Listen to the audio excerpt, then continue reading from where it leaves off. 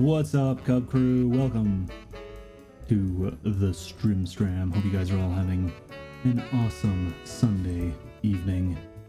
Right now I am trying to get my PS5 to pop up. It is not having a fun time. I'm just getting a black screen every time that I launch my graphics or my capture card software, so yay. I swear it's not the definition of insanity. Trying it over and over until it eventually works. I swear that's not what's happening right now. But I definitely feel like it is. Oh god. It's one of those days today.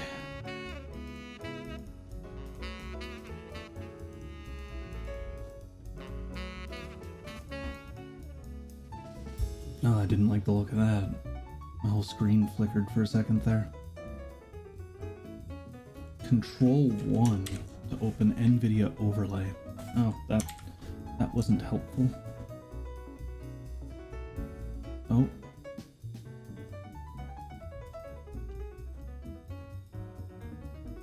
Alright, I feel like I gotta manually shut down my PS5, so one moment.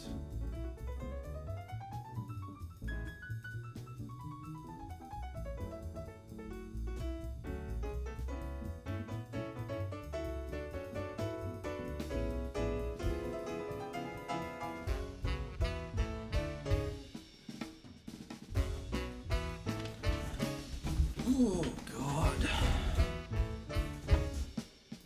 One day, this PS5 will just work when I turn it on. But I got a feeling it has to do with the fact that I have a setup way that I strip my, there we go. Turned it off, turned it back on, and it works. Cuckoo, choo. I think it's literally based on the fact that I have a HDMI splitter that strips the DHCP from the signal, so that way I don't have it randomly turn itself off while connected to a capture card. So that is both an upside and a downside, it seems. But as I said, we are going to be jumping into some more Legend of Dragoon, potentially finishing today. Doubtful, but a potential. And yeah, I think that's pretty much all that we really got to say. It is fairly late, so I won't be having any rogue today, but I will be hydrating with some water. How's it going, Amy? Welcome on in. How you doing? I also, hopefully next month, when we get some money ahead, I'm going to be putting in a commission. Excuse me. Ugh. A commission to get our emotes started. Sorry, my brain is...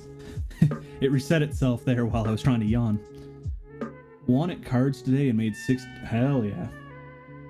That's more money than I've made in the past 2 weeks. Feels good. But yeah, as I said, we're just gonna be jumping back into Legend of Dragoon. I am going to be trying to max out Kongol today, so the start's just gonna be brain dead grinding until we max out Kongol, and then we'll be bringing Meru back on the team, and then pushing the story a little farther. So that is the plan for today, and yeah, might as well just get ready to controller. Might as well just get ready to jump into it. So we got this and this. I don't have sound. I forgot. Give me a second here. Please don't break. Got to turn the sound back on after it broke. This needs to go under here. I don't know why it's out. And that. I'm hearing popping galore, so we have to fix that.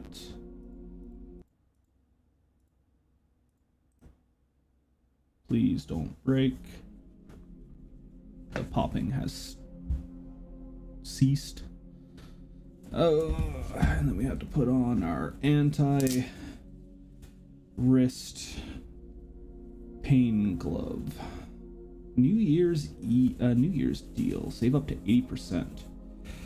I don't know about anybody else, but I always find it very annoying when sales are always up to. That usually means that like one thing is that percent off. Everything else is like 5 to 10. I don't know if it's just me, if I find just really bad sales, but it's usually what it is. Okie doke. So let us hop into some more Dragoon. So, I think we're gonna swap out Meru with Hashel, just so that way she can also grind up a little bit. Nah, you're good, man. Go ahead. We are needing to get her stuff back on her. Hashel, you can put on the magical hat for now. Meru gets the legendary cask again.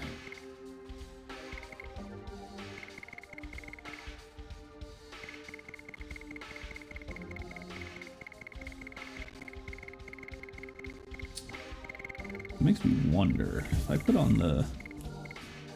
Where's the sage? Sage cloak. Where's the sage cloak?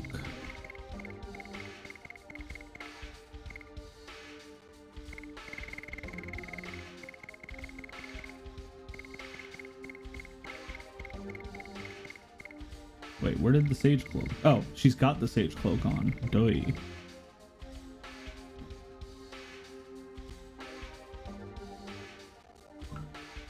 That is ridiculous.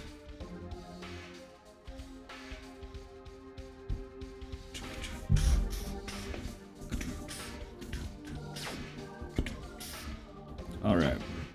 Alright. Wait, did Kongal...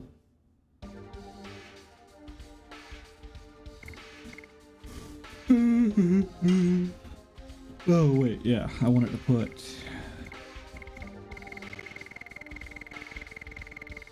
Ultimate War God on her, since Kongal only requires one input. That way we can work on both of them at the same time.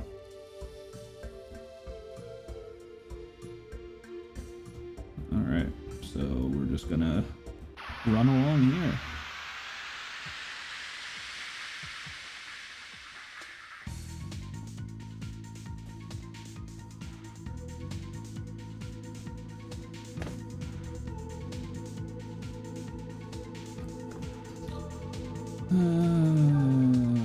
Kongal, hit him. Pursuit! Ding, ding, ding, ding, ding, ding.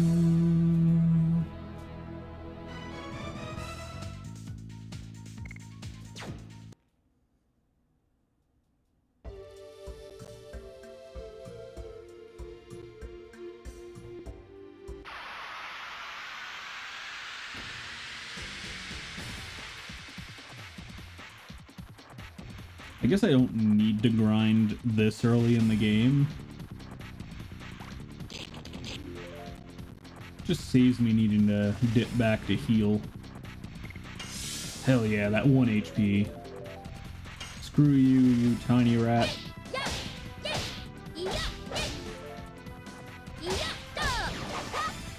Yatta!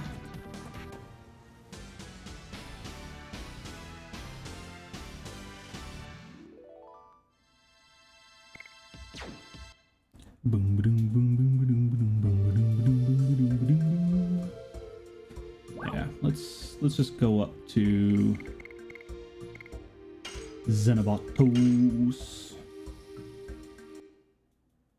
Doesn't just put me in town, right? I get to walk around. I don't like grinding in early areas, specifically because they die too easy. It was more to see if I could find a bird, but with the load times in this game, it's not as beneficial as I wanted it to be.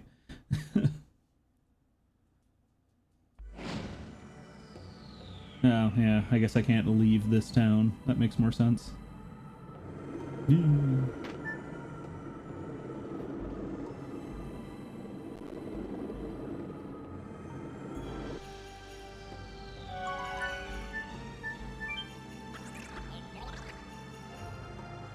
Determine destination. Oh yeah, Legislation Center is the main place I want to go to, I suppose.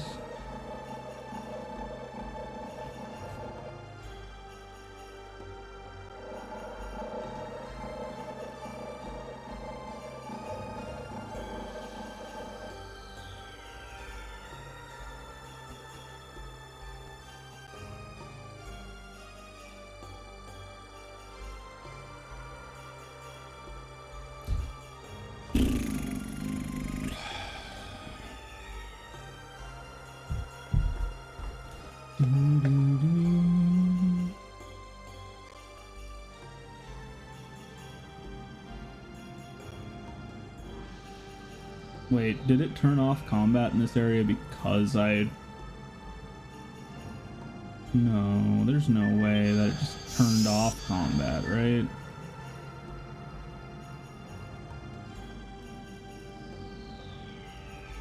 Sir, that is sassafras.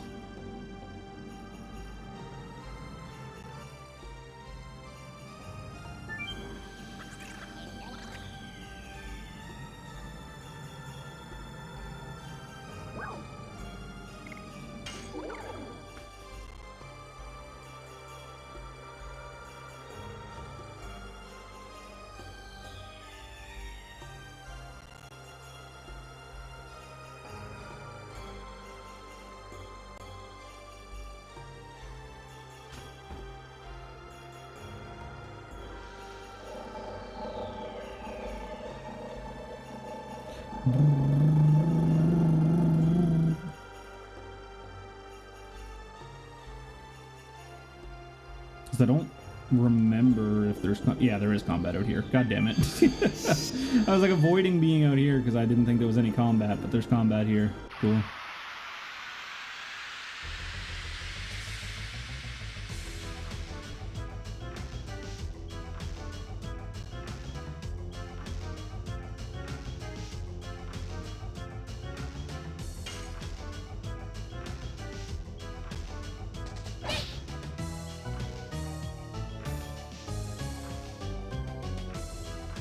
Why?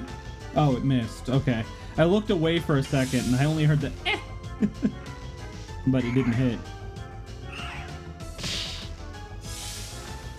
gotta turn this down a little bit. I turned it up from Persona yesterday.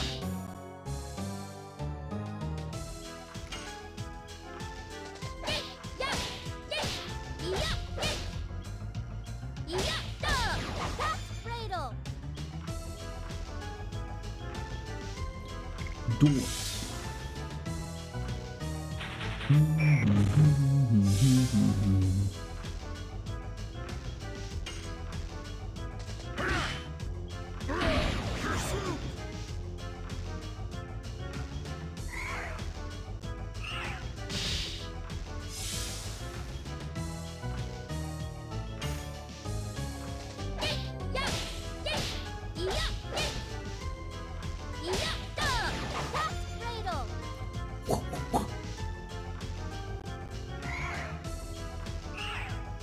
God, they really hate Kongo.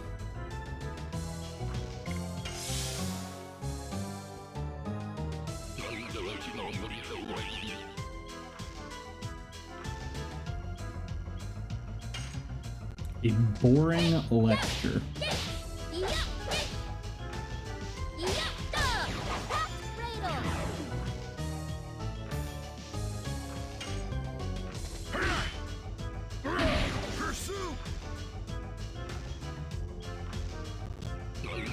Amusing lecture. Oh, that's not good.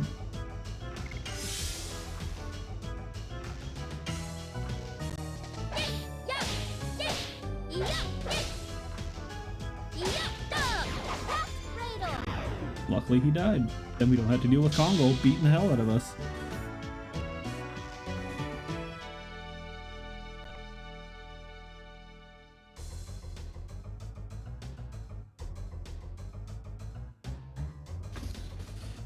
Okay.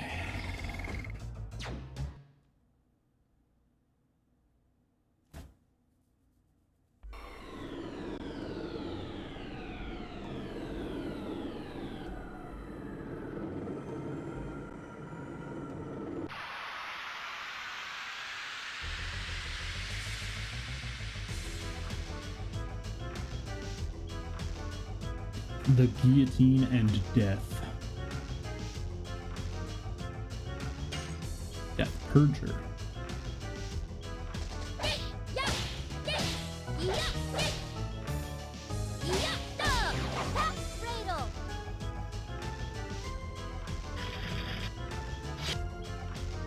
That actually did a decent chunk of damage, honestly.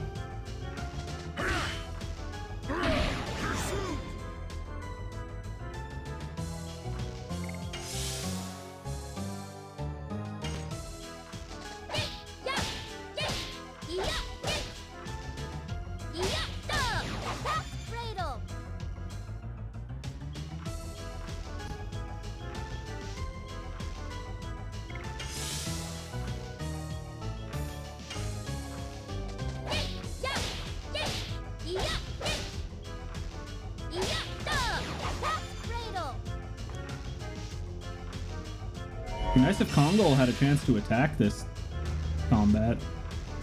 Ice? What is this? Darkness?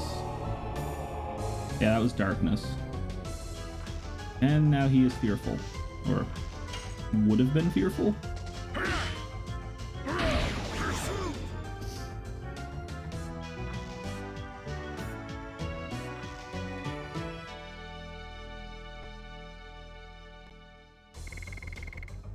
Healing breeze.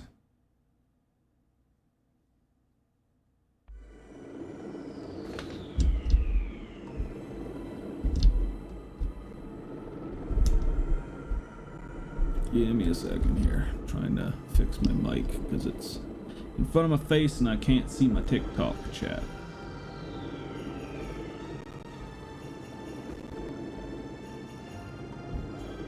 Okie doke.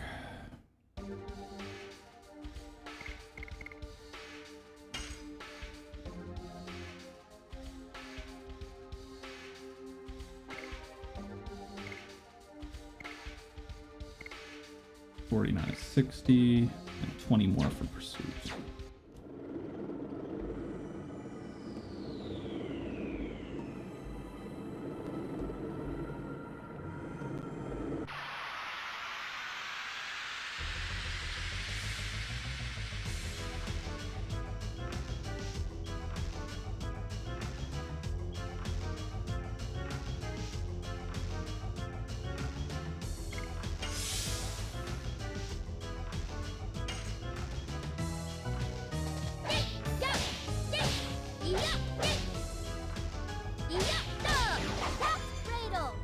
God, 20 points at tier 3. That is ludicrously low.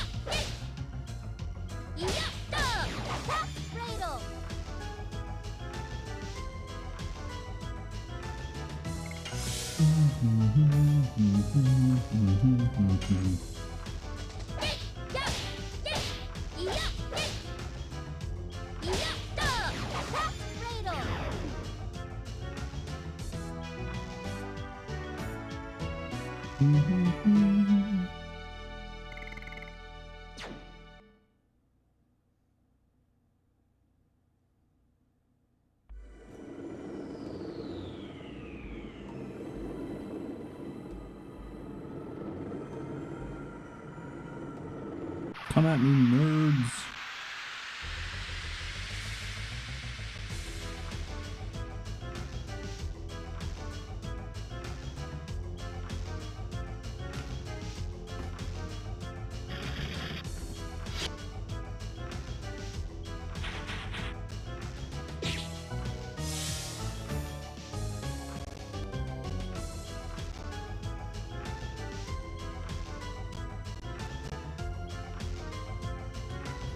Favorite music in the game? That's what I thought when I first heard the music here.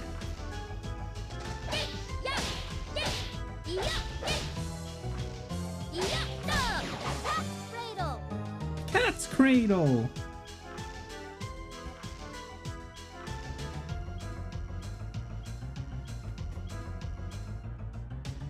But how you doing, waifu? Hope you had a progressive day.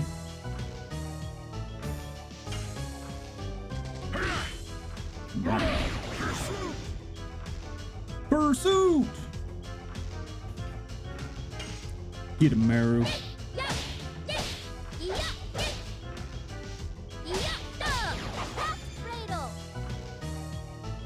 Have a slutty grind to them. Hell yeah. Annoyingly, my doctor didn't renew my meds, so right now my brain is very much on a, hey, where are those pills that make me do the things that I do?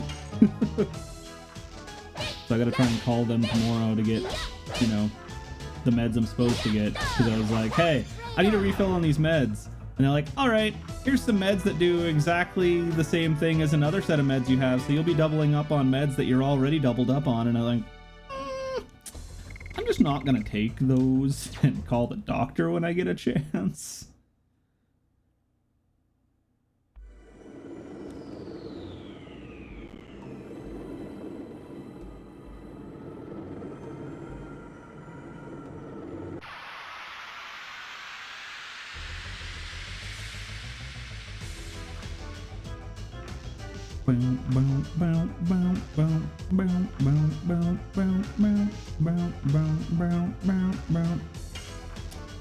No, Dart, you are not attacking.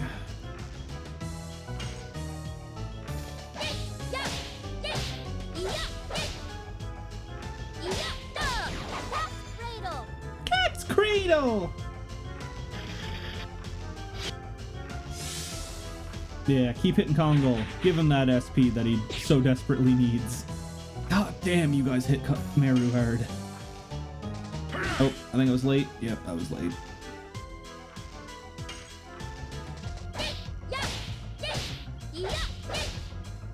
Yep.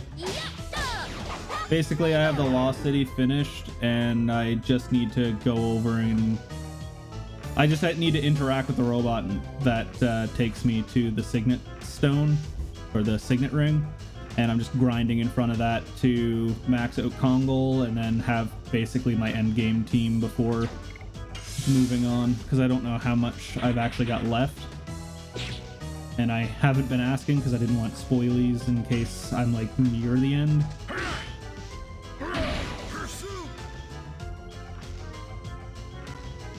Fucked around here and killed every law they have. Yeah, that's what I did. Well, all 3 of them anyway.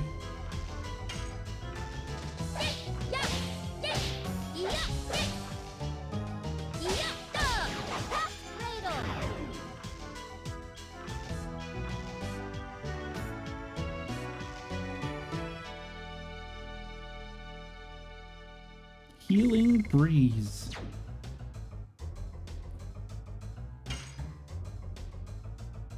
Well, only technically one stops you from moving forward. The other ones just are a pain in the ass.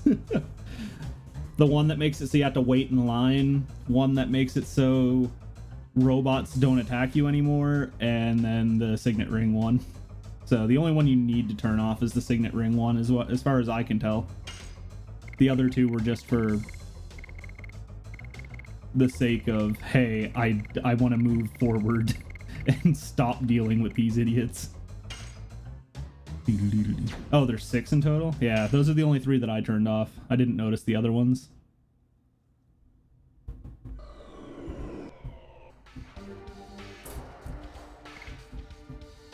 The hell was that sound? Sounded like there was like a sound in the menu when I opened it. Turns off shops.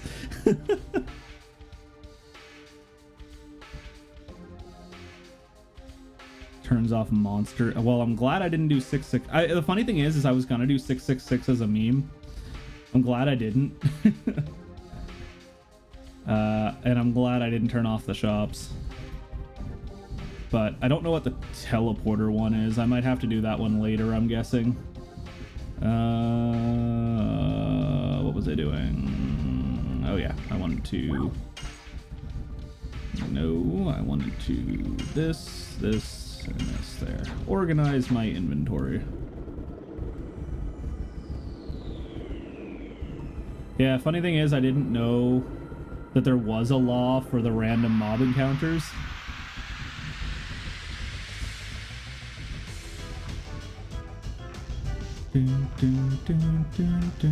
I'm guessing that's probably going to be story related. In order to be able to go back, I need to do that.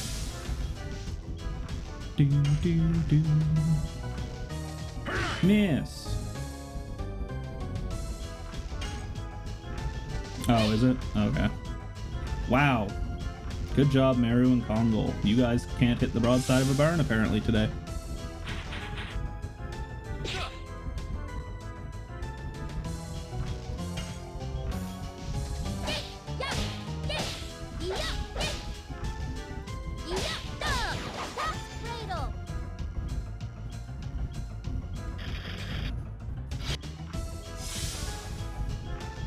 Yeah, that thing does like 270 damage to Meru, but does like nothing to Kongol.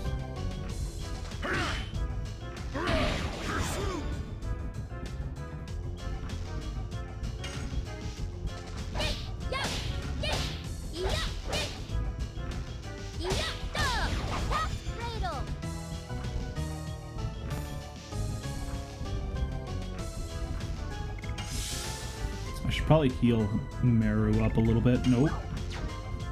That heal. Yeah, keep hitting Kongol. He needs that extra SP in order to get to level 5 quicker.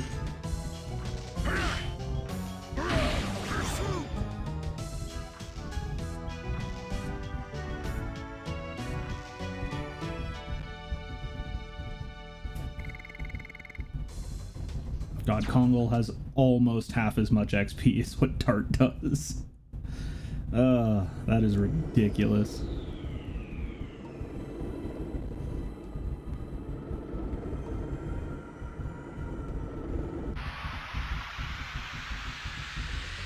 Yeah. I forgot that that actually gives SP and doesn't just refill the meter. But I also don't remember where to go to rebuy those, and I just haven't been I couldn't be asked going back and looking right now. It's the only reason why I haven't.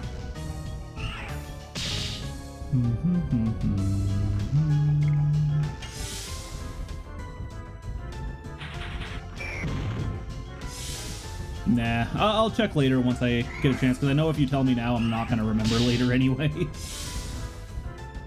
But I do remember there being one shop that I could go to and buy spirit potions. I just don't remember where it was.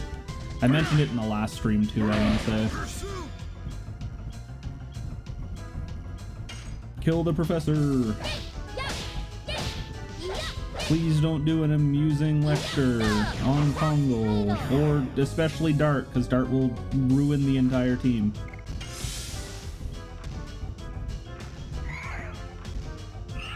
Sounds good.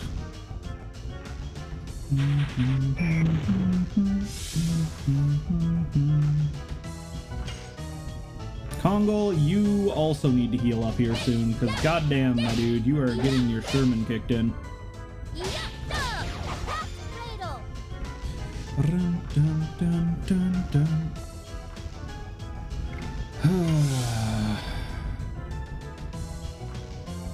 Okay, boring lecture. Pretty sure everybody's immune to that currently. Yeah, Kongol, you need to get the Healy boys. Meru, you also need the Healy boys. I think if everybody's guarding, they can't take anything.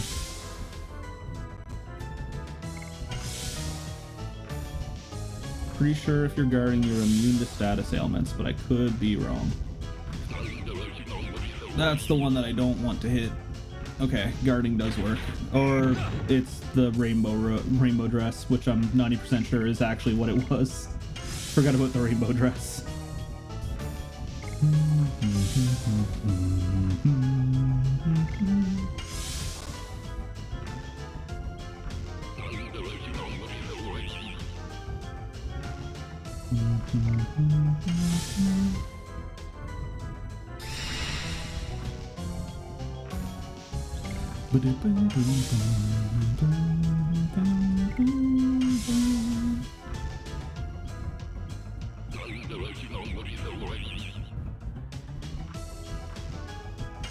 My dude keeps trying. Do believe that guarding adds more resistance but doesn't completely nullify? Okay. Yeah, I think I just must have been getting extremely lucky up to this point then, because I think every time I've guarded, I've never gotten hit by a status ailment. And we'll murder you because the other one is stunned.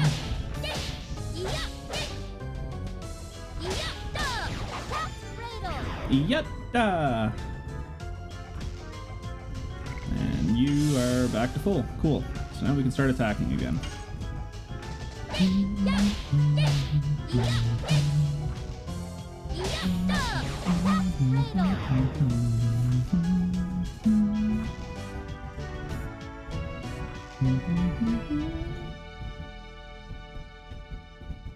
A body purifier. I'm still terrified of the fact that they started giving me access to D-stone stuff in this area again, which makes me think that the boss might have the ability to stone. Oh yeah, I should probably check to see how close Kongol is getting. That was what I think I opened for earlier. So 15 more for her, and 14 more for him. So they're both pretty close. I'm pretty sure Meru is going to get to her final first, just based on the fact that she gets like 2 to 3 times as many turns as what Kongol does.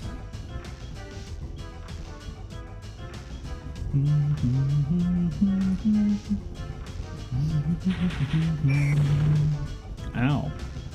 I thought I actually got stunned there for a second. Also, what is that gold pixel heart? Where did you get that? What is that from? Because I want it. Donating via the Twitch charity tool during Twitch to get... Oh, I want the yellow heart.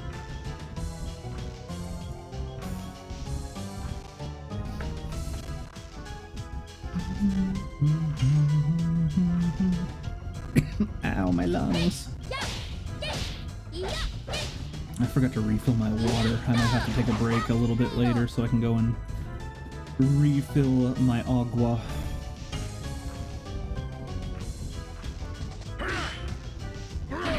Give him the wumpus. This year they came out with 3 more, but gold is the OG. Okie doke. Yeah, I think the only one that I've got that I knew existed was the snowflake one on my other account.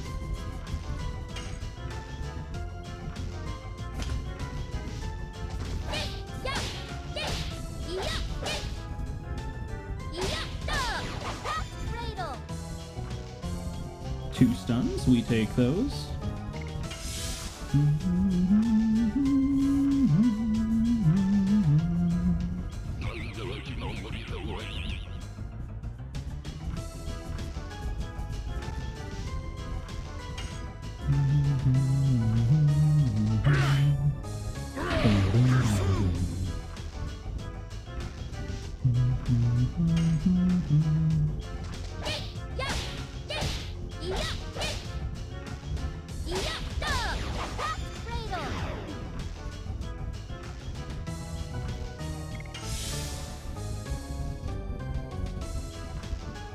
I wish with the emulator functionality that they added here, that they would have added speed up like they did with the Final Fantasy VIII remaster.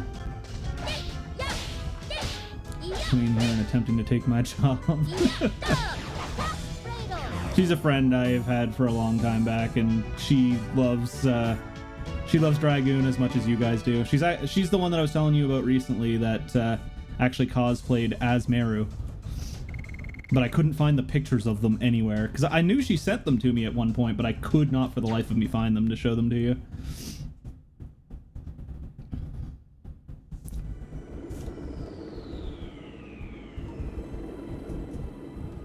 But what are you up to, by the way, Goyd? Playing, Sent them yet? Yeah, I was talking about it, like, during the week, either last week or the week before I had mentioned it. Because I know a while back you sent them. I couldn't remember if you posted them on your Discord or if you sent them to me, but I could not find them, and I spent like a good 15 minutes searching through messages trying to find them, and I could not. But yeah, you sent them again last night, but yeah, that was that was what I was looking for the other day to show to Goyd. Miss! Murder the rock. The rockling. Hey, and we get the stun. Let's go. Dun, dun, dun, dun, dun. Dun, dun, dun, dun, dun, dun, dun, dun.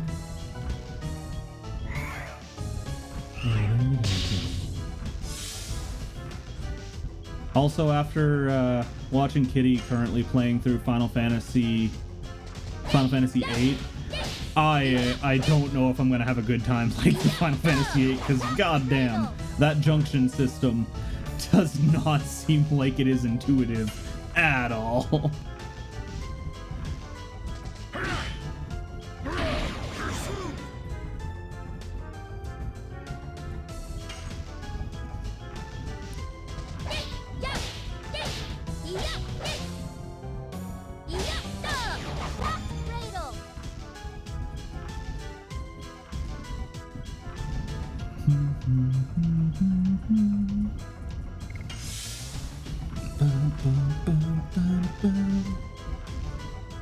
Need to replay this ASAP. So my big annoyance lately is that now I have 2 accounts and I've got both PS4 and PS5, which means there's trophies for both PS4 and PS5. So I gotta technically play through this 4 times to get the platinum on all 4, on both accounts and both platforms. Miss. Nope, that did hit. Okay. I'm here for it. It's funny because that's kind of what I started doing for Metaphor. Because I have Metaphor on both PS4 and PS5. So I've just started blitzing through Metaphor to try and go for the platinum on a second account too. I literally started it on both accounts, on all 4 playthroughs to get my PlayStation Stars level up. God damn it, I keep forgetting that if I touch the right stick that it presses buttons. But yeah, to level up my PlayStation Stars account before December 31st so it wouldn't reset. I'm hoping that I'll be able to play through enough games this year to be able to get to PlayStation Stars 5, but we'll see what happens.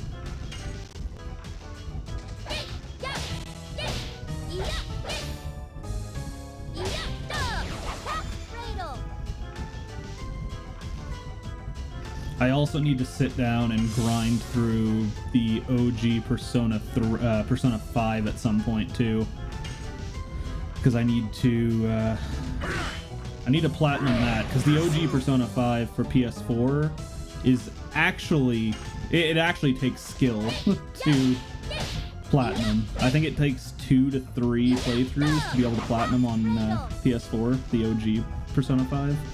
Whereas I managed to platinum it in a single playthrough on Royal, annoyingly.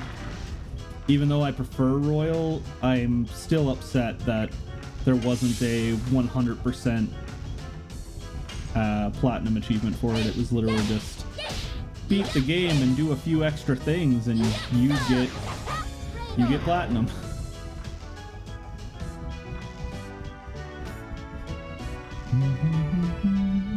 Also, didn't you replay this recently, waifu? I think it was like, what, summer last year, I think?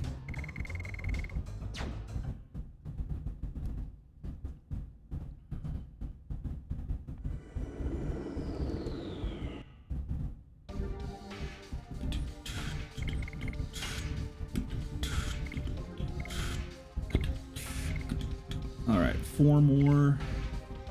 19 and 9 more.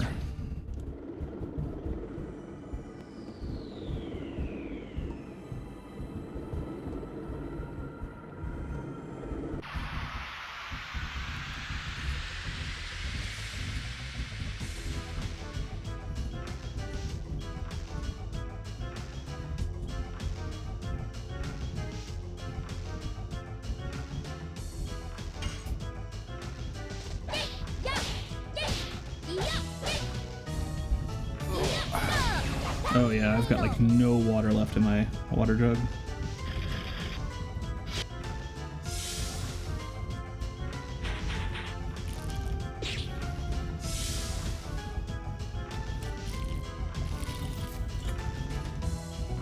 And I am out of water, so if I need a drink, I'm gonna have to take a wee break and go and get me some water.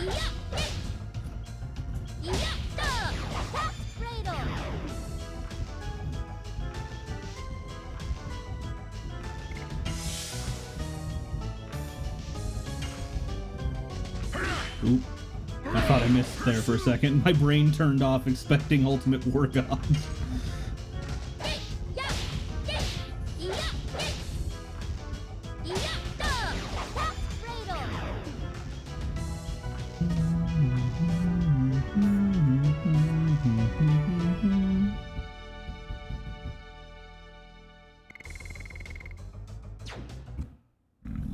Oh, I thought it was 37. I'm actually 39, almost 40. Oh, actually, I need to check, because that might have actually put me over for Maru. Maru! Nope, one more. Very close.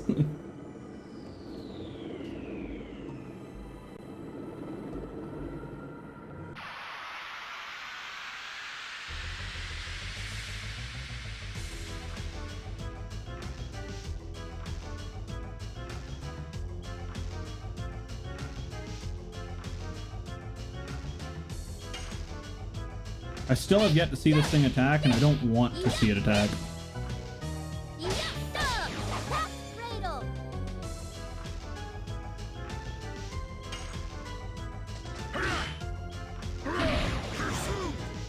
Pursuit!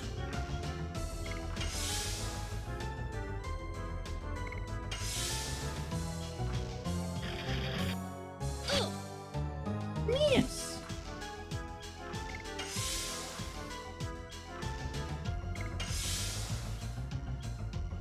Come on, Kongo. Do your job, buddy. Kill the big wooden thing with your giant axe.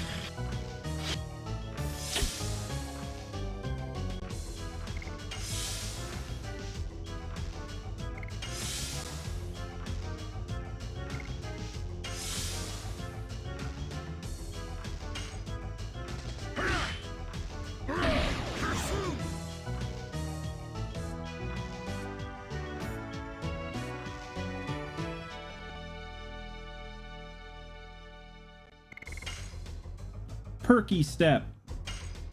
That sounds excessively horny.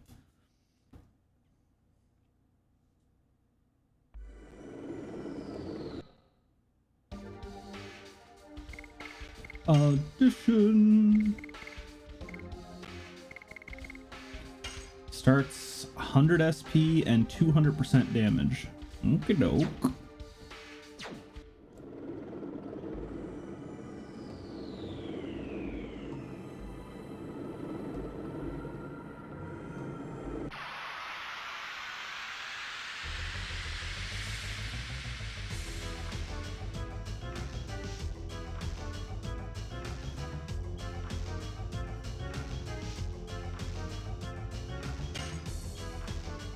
Yes.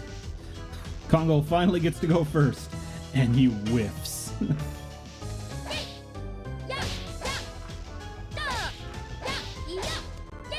Oh, this does not seem like it's going to be a fun addition to do.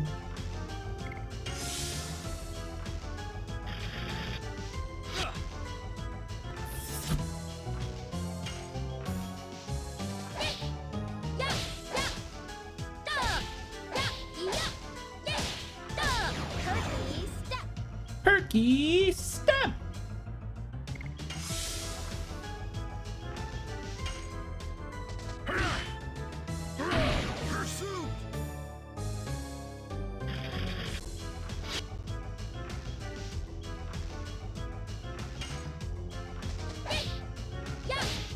I do like that she has a way to get SP quickly now, though. Because I did not have a way before, and that was one of my her detriments in the last boss, in the Faust boss fight, to keep healing up for what's his name, Haschel. I keep wanting to call him Herschel, like Herschel from The Walking Dead.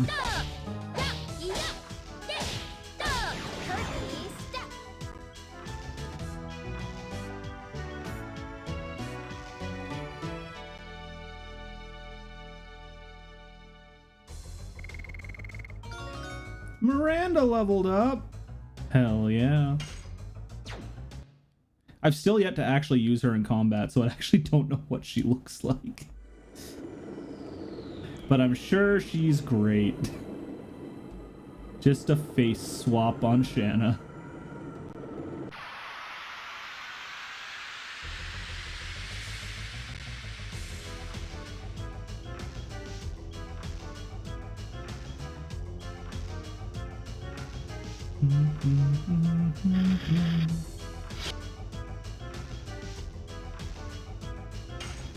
Maru! Oh.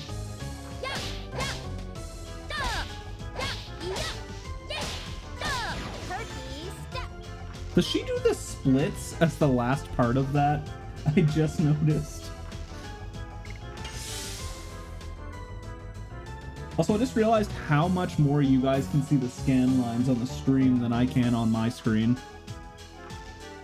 So I apologize if it looks bad for you guys.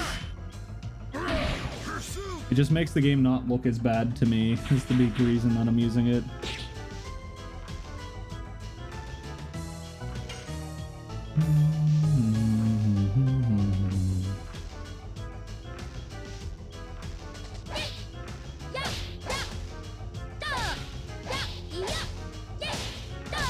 Yeah, she does finish with the splits at the end. Unnecessarily. All I'm imagining is her doing that in the ice area and tongue to light pull. And it makes me extremely uncomfortable.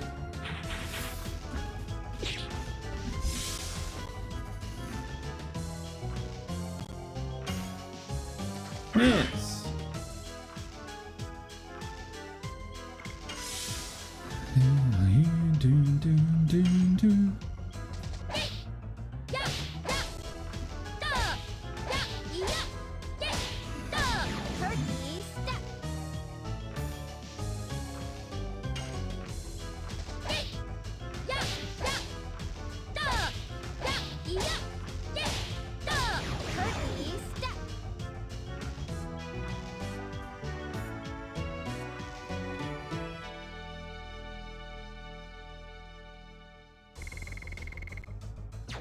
God damn it. Hoping for that level 4 pop-up for Kongol.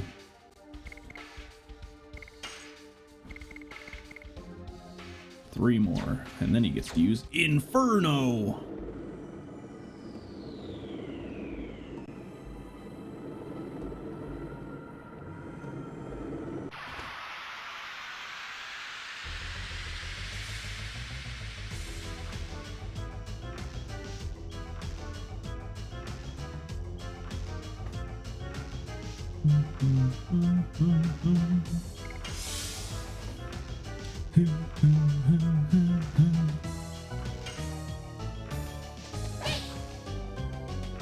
Miss!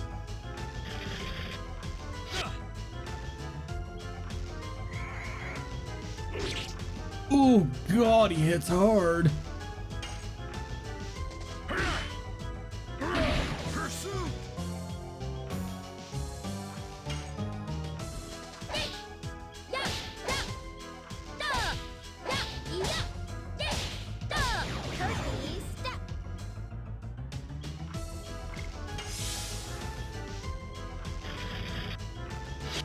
I think we need to redeem some of them heals.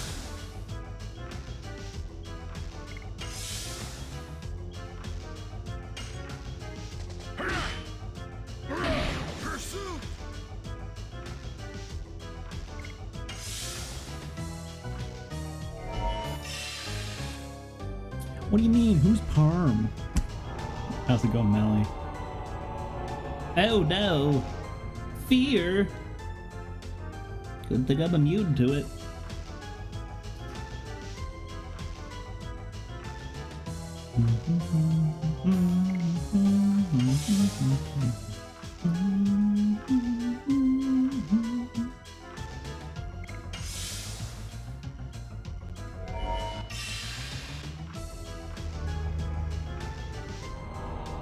Just doing the brain dead grind of leveling up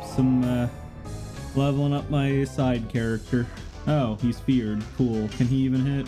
Or is he a bitch? No, he actually worked. Cool. Oh, it just does half damage when feared. Okay. I'm guessing they do double damage to me while I'm feared. Oh no. Oh, he's trying to fear again. Okay.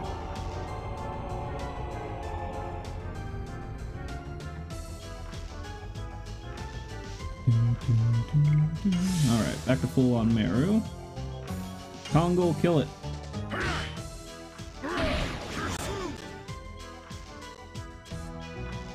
Fear might be decent for him, assuming he doesn't keep getting hit, because it'll give him twice as many attacks.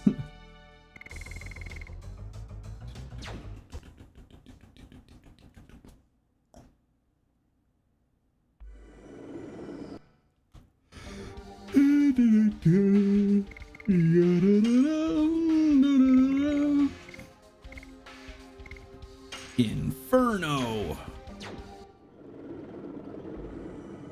Yeah, we probably should get rid of it. I don't want to risk it. That is one biscuit I would not like to risk for. Fear gone. All gone. Job's done.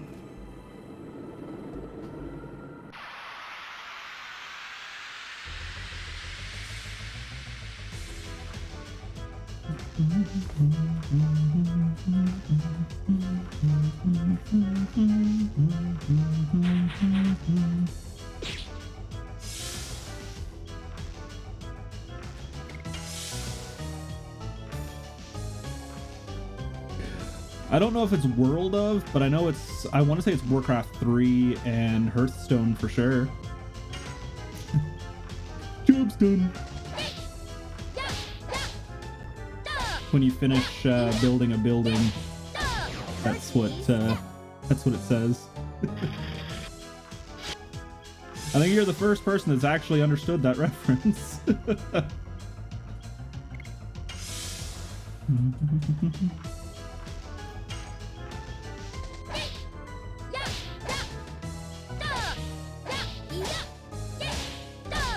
Yeah, Warcraft 3. Job's done. Yeah, the orcs. I was gonna say the orca. I don't remember there being a killer whale in Warcraft 3, but I could be misremembering. You better not.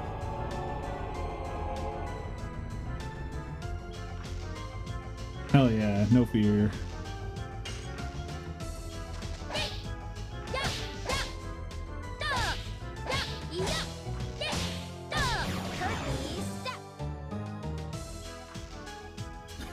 New race introduced in the next expansion, orcas. Screw the Pandarians, now we're orcas.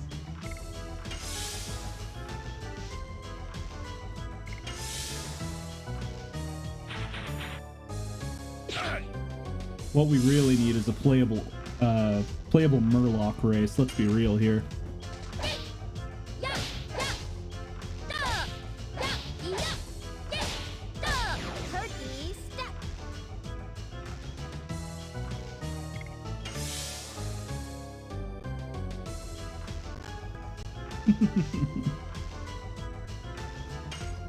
Probably not even that far. You'll probably get a mod that makes it so that way your character model looks like a Murloc and replaces the voice lines with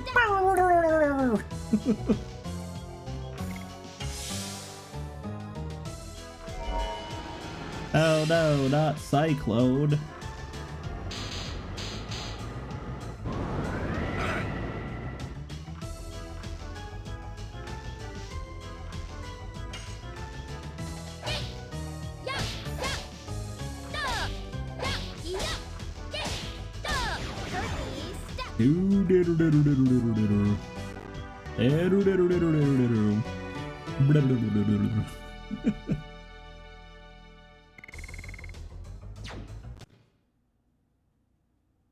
I still love that Kakyoin is voiced by the same voice actor as Adult Gohan.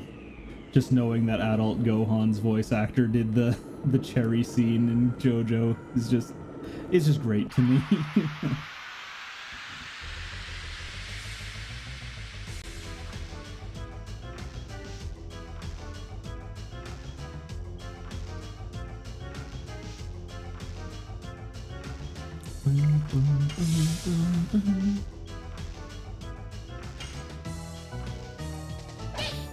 Miss!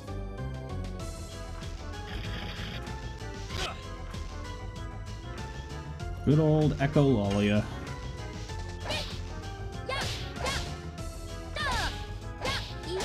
Talked about it today, actually. The only thing I say is don't give up after season 1. Part 1 and part 2 are considered season 1. Part 1 and part 2 are probably the hardest to watch seasons, especially since after part 2 they give up on Hamon altogether and it just becomes stands. Part 3 is when, in my opinion, when it starts getting good.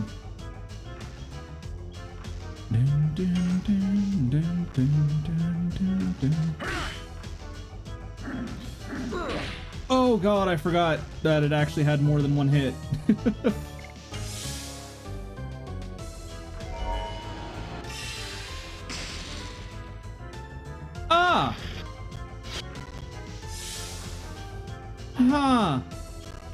That's a thing. I knew I was killing them for a reason.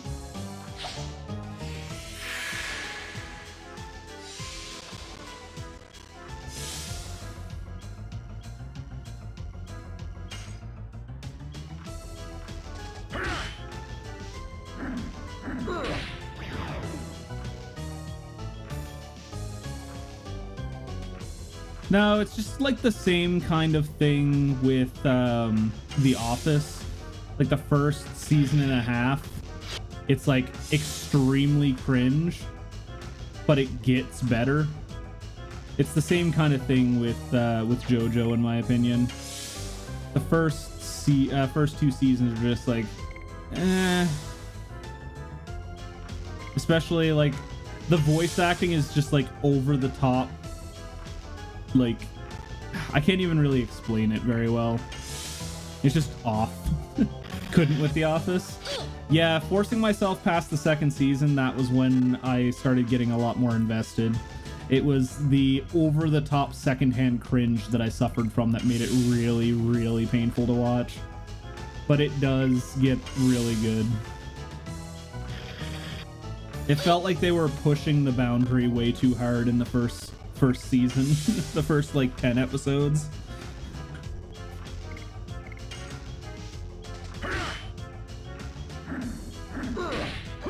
Damn it, I wasn't expecting a 3-parter.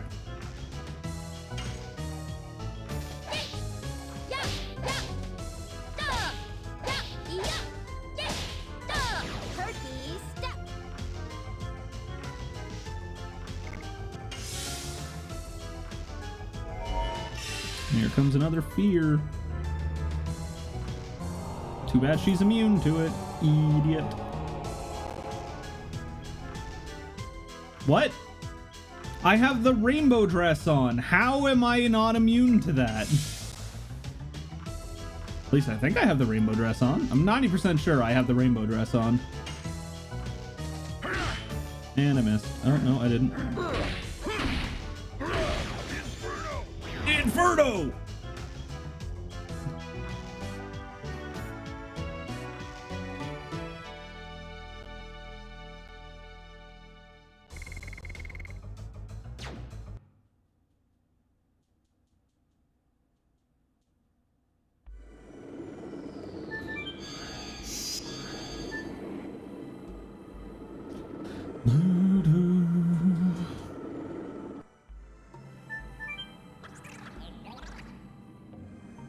Only runs poison, stun, and arm blocking? Oh, okay. I thought it was like a ribbon from Final Fantasy where it just stopped all status ailments. Was it Law Factories on the left?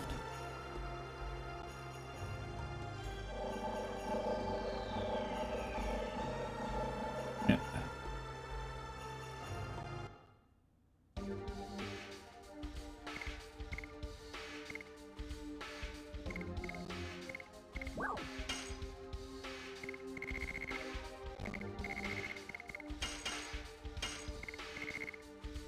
Okay, I need a mind purifier.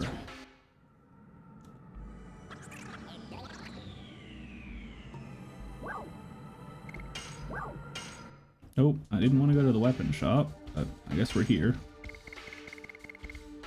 I wish I could get the rest of the Dragoon armor rather than just these 4.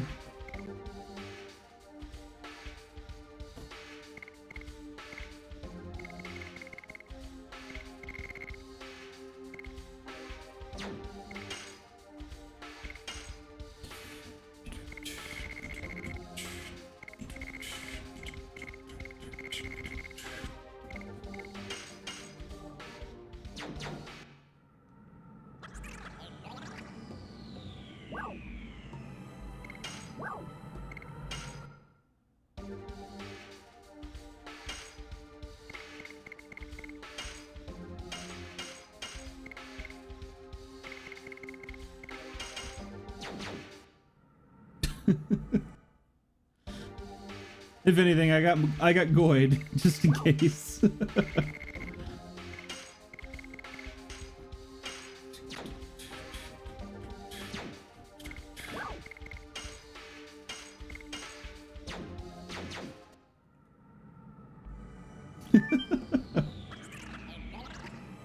Song in the shop reminds me of a website we don't. Of course it does. Could one assume that it is a hub of sorts?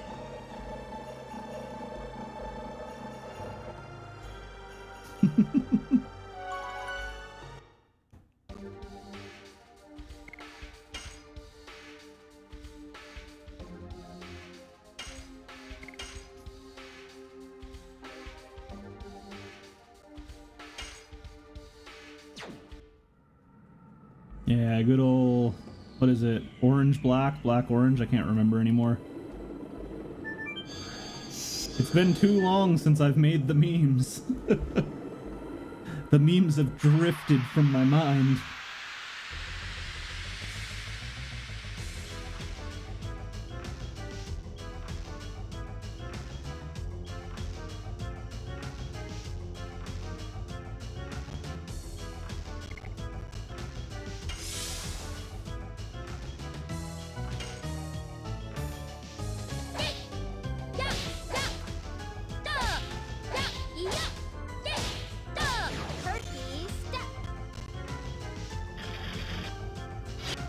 Give me that extra 20.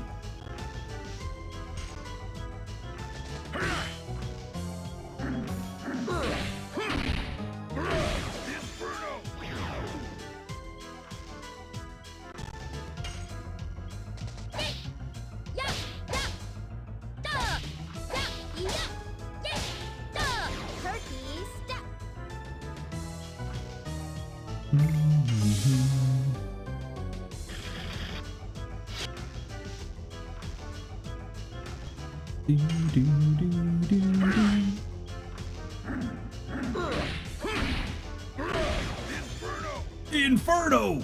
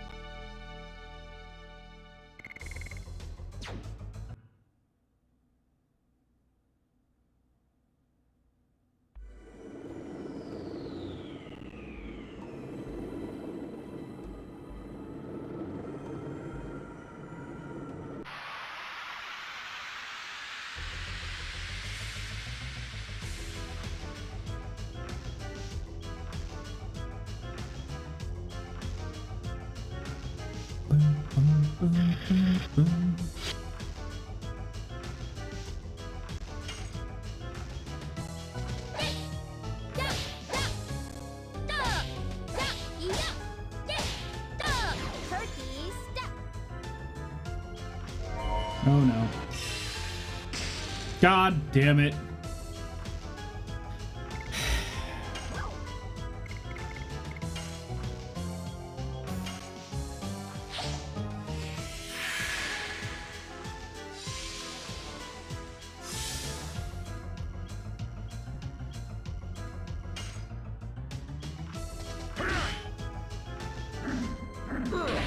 Mary, you do too much damage now and it pisses off the Death Purger.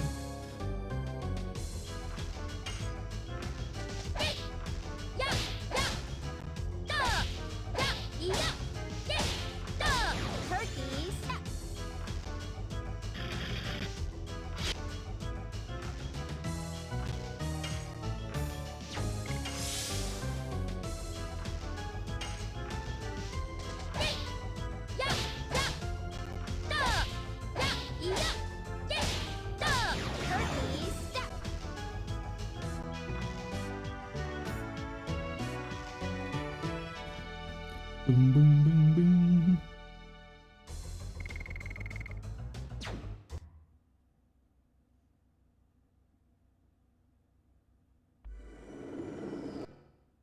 Give myself that healing breeze.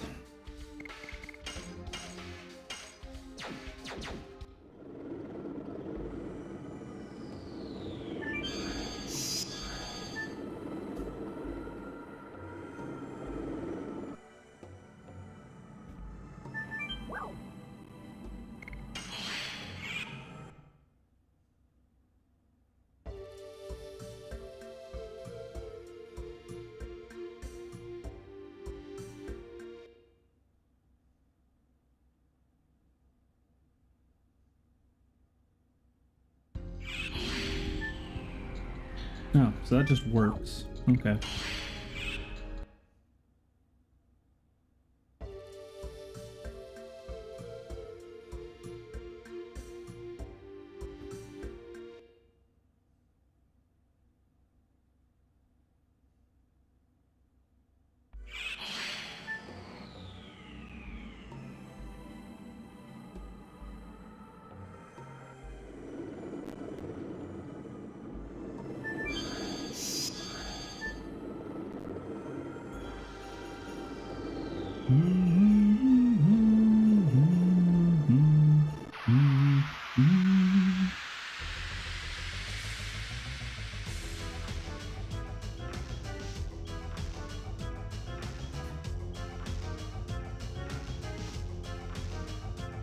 Stop.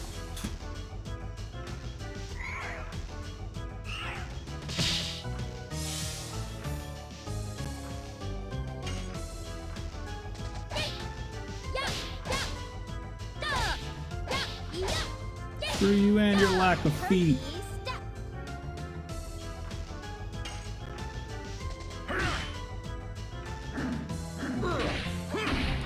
I missed the last swing. God damn it. This is why we... Oh.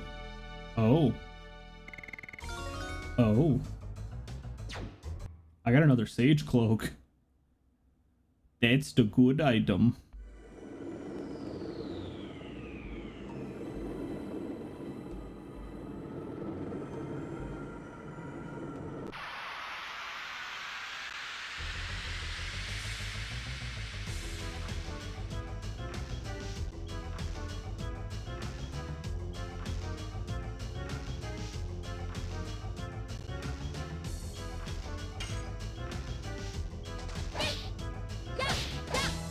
God, she hits him so hard he flies off screen.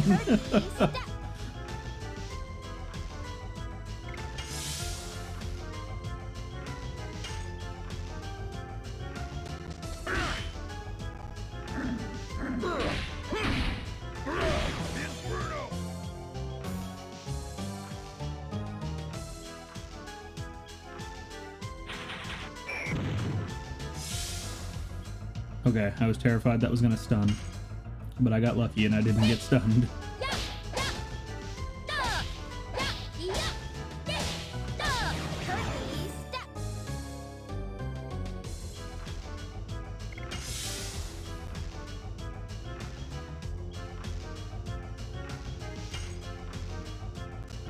Stun the burb!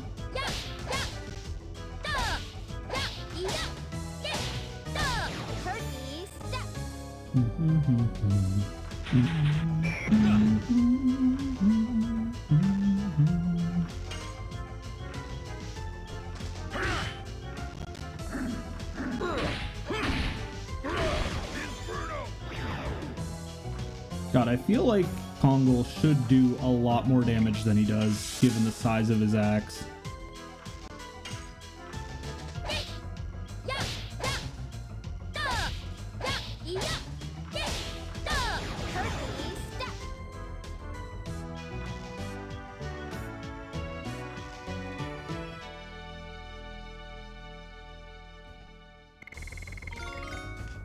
Hell yeah, level up.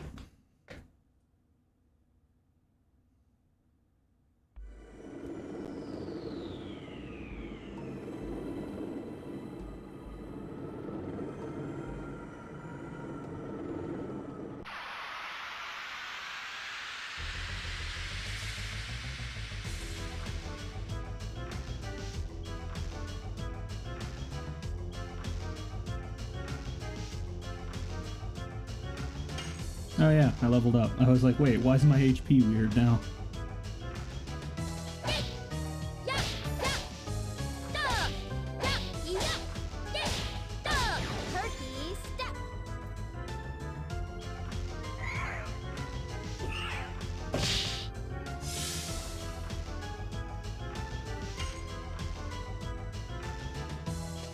Miss.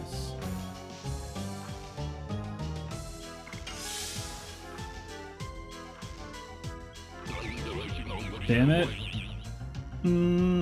Nope, you need to die, sir.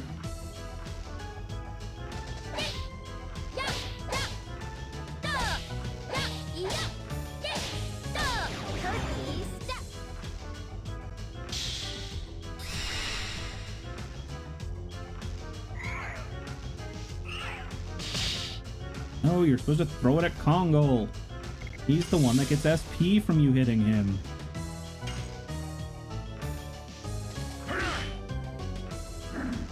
I think I missed, yeah. I was gonna say, I'm pretty sure I missed that last attack.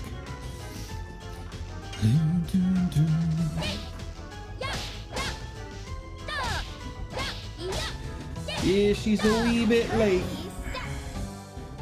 Annoyingly, I have to be up fairly early tomorrow morning as well, so I sadly will not be able to stay up super late tonight. I'd like to go for at least another 2 hours, though. Gonna be live tomorrow?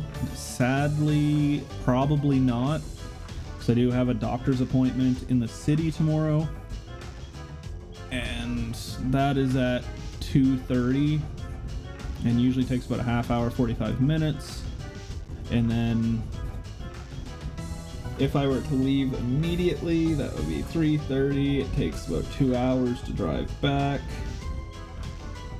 So 5-ish. Assuming I'm not super tired, I could potentially do an evening stream, but I'm not 100% sure. We'll see what happens, I suppose, is what I can say.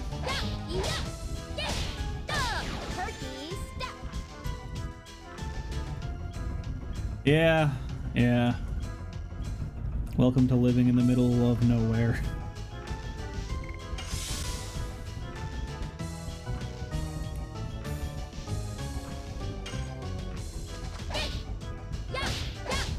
Yeah, it takes 2 hours to drive where I'm going and 2 hours to drive back.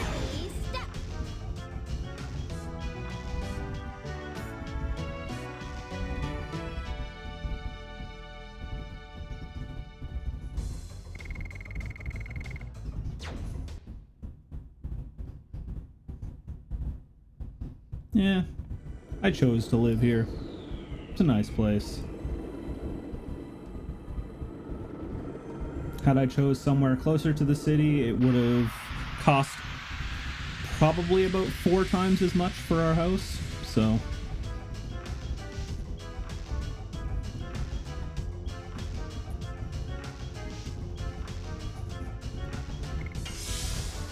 I'm completely okay with having to once in a while drive a couple hours than spending nearly $1 million just to buy a house, especially in this day and age.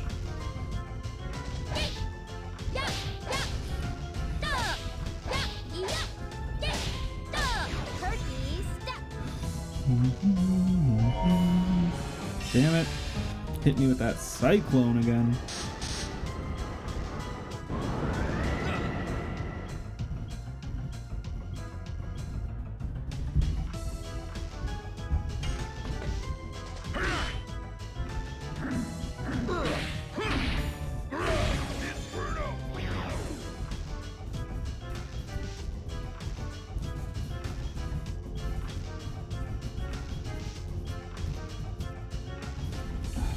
Sorry, head was super itchy all of a sudden. Knocked my headphones off when I went to scratch my head.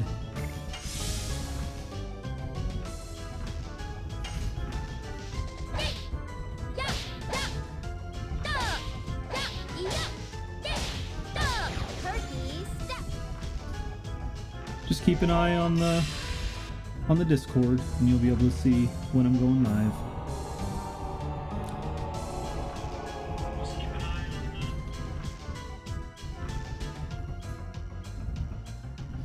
What do you mean? My stupid phone keeps disconnecting. It's like, what? What?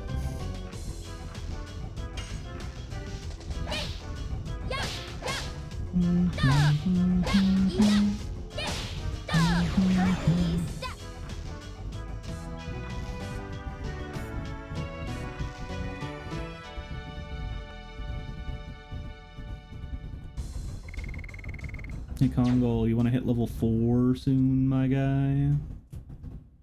Okay.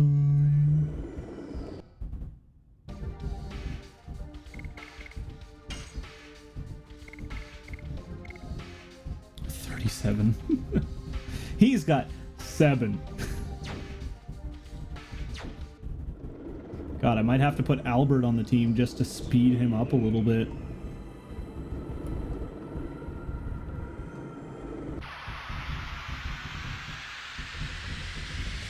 Meru too fast.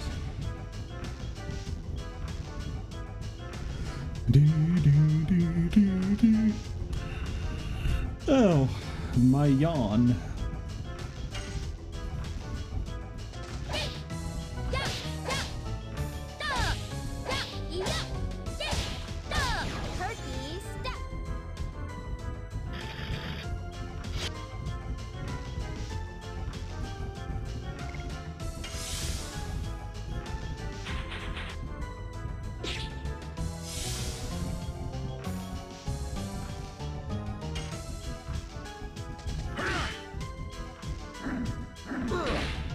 Hell yeah.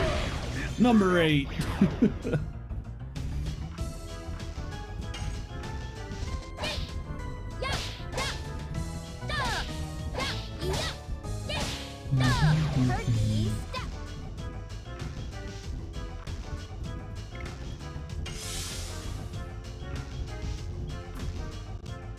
I just looked over at Discord and I'm like 90% certain that there is somebody in my Discord that either is a Winter Soldier main or hates Winter Soldier.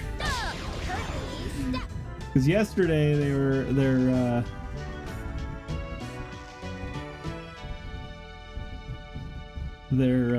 message on Discord said something along the lines of playing Marvel Rivals or Marvel Rivals is awesome. And today it's just again. It's all back and over again in their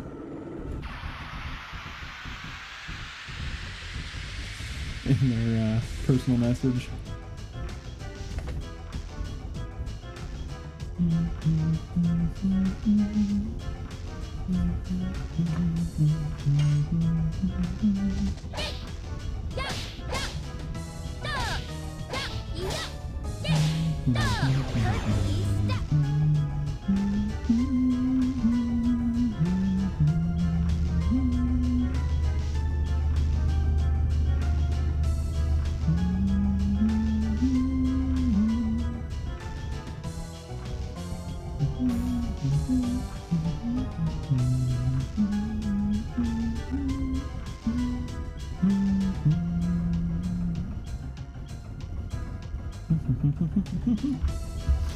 Okie doke.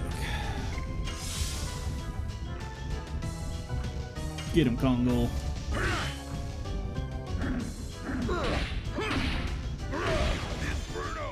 Inferno!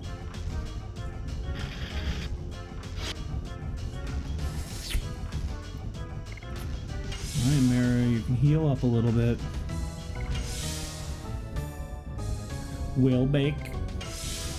Back welcoming.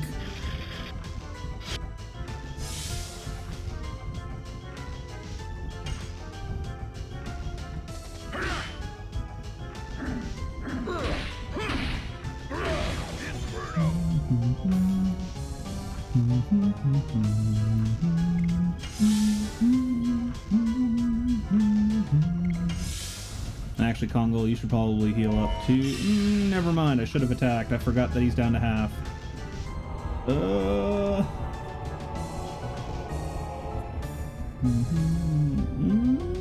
Hell yeah, we got away with it. Let's go. Yeah, Meru, you need to deal with that boy.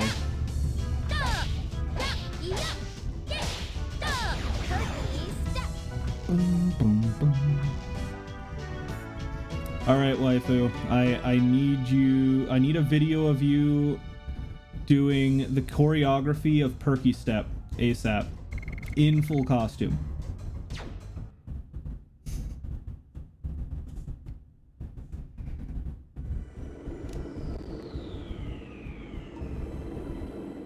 I feel like that is literally impossible. How much are you paying for this request? I'm paying with my friendship.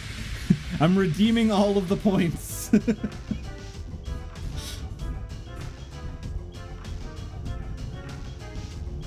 I feel like you'd throw out your back just trying to do the first cartwheel. We're both too old for this.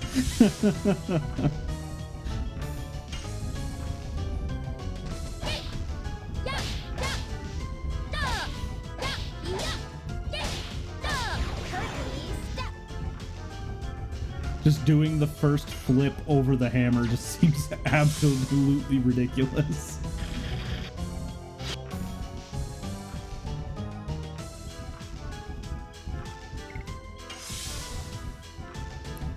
Don't think I can craft a strong enough hammer. All you gotta do is just buy a dollar store broom handle. That'll hold your weight, right? One of those solid wood broom handles.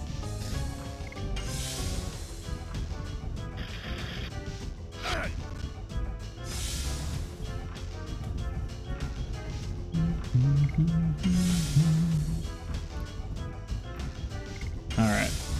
Meru can start attacking again.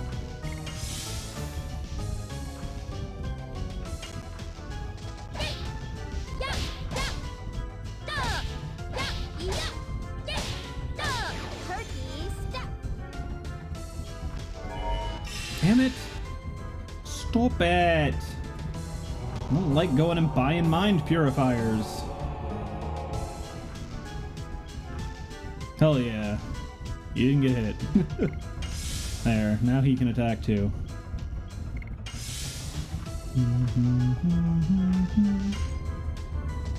That makes me wonder if there's been anybody who has just been a meme lord enough to sit down and just record themselves doing the choreography of every edition in the game. I feel like a lot of them are physically impossible for a human being, but, you know.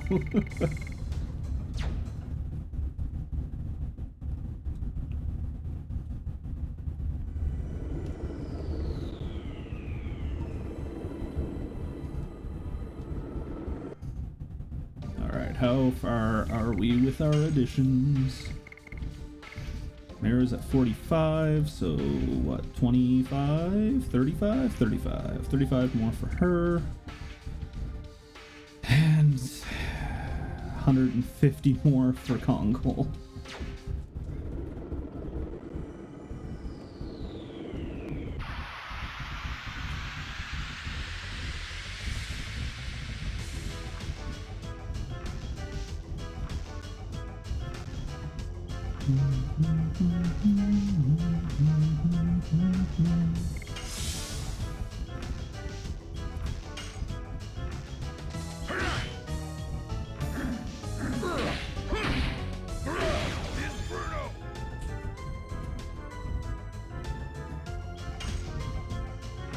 Murder!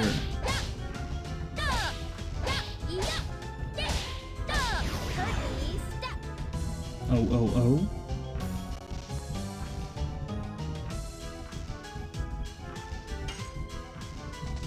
It's magic, you know?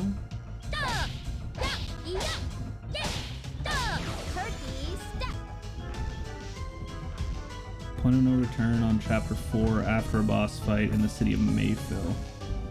Must get the missables before that battle. Does it tell you that? Or is that something I need to know?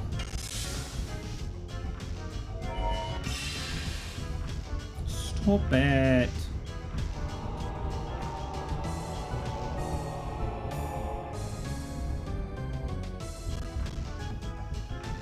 Dart's resist must be stupid high, because the amount of times they've tried to fear him.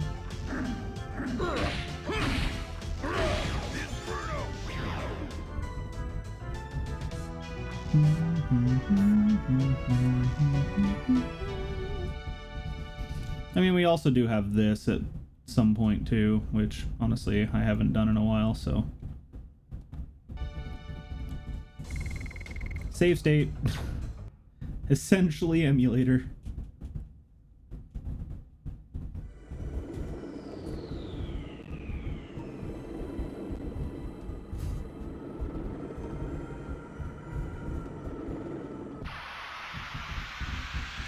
Platinum is pretty straightforward. 90% of the trophies are story related, while the remaining trophies can be earned anytime before the point of no return.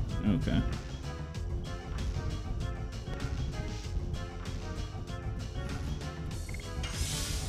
Like, when you go towards the point of no return, does it give you like a yes or no option, or is it just you cross this line, you're screwed?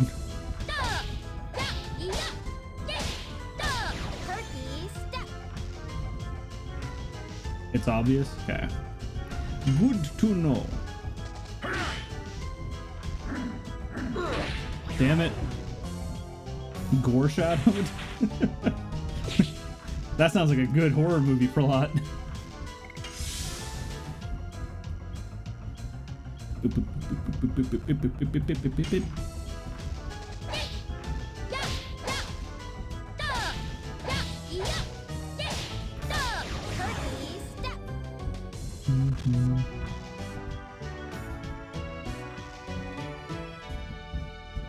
I think I was left out of the loop on that one. I thought you were legitimately just spelling it wrong each time.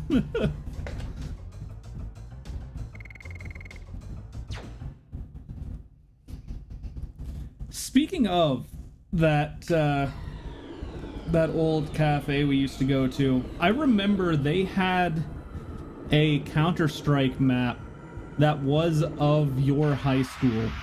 Is there a way to access that, or is that just gone to the void now?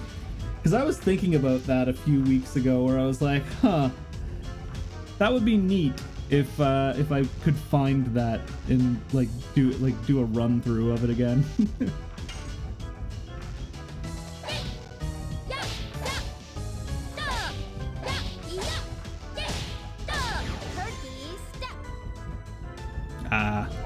Yeah, I was excited. Fuck this guy! The lecture was so exciting, I died.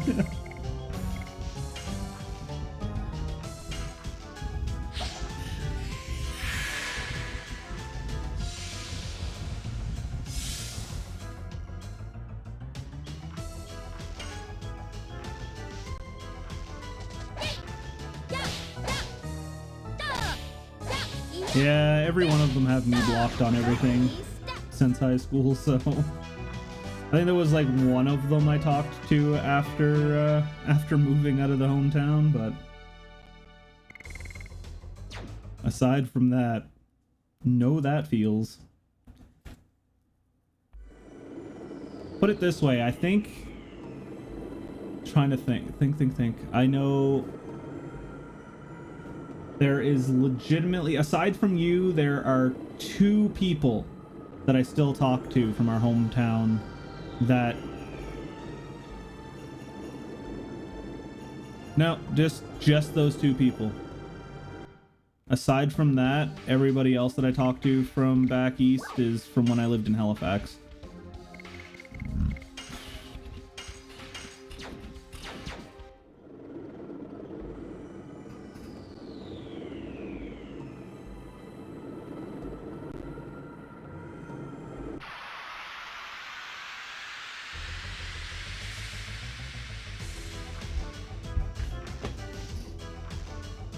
I mean, technically, if we count him, that would be... If I count you and him, that's 4 people that I still talk to from hometown.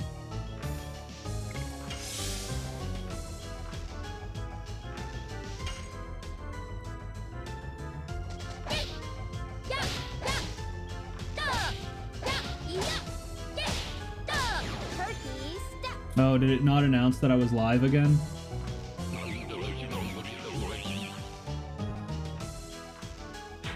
No, it did. It didn't tell me that I was live. That's annoying, but... Where am I at? I'm just grinding like right in front of the robot that I have to talk to use the signet ring. Understandable. Stop missing, Kongle!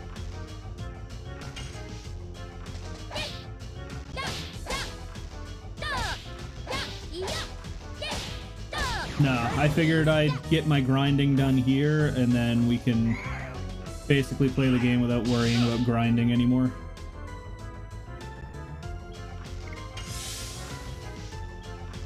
Then literally all it is for me is to learn the final editions and get more consistent with them. I'm not looking forward to doing this one though.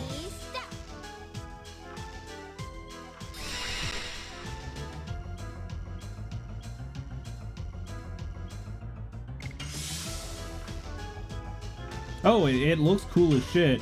I just don't know how well I'm gonna be able to deal with the pauses in between and the likely 6 different spots that are gonna have counter opportunities.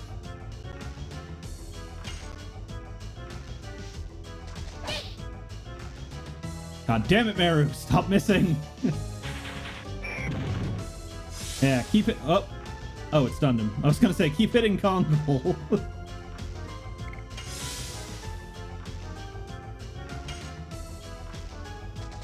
Murder the bird! Murder the bird! Perky step! Stunned.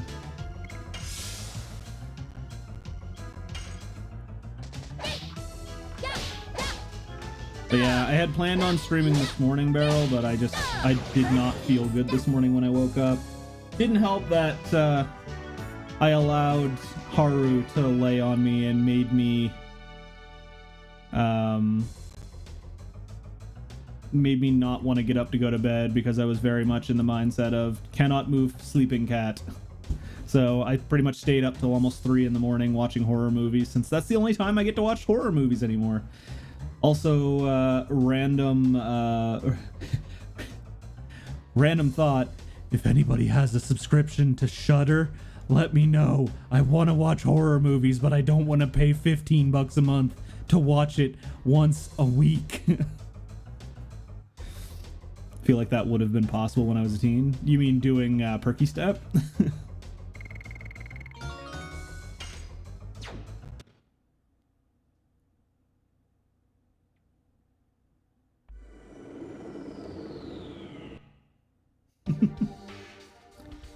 From the stories I heard, you were flexible enough for it.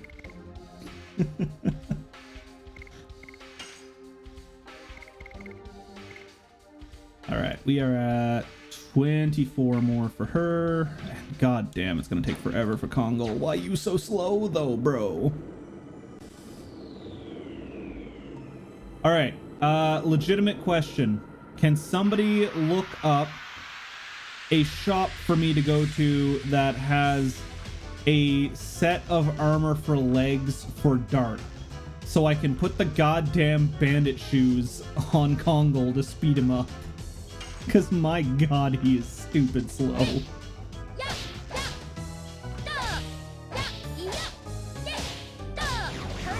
Oh, she one-shots now. She must have just leveled up.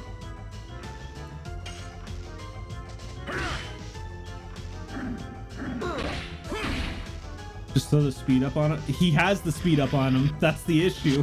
He's still slow. Dart sitting over here with the speed up shoes.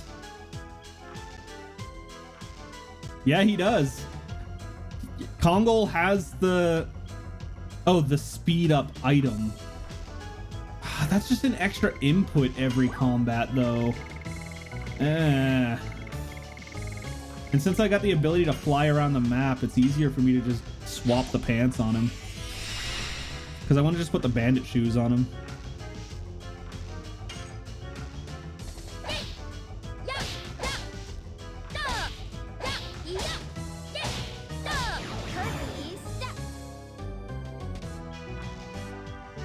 I used it and he didn't even get a chance to attack. Meru still outsped him. Kongo, why you so slow though?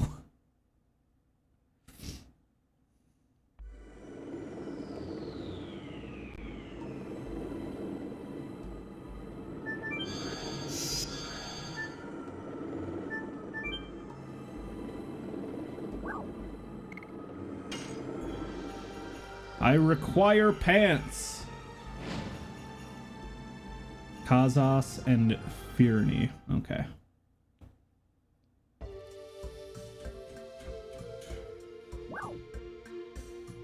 Okay, thank you. Firni. Ah, shit. This is the one that I had to go by the really slow boat. Oh, oh well. And Ulara.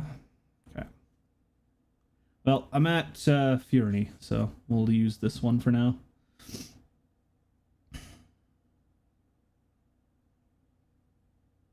It's like every time that I go to sell armor, it's always, all right, I'm not going to need anything else, only to immediately have the issue of, wait, it's left?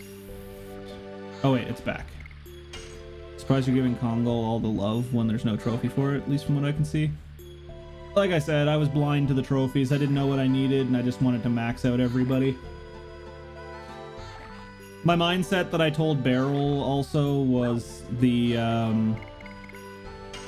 I never know when they're going to take characters away and force me to use characters, so I was just making sure that I was ready with everyone in case it forced me into someone.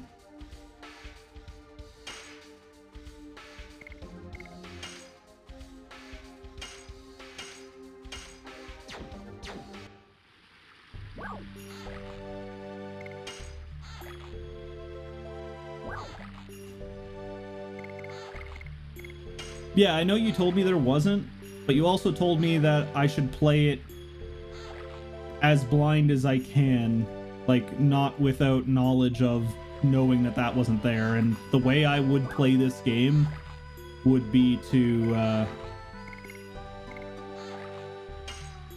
level up all the characters.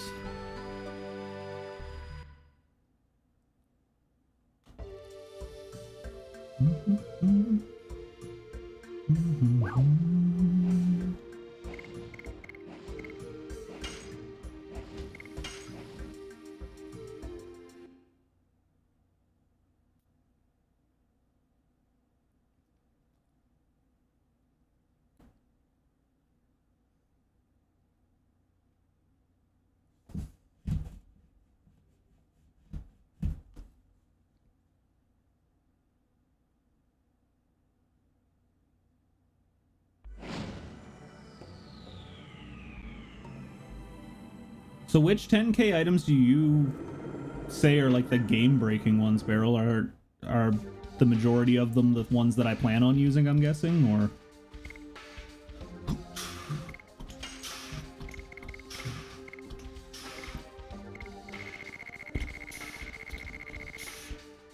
Hey, it bumps them up to 70. Cool.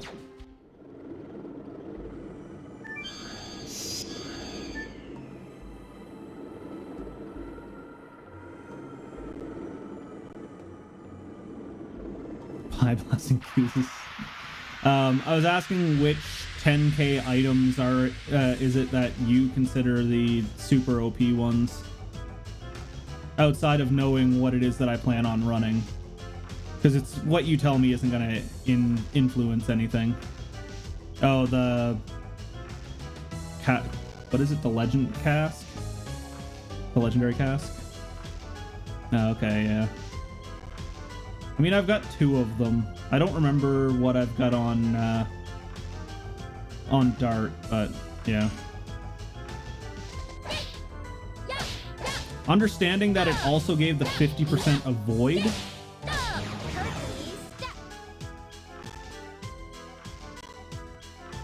Because, like, ultimately, if I were playing this solo and, like, not on stream and it was, like, I don't know, 16-year-old me playing it, I can almost guarantee I would grind for the Armor of Legend, the Legendary Cask, and the Phantom Amulet, or the Phantom Shield for all 3 of my main party. So,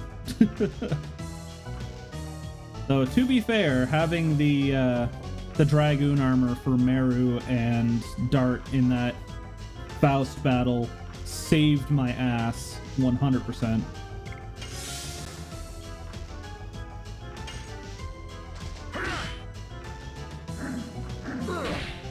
I think I missed. Yeah, I missed. God damn it. God damn it.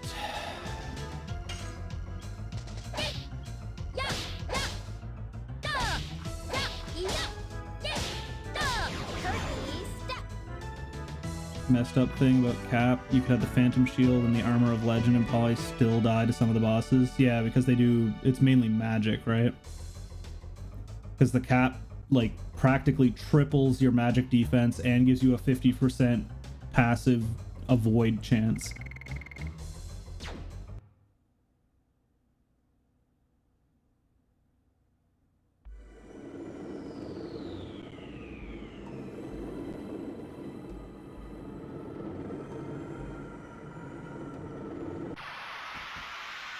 Yeah. I think my brain more so looked at it as there wasn't much I could do with magic or like to defend against magic. And then when I was looking at the cask, I was like, oh yeah, I want to get that, but I completely forgot about it.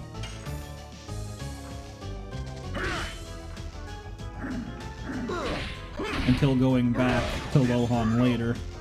That's about when I figured out, oh, actually, this is really good now that I understand the mechanics a little bit better.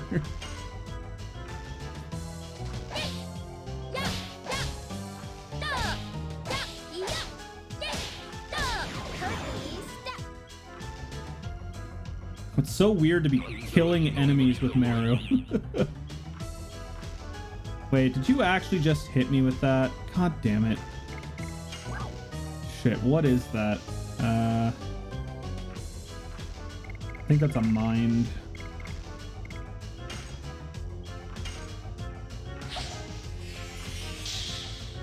Yeah, okay.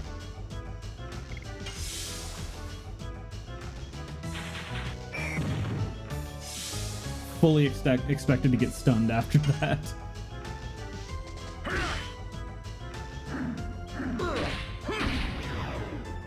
Cool, I missed the last swing again, apparently.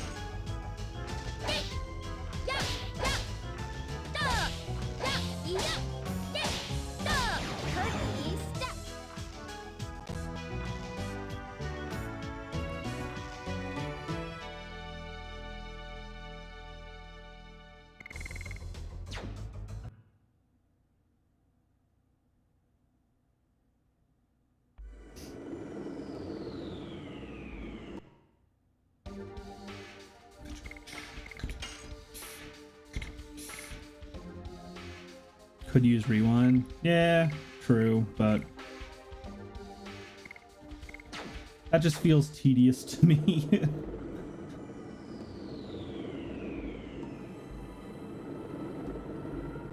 Oh, do you?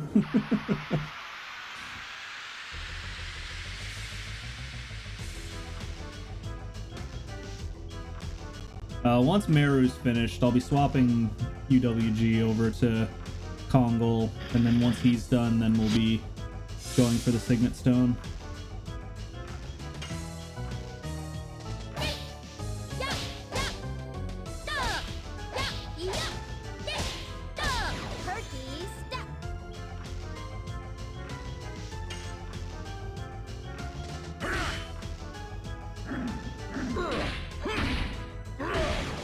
Oh, by the way, Beryl, give me a second here. I'm actually gonna send you something quick.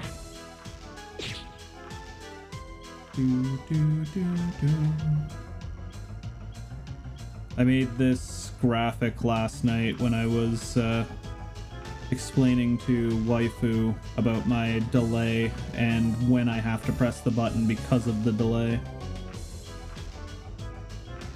That on this,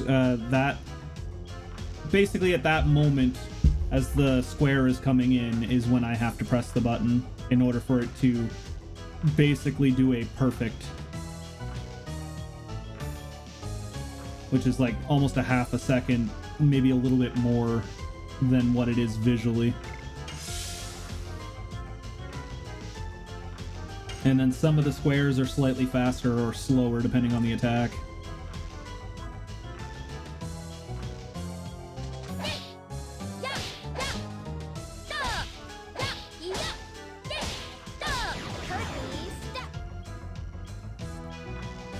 Yeah.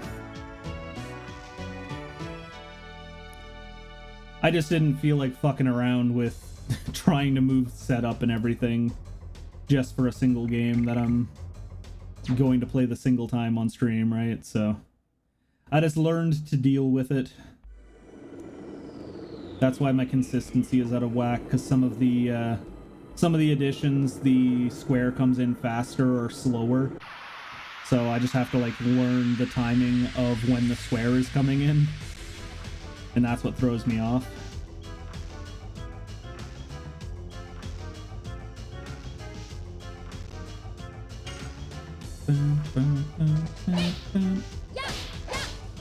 Didn't have to really change anything myself other than unplugging HDMIs. Yeah. It's just a pain in the ass to try and move things around for myself. God damn it, Kongol. This is why we can't have nice things.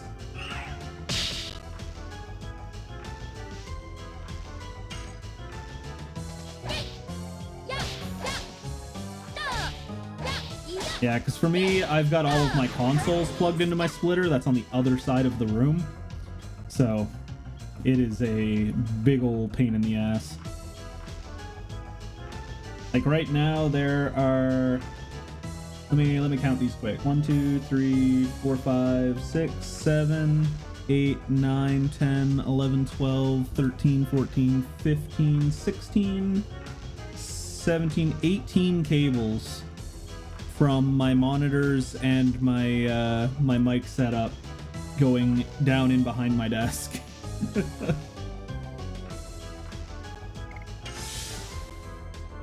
That's not even counting the cables that are connecting the two computers and the cables that are connecting my internet and my my other consoles to my TV behind me.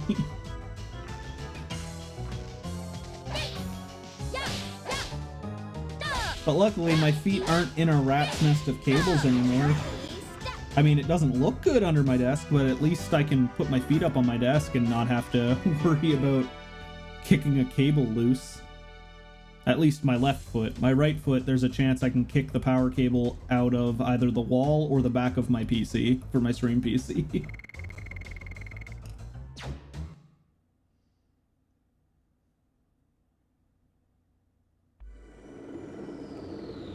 Oh, mine was really bad before. That's why it took me so goddamn long to set up my stream once I moved rooms. Just don't look behind my monitors. Just ignore the fire hazard. It's keeping my room warm.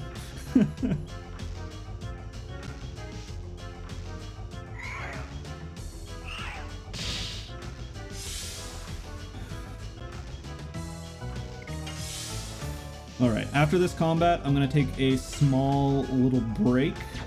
Because I got to run upstairs and fill my water bottle because I am thirsty AF.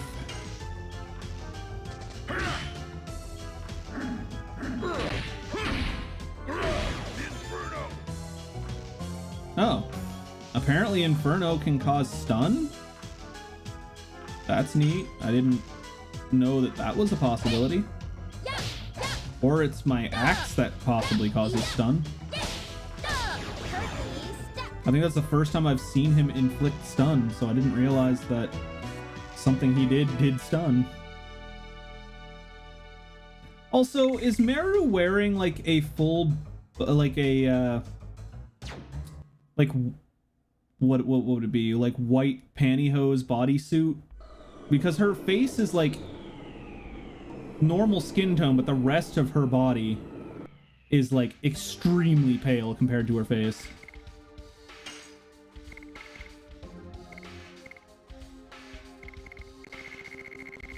Well, I guess there's no way for me to check because he literally doesn't have another weapon for me to be able to look at it. Oh, wait, yeah, can I look at it here? Yeah, stuns an enemy. Okay. Powerful, but HP decays each turn. So is Soul Eater Dart's strongest weapon in the game? I'm assuming it is because I had to do an optional boss for it.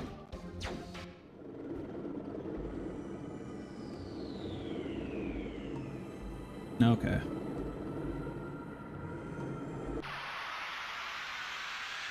I assumed as such when Goyd asked me why I wasn't using it.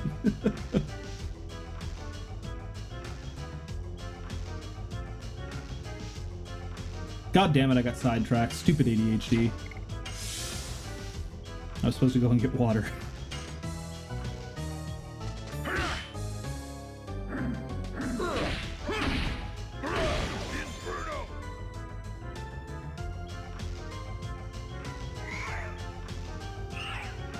Yeah, I'm using the ring that heals. But yeah, I can't remember what it's called off the top of my head.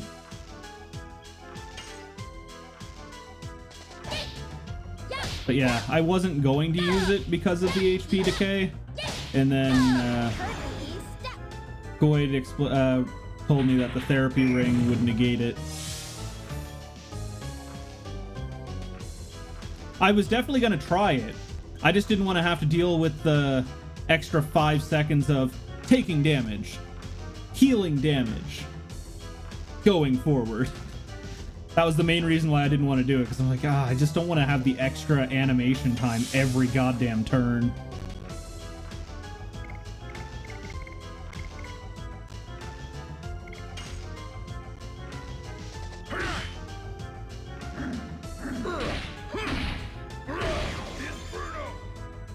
Yeah, that's the main reason why I didn't try using it. And then Goyd mentioned that it didn't do that, and I'm like, alright, I'll try it. And then it didn't, and I'm like, alright, I can fuck with this. That's the reason why I still have the Mind Crush in my inventory, because that's what I switched back to. Because I was like, this thing's awesome, but it also does 10% damage, and the only way to offset it is to heal every turn. And then I'm like, you know what? Also, using the therapy ring offsets it, but holy shit, the animation would be a major pain in the ass.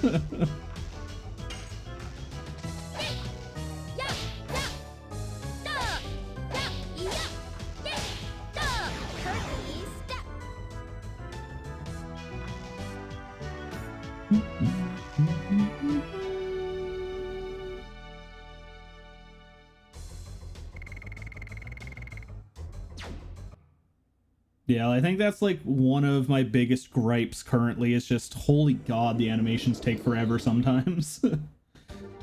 Like, they look cool as shit, but having the option to skip them sometimes would be nice. Like, the fact that we've got the ability to skip the morphs is nice. I wish that we had the ability to also skip some of the spell casts, or like even the Dragoon attacks. Like, I feel like they at least took the step here, knowing that that would be a pain in the ass, having to watch that every single time.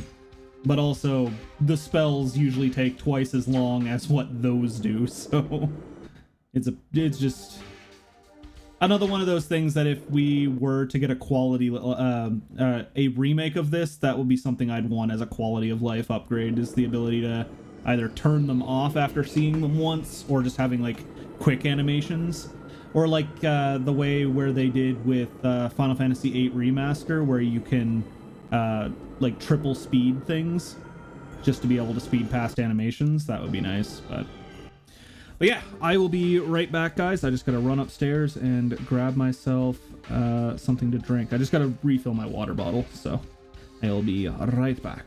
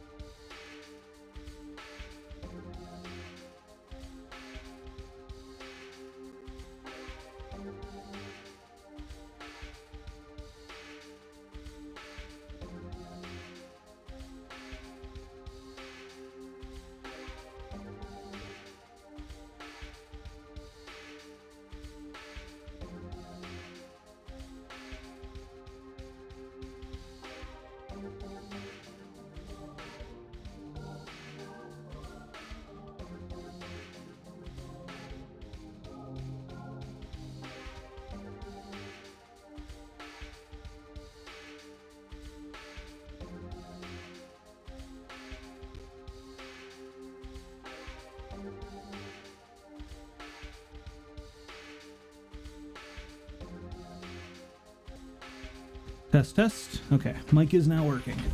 Had to like turn it off and turn it on like 4 different times for it to actually pick back up. Okay, we are back. What was I doing? Oh yeah, I was just paused. Okay.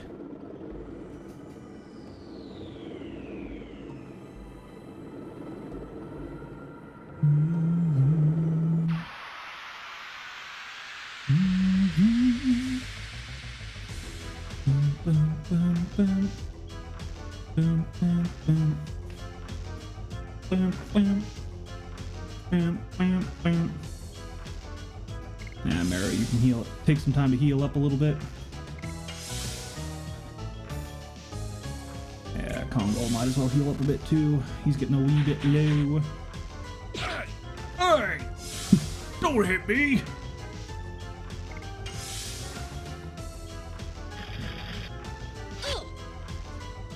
And yeah, a lot of modern JRPGs do. And I do complain about modern JRPGs having to see the same animation like 50 times in a row. I think I made that complaint while playing Final Fantasy VII Remake. Because every time you do a summon... Or wait, no, I want to say 7 Remake had a skip button for the animations. You could like press options and it would allow you to skip the cutscene. But I could be misremembering. But yeah, if I have to watch an animation over and over and over again, I usually complain about it because goddamn, I saw it once. I don't need to see it 10 times per battle. Oh, that better not work because I don't want to go buy more mind purifiers. God fracking damn it.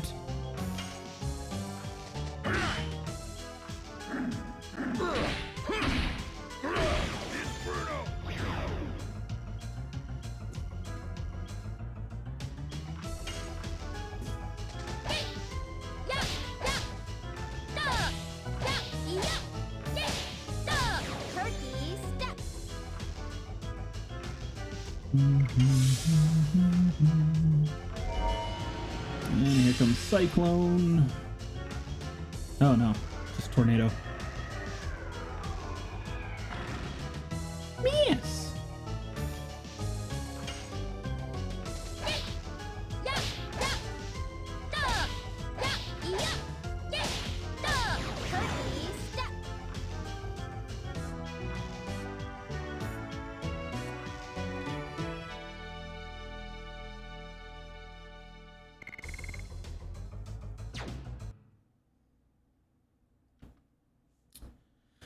Alright, time to go back over and buy another 2 mind purifiers. So I think I used the one in my inventory and I used the other one initially.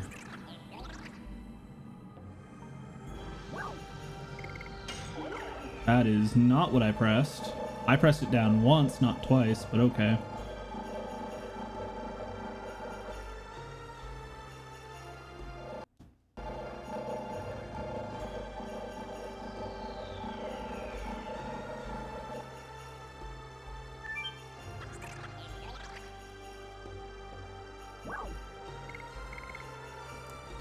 I pressed it twice and it went down 3 times. What the hell?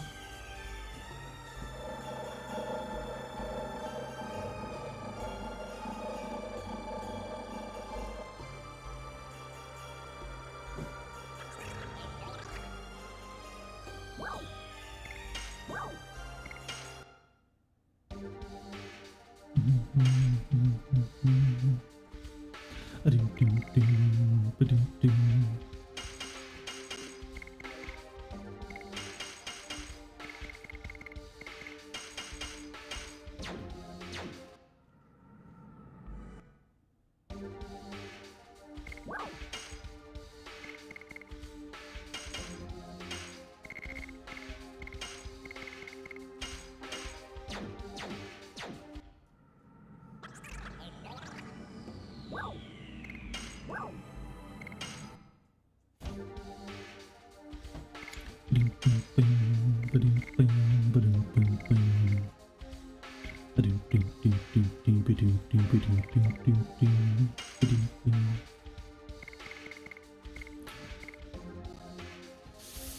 kind of want to get one of these just in case, but I'll take my chances.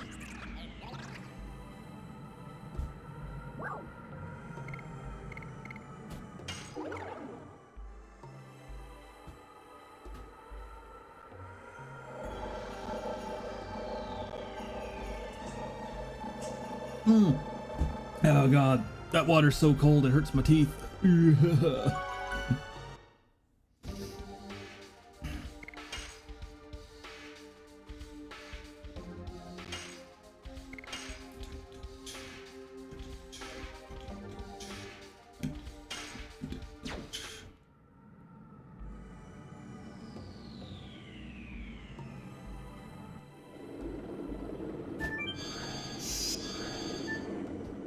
Alright, how many more do I have left? Should almost be done with Meru.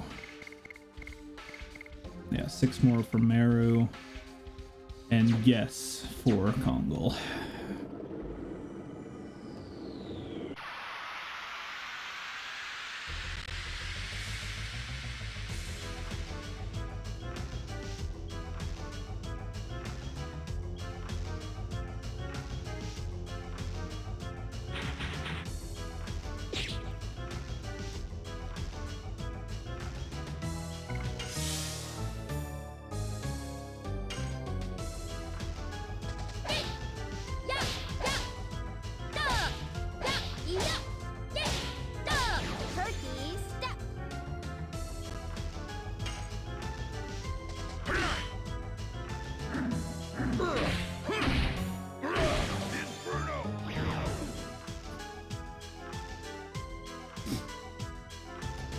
Meru!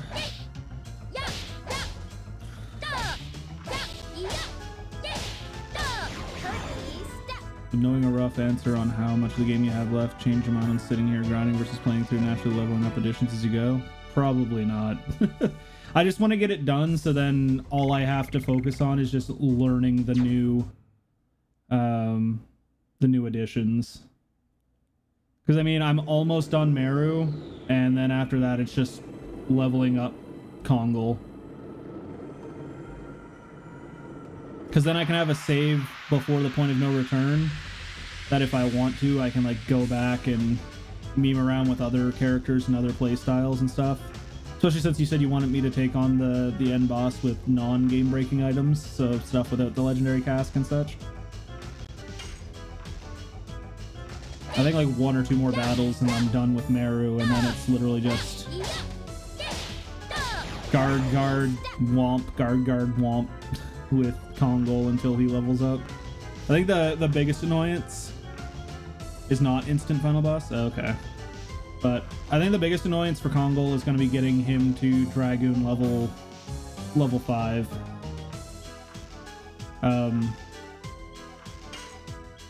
Yeah. There's a decent chunk of the game after point of no return. Oh, okay.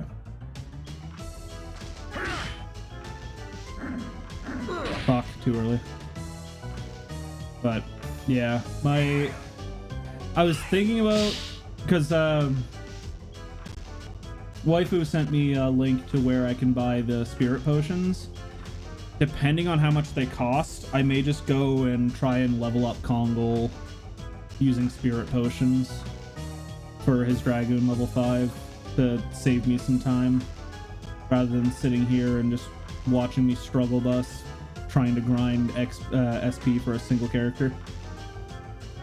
Because I think you said it was like 5,000 SP to get to level 5, which means theoretically I'd only need to buy 50 spirit potions, assuming they aren't stupid expensive.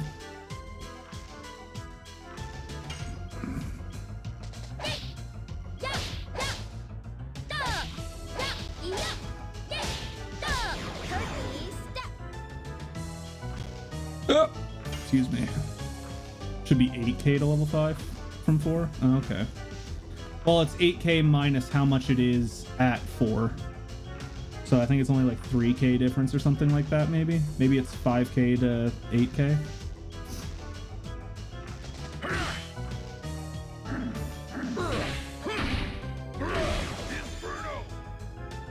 Huh, I expected that to kill. I'm not gonna risk him one-shotting me, so we're just gonna murder him now. Too early on the last hit. 5k is 20 total. 5 is 20 total. Oh, so it's 8k between, so I'd need 80. Jesus Christ. Even for Kongol, given that he's technically a late game unlock. Well, I guess you mentioned that you can get it early. It's just depending on whether or not you get it before end boss shenanigans. Alright. Meru, are you done? No, you need 2 more. So 1 more battle and then Meru's done, and then I can move UWG over to Kongol, and then it's literally just womp womp.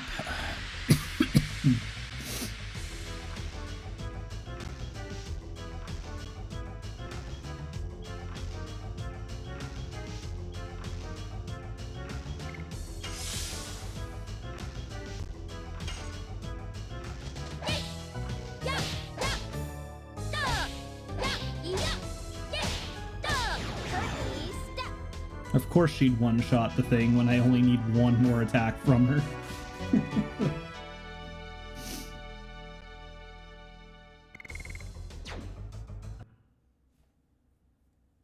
But yeah, I feel like 4k is for all. And 20k is... Oh, so the last 2 levels. I didn't know if they had different caps for each character or not.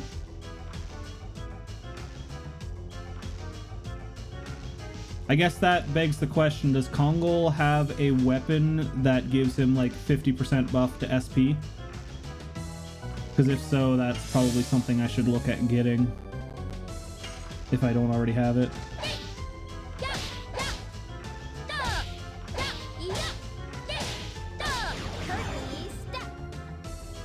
Is there any gear that isn't an accessory that he can use that ups his SP gain?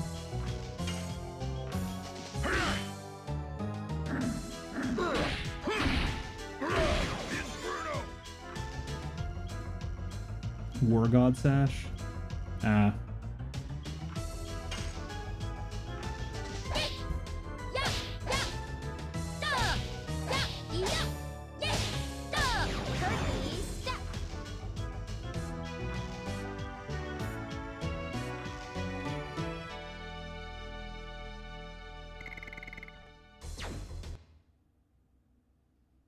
Alright, Meru is now maxed out. So it's literally just Kongol, and then we get to play the game again. Alright, Meru. I want you to have the... where is it? Sage's Cloak. Because that seems more broken than having the Phantom Shield, but maybe I'm just dumb. None of his weapons do SP? Blah. That's annoying.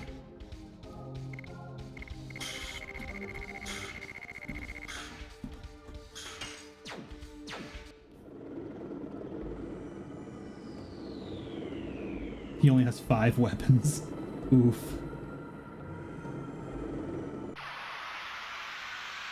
Poor Kongol. No love for Kongol.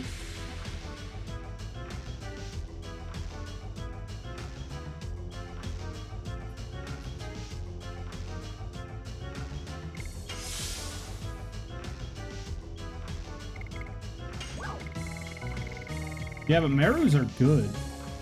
I don't think I've seen anything other than the current one that is decent for Kongol.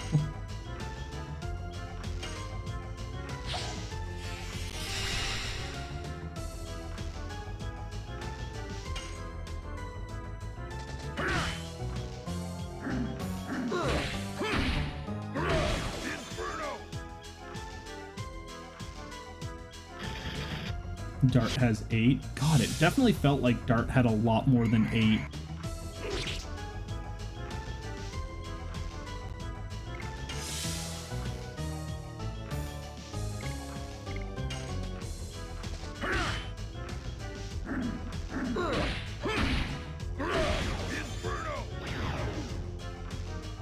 It definitely felt like Rose and Dart both had a lot of weapons.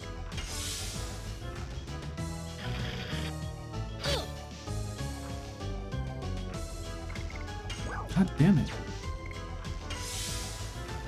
I keep getting double inputs lately, and it's driving me nuts. Ah.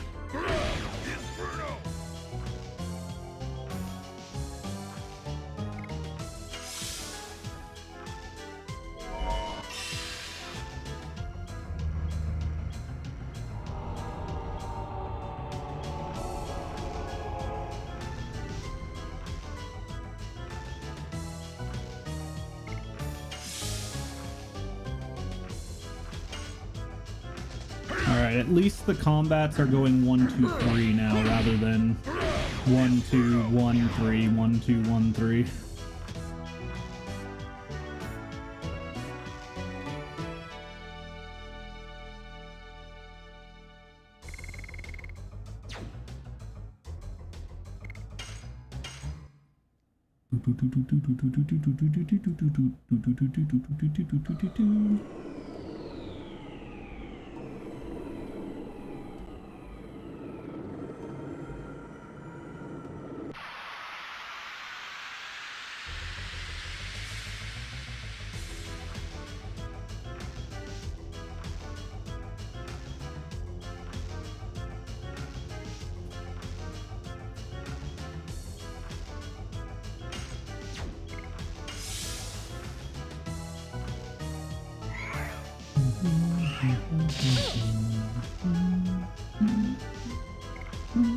Shit, I meant to use speed up on Kongol.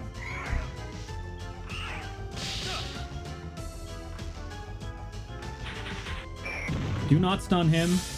Thank you. I gotta murder that bird.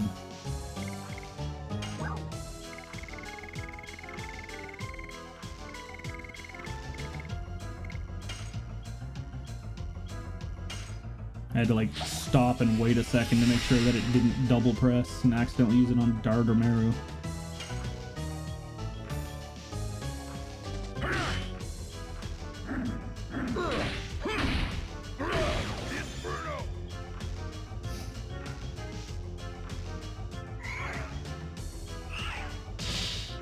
Yes.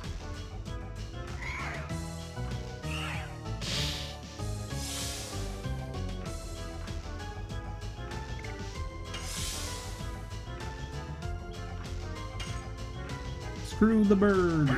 Die, bird.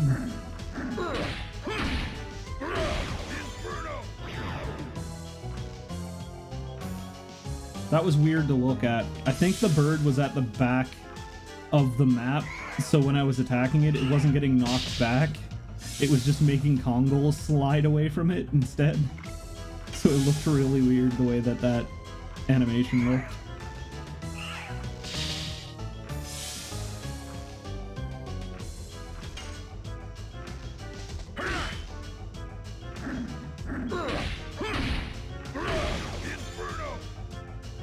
Stun? Yeah, let's go.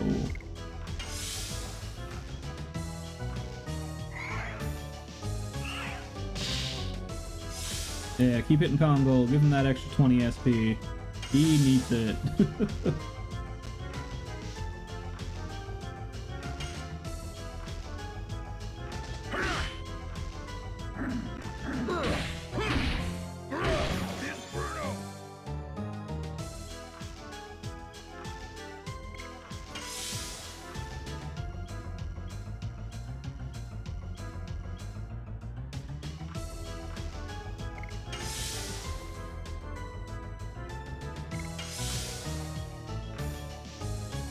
God damn.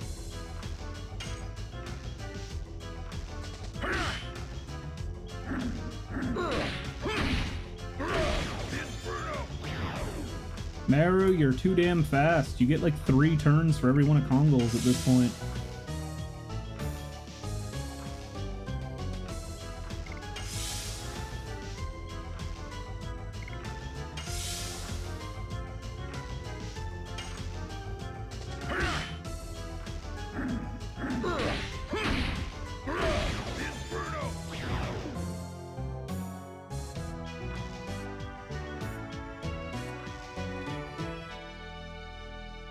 I don't even got her maxed out on speed. I've got the Sage's Cloak on her instead of the Bandit Ring.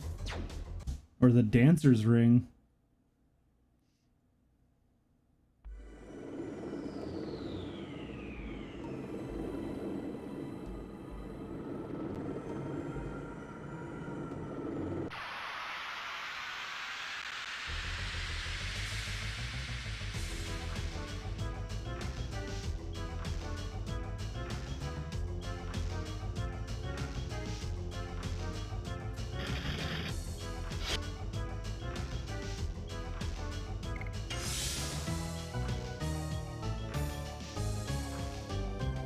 Yeah, I was noticing that she seemed like she was actually starting to do damage now.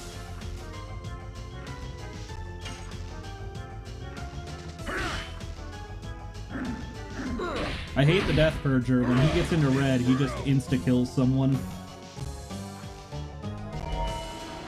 Is that what he's about to do? Yep. God fucking damn it. Just as I say it, I wished it into being.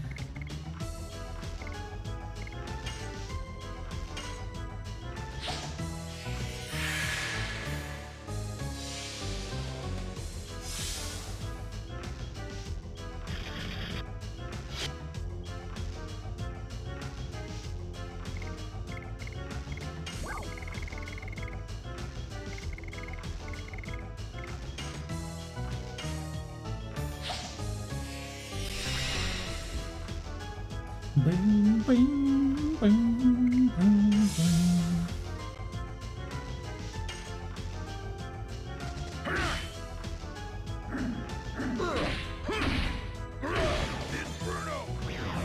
Inferno!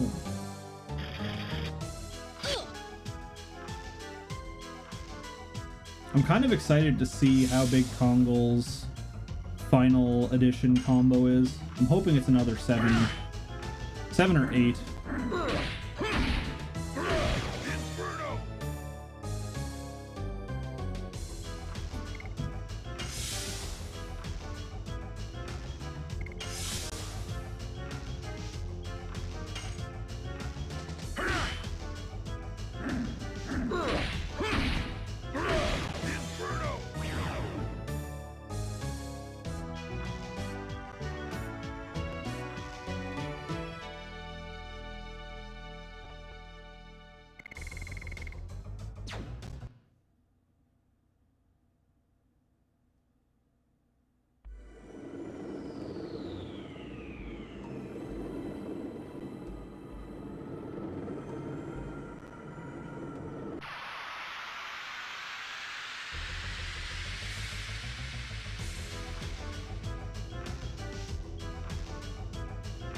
Okay.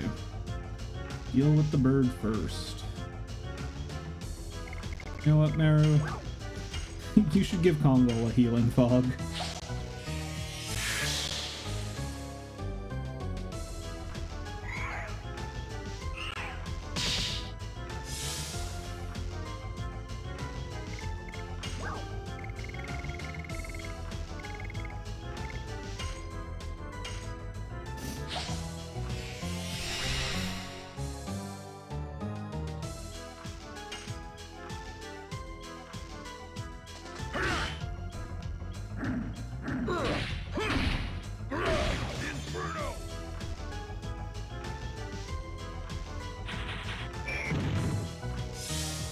God damn it.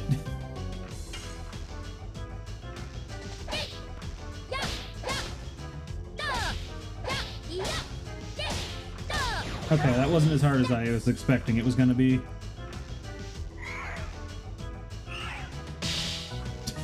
God damn it, Goyde. You just wish she'd use Perky Step on you.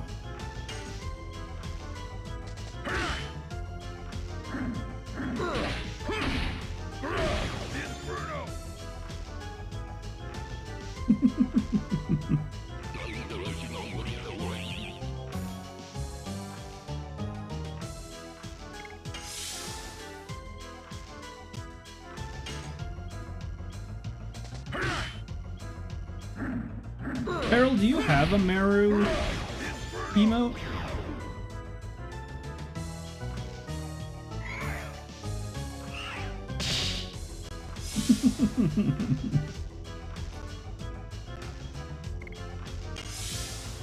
Do you have a Meru emote? It honestly would surprise me if you don't have a Meru or a Rose emote. I'm pretty sure you don't have a Rose one, but I feel like I don't remember if you have a Meru one or not. Don't have an LOD emote? That's surprising.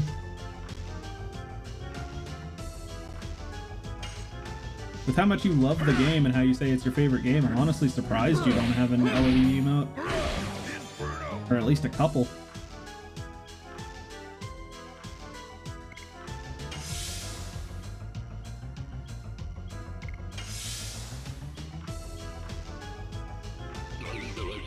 Don't you do it. Yeah, you better not.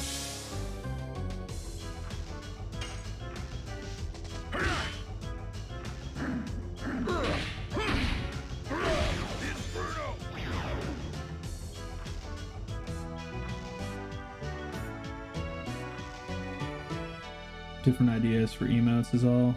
Potentially do for Rose and Meru, I already have.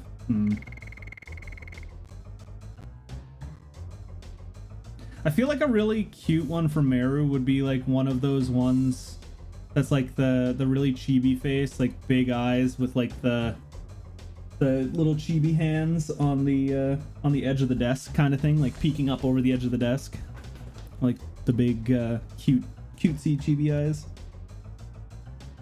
And yeah, I know that feeling. That's why I said that we'll get emotes here on Cause once we get more subs. You're all here now? Welcome back. I was thinking about dropping dropping forward the commission once we hit 10 subs, but we are literally just at 9 right now. We need a singular sub. And it's only a single sub left of founders, because I think founder badges only work for the first 10 subscribers. So I didn't want to gift out subs and give away the last founder badge. I'd rather somebody organically sub that would want the founder's badge.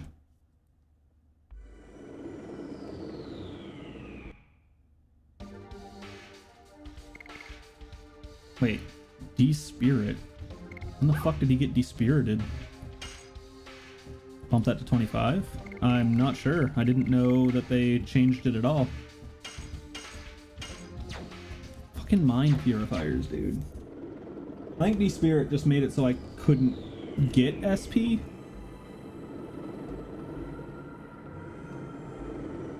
Yeah, I'd have to look on the Parmesan dashboard to see if I have more than 10 founders badges right now. Because I know I revoked it from a bunch of people that are no longer in my community and I banned them. So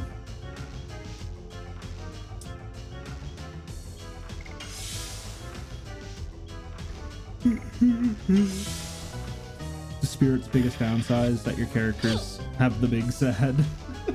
The spicy sadness.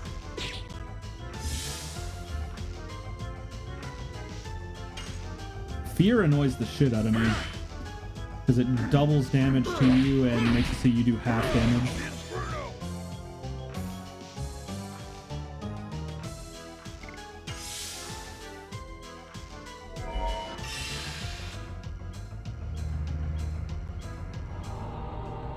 Why is it every time that I say something, I get what I'm complaining about cast on me? Okay, he didn't get feared.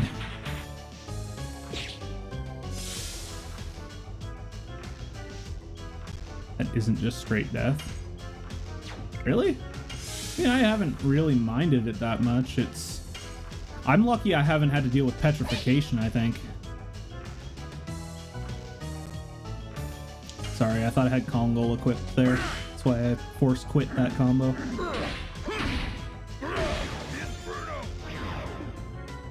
Yeah, I would definitely rather have fear over charm, because holy fuck, charm sucks.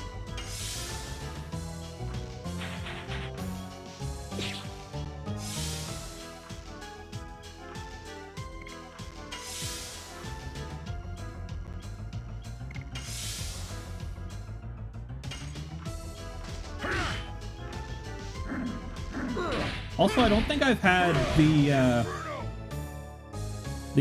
arm debuff yet. Arming or whatever the hell it was.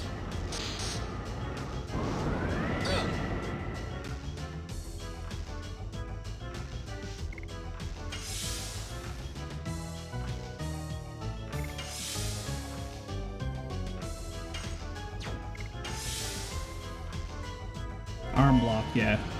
Oh, is that all it does? Okay. Yeah, I've yet to be inflicted with it, so I haven't seen what it did.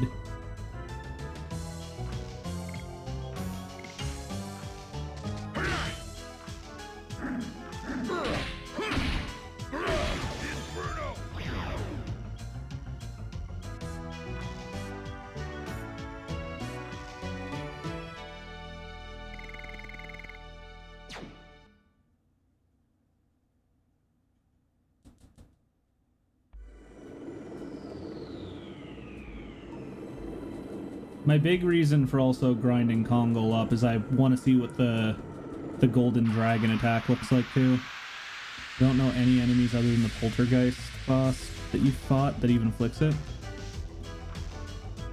I keep getting scared that I'm gonna come across something that petrifies, because I don't think I've been petrified yet. Or no, I was petrified once, and instead of healing it, I let them kill me and then revived myself.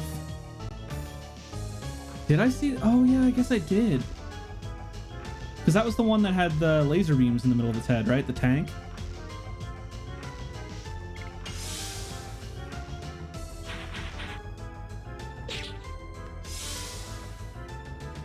Good old ball sack.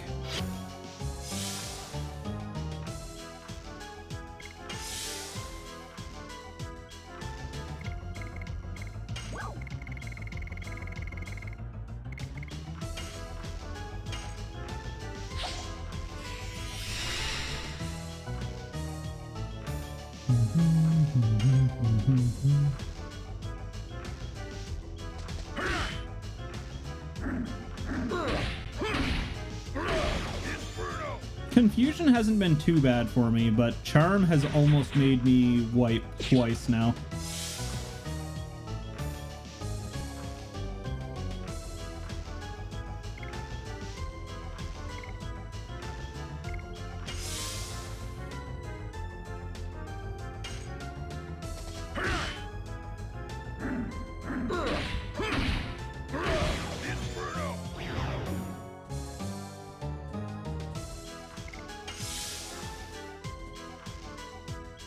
I'm just glad that confusion in this game isn't as bad as it is in Persona, where you just can throw upwards of 100k on the floor and not get it back. Charm's never been an issue for me. I usually end up killing the caster. Well, that was my issue. The first time that I almost wiped to it, I didn't realize that killing the caster would get rid of it. So that was my big issue, was that I was just attacking the enemies that I thought were the bigger threat and leaving the caster, only to find out, as I luckily survived the battle, that killing the caster would remove Charm.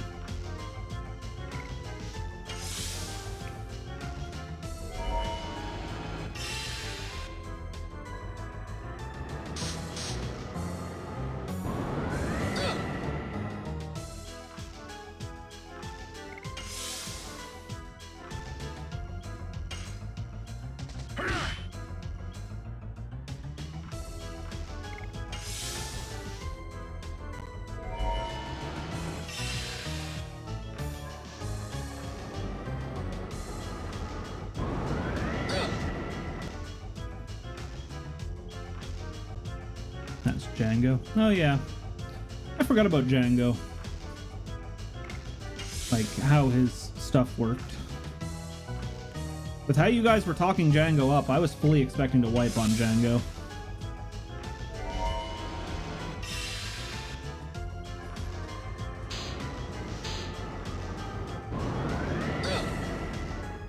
Yeah. Bruh, Kongle. Fucking hit him.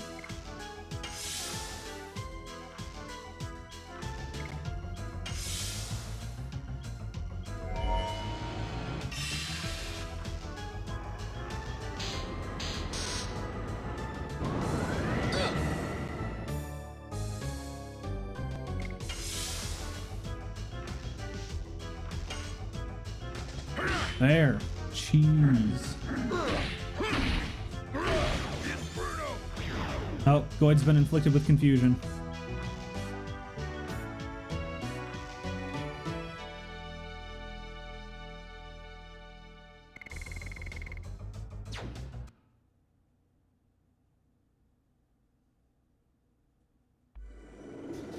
Alright, back over to buy healings. I need healing.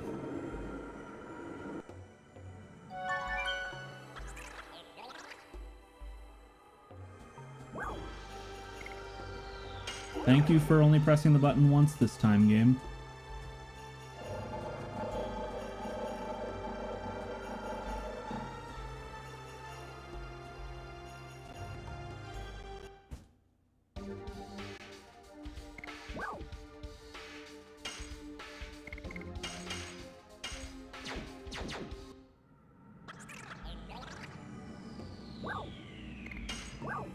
Damn it!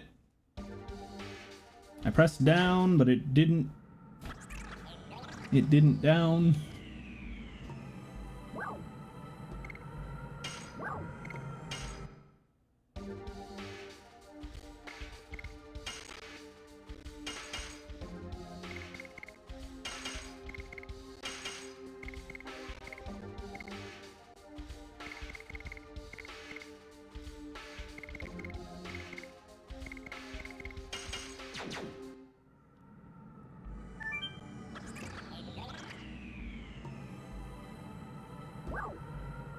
Teleportation device.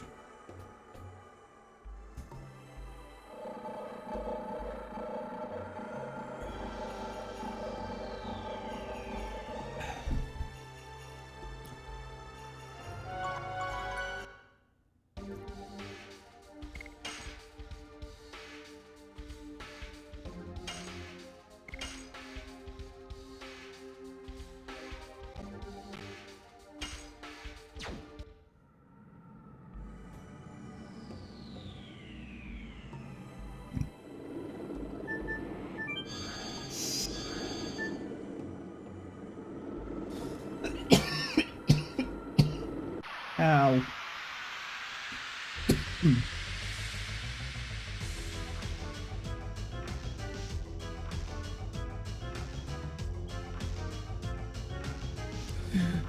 Boom, boom, boom.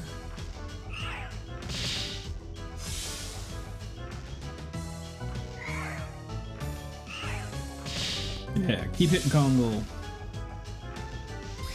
Except you. You're not allowed to hit Kongle.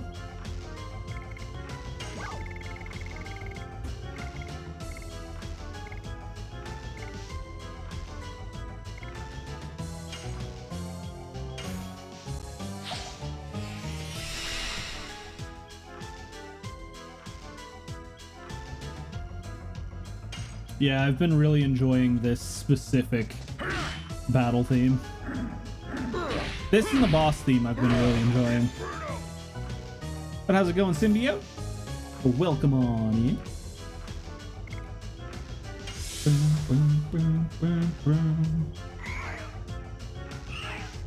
No, it's the wrong person. You're supposed to hit Kongle.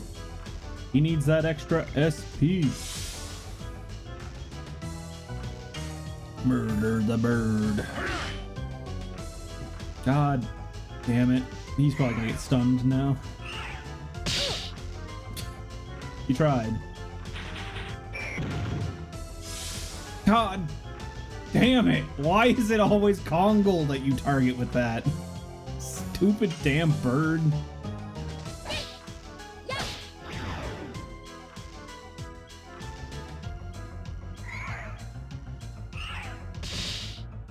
Hits him while he's down, because of course they do. Well, at least he's back up now.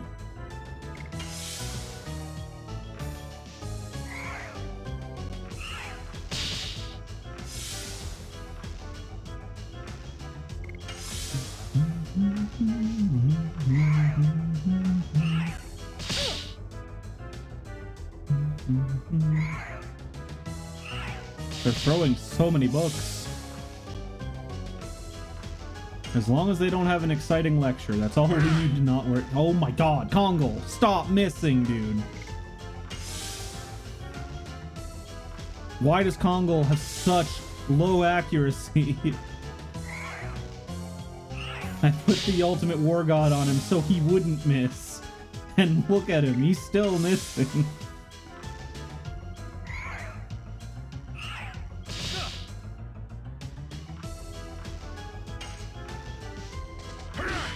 There.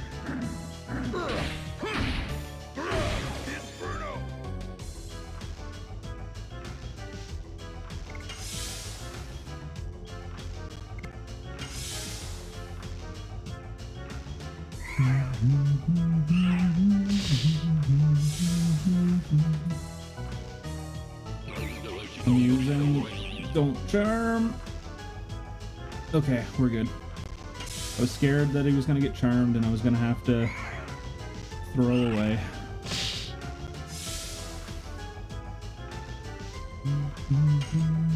Alright, please die. Fully expected that to miss again. That would have 100% been my luck.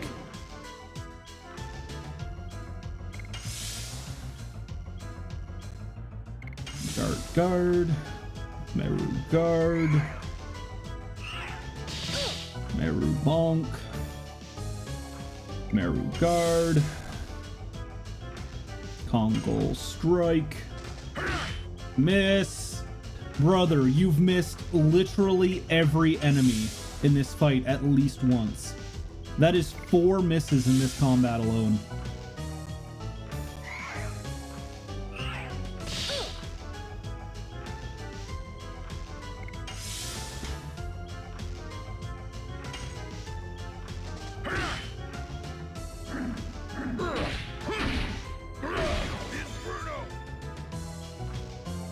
Like, I feel like it would be fine. Well, who's dead? This battle sucks.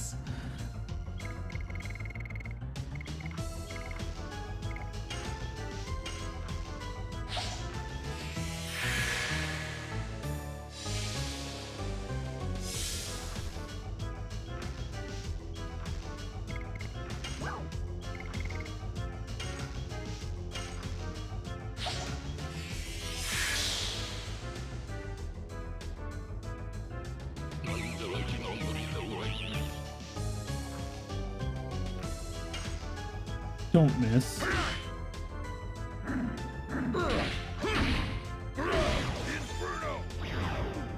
God damn it. I hate this so much. Kongol, why are you the way that you are? What is his attack percent? I actually have to check now. With how often he missed in that combat. Like, everybody has 100. Kongol also has 100. Why is he missing so goddamn much? Ugh.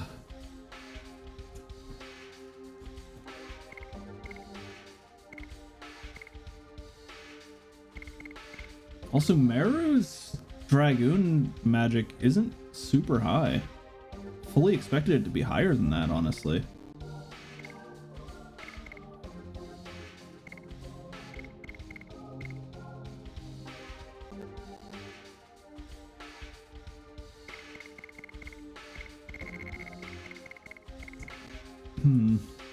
Enemies have evasion. Yeah, but still, with how often Kongol miss.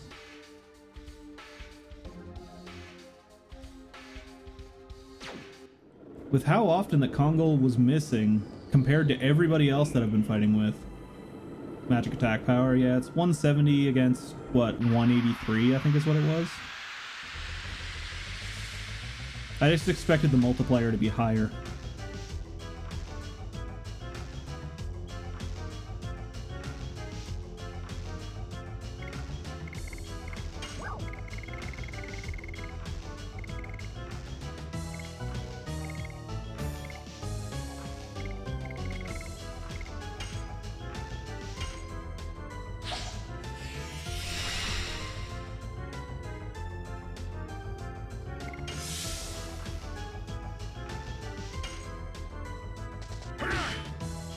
Is that exciting lecture? Is that considered a magic attack? Because if so, I could always put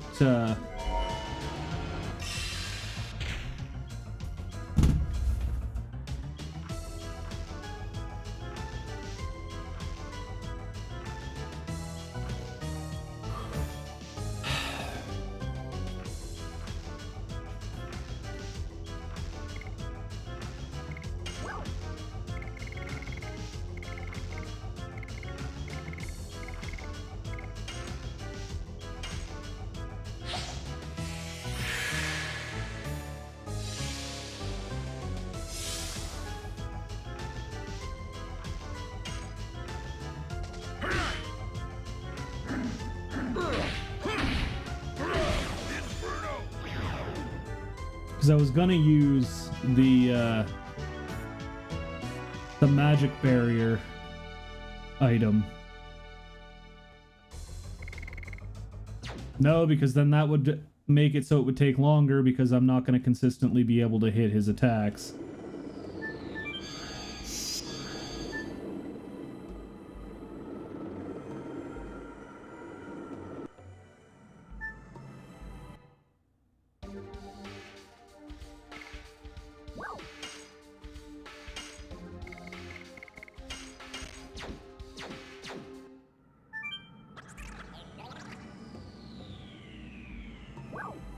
I just wish I didn't have to warp, or like that I didn't have to keep going over to this shop. Like, if I could stand in front of the shop and just run around and combat.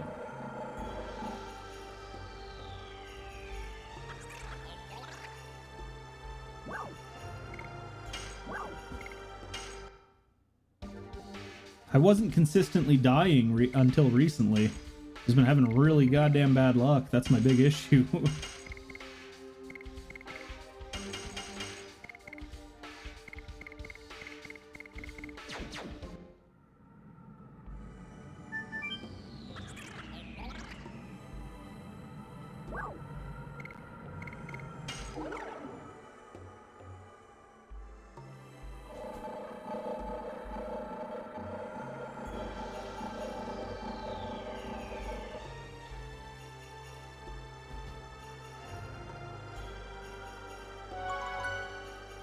Yeah, that is true.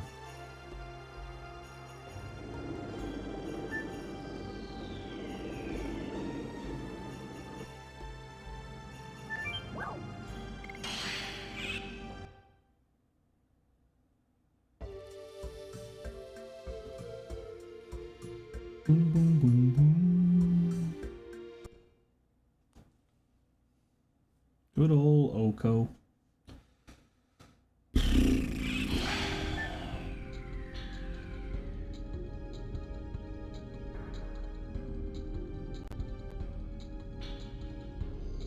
Where does this take me again? I don't remember.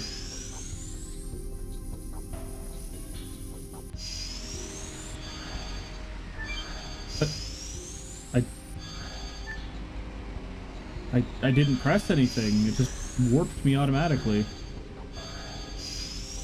Oh, okay.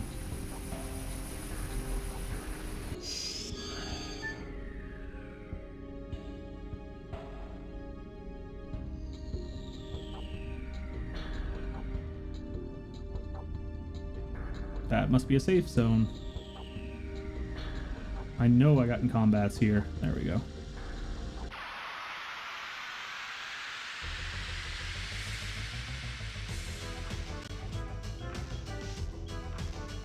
Jellyfish.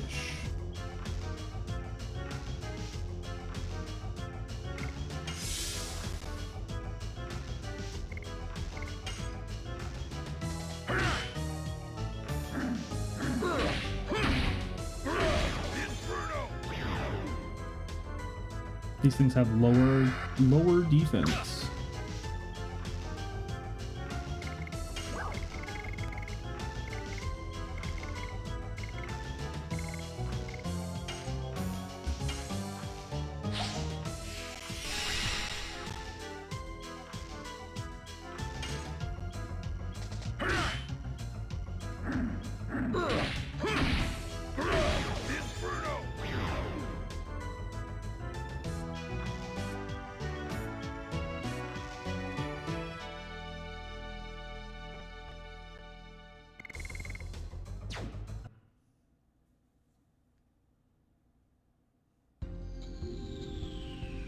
Yeah, I haven't checked to see how many additions he's up to at this point, too.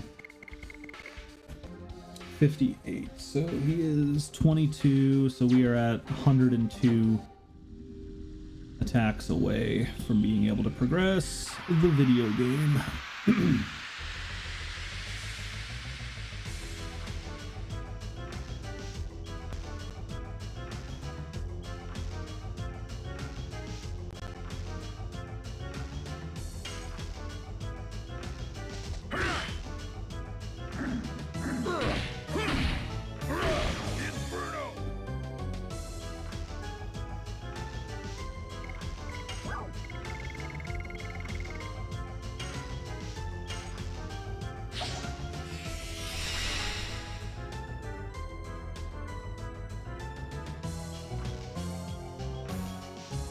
Yeah. I just wanted to see how close I was my main reason for checking.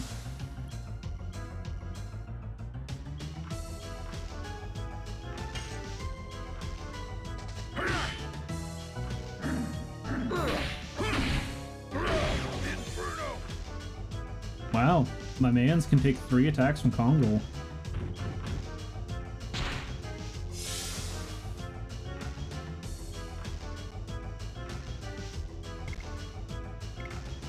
Yeah, I'm using the Ultimate War God on Kongol currently.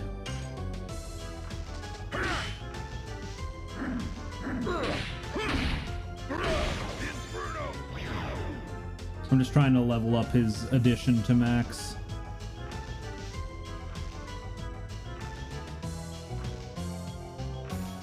It's only the weaker one.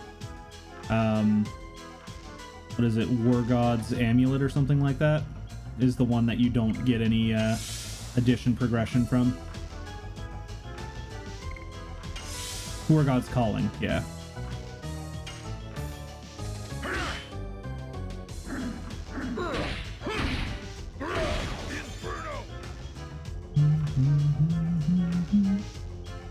Magical barrier attack.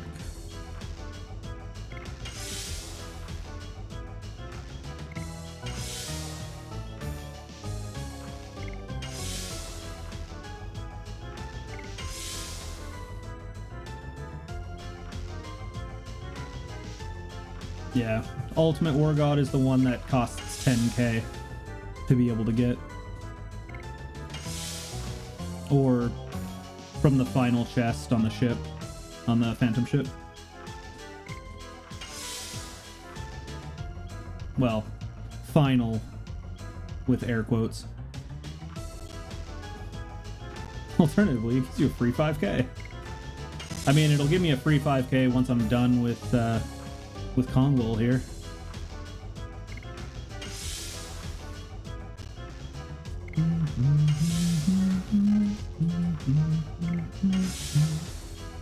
Sir, throw up the correct barrier. Ain't nobody hitting you with magic. Now, see, you had the option for peace, but you're choosing war. Oh, no, okay. Alright. I've already been using additions, my dude. I'm literally only not using additions right now for consistency's sake, to cut down on the amount of time that I have to grind.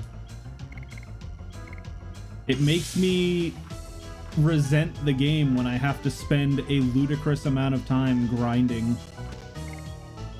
So this is making it so I'm actually consistently able to grind rather than having to hope that my game doesn't lag or that my my inputs are off.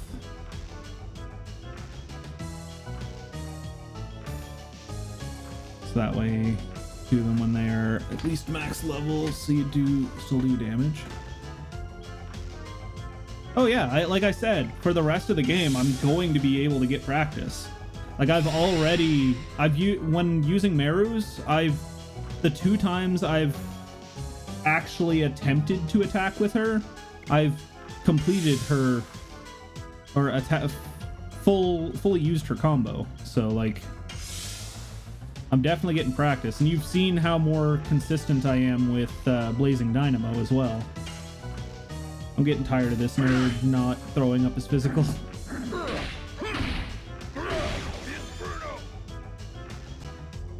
But the thing is the difference between practicing while leveling and practicing while pushing the story is I'm going forward. Whereas when I'm practicing while training, I'm doing shitty damage and I'm getting annoyed because I'm not getting it. Whereas if I don't get it after I've got it maxed, I'm like, all right, that's on me. I can still keep going though, and I don't have to worry about it.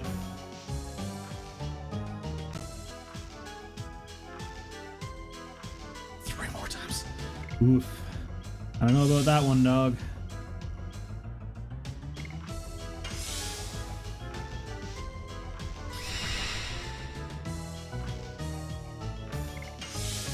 I do not know about that one, Tim.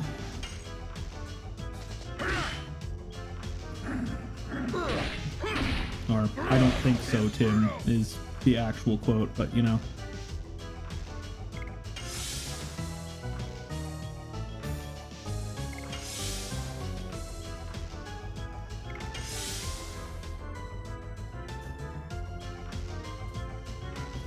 I said that I can. And I definitely will not be doing it on stream.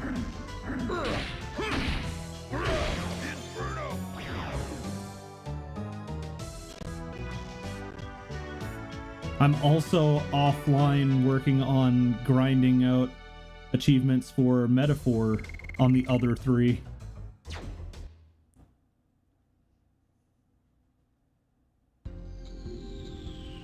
Holy God, that combat took forever. Use War God's Calling to memorize the controller vibrations to learn additions.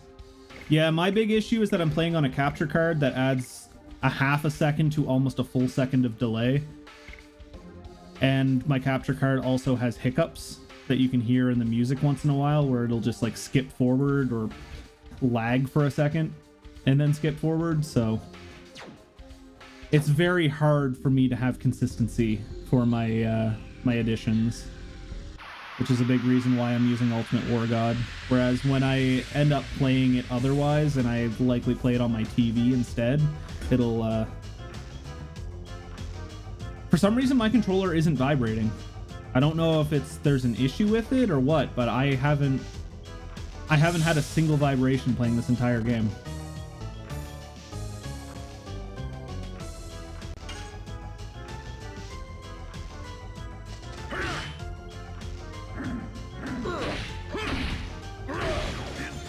I don't think so. Or maybe it's just like the vibration is so low that I can't feel it through my gloves. Which could be the case. Next time I attack, I'll like hold it against my chest or something so I can tell if it's actually vibrating.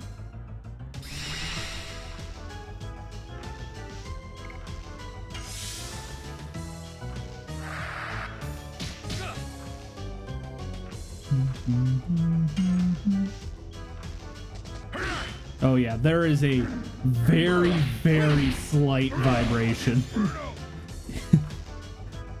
If I wouldn't have held that against my chest, I wouldn't have even noticed that there was a vibration. I wonder if I can turn up my vibration sensitivity or something, like to make it stronger. Is that a thing I can do? Vibration. Yeah, it's apparently at max.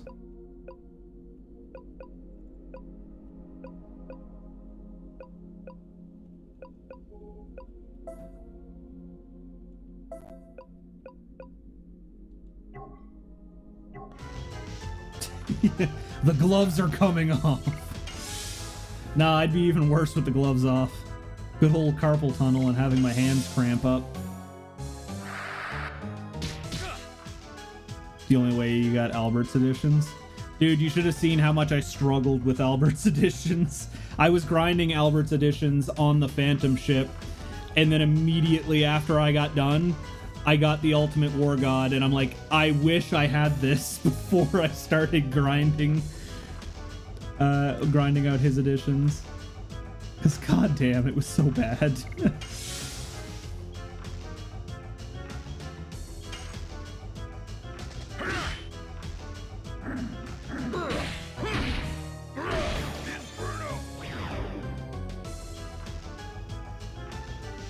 Yeah, easily. I think like an entire stream was just me grinding, standing on top of that one ghost spawn over and over again. I think Shanna was the first character I maxed out that wasn't Dart because of that. It was ridiculous.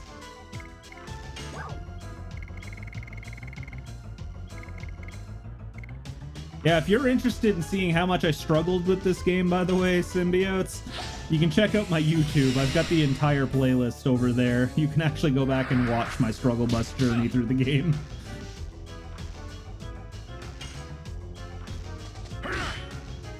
Those were dark times.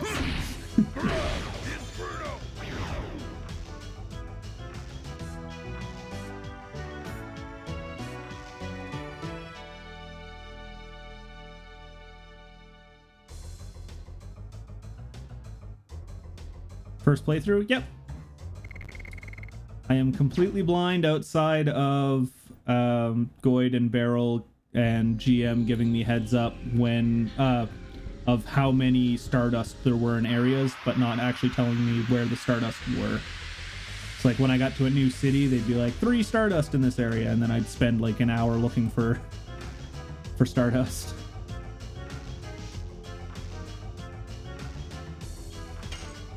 I do a lot of first-time playthroughs on my channel.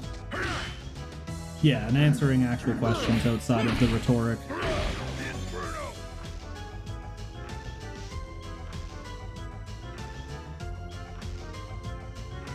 I actually already got all the Stardust.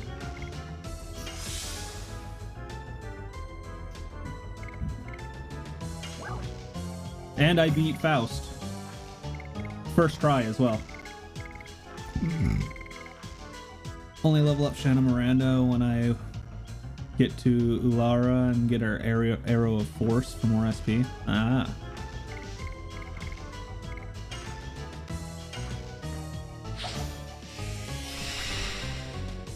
I actually didn't struggle against Faust as much as I assumed I was going to based on what everybody was saying. Poor Haschel definitely struggled against Faust. But, yeah, Faust only spooked me, I think, like twice. Just because he spammed attacks over and over. If he hadn't used fire multiple times, I wouldn't have had that much of a problem against him.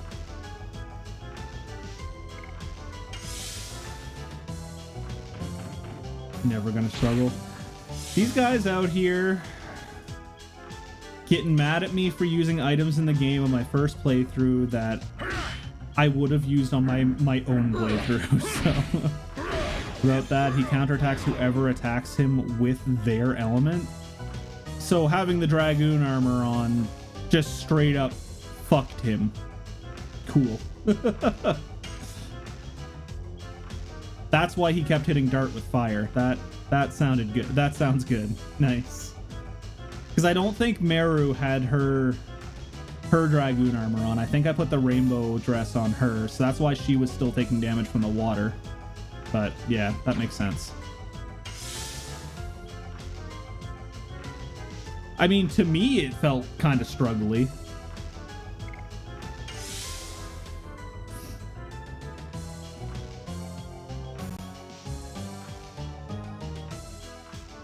I don't know that it trivializes the fight.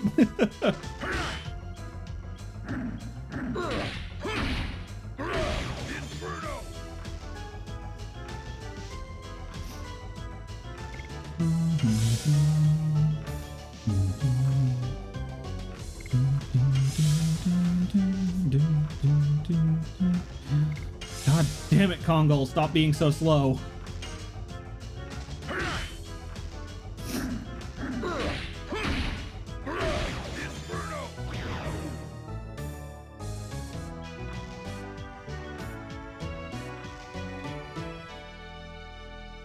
I feel like it would have been even worse of a fight had I had the Sage Cloak on too.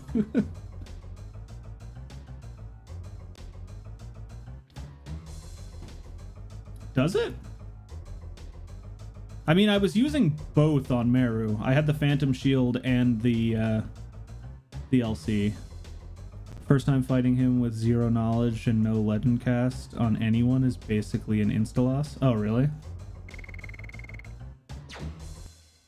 I mean, I still went into it with 0 knowledge. I just got the cast because I'm like, ooh, big number. I didn't realize that it was going to trivialize the fight.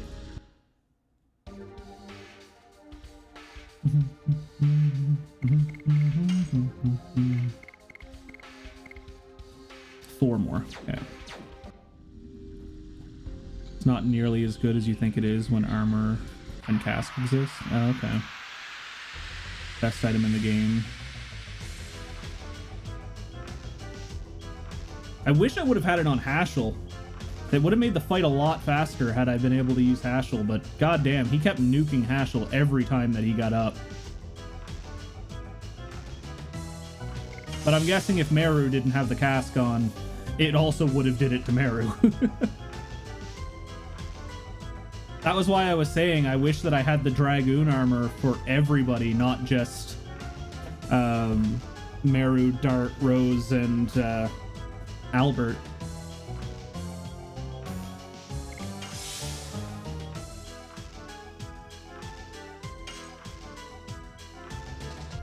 Legit question, do I get Dragoon armor for the rest of the party at a later time, or is it only for the first 4 characters? Because it'd be nice to get it. Oh, you do get it? Okay. Because that's probably what I'm going to end up putting on... that's probably what I'm going to end up putting on Hashel then. Okay.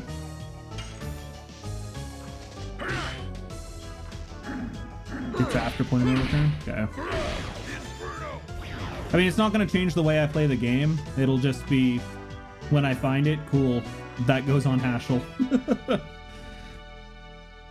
Oh, okay.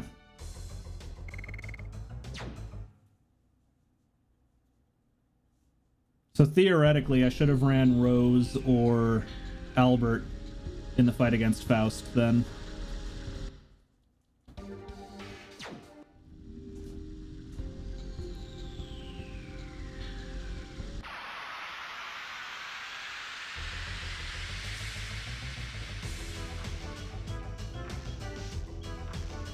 I mean, if he gets hit with wind, he wouldn't have taken any damage, so I at least would have been able to poke a little bit more than what Hashel did. I think the only real issue would have been when he tried to hit with AoE fire.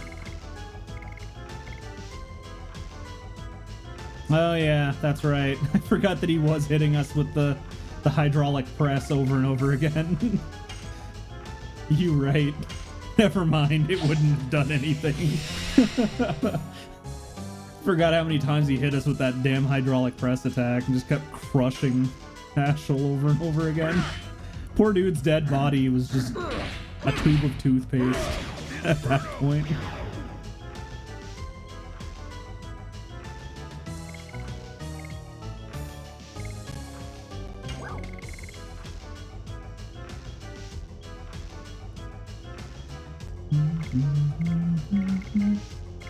Oh, I did already give it. I was too busy paying attention to chat, I couldn't remember if I already gave him speed up or not.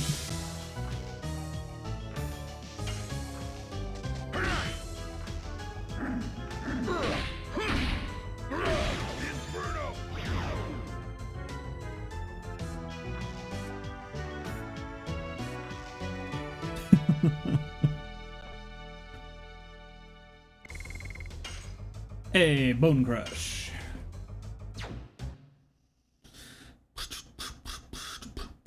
$80 more, and then we can go on with the game.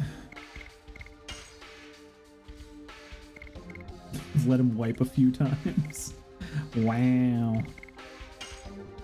Honestly, even if Albert would have got nuked, it would have been likely the same outcome than it was.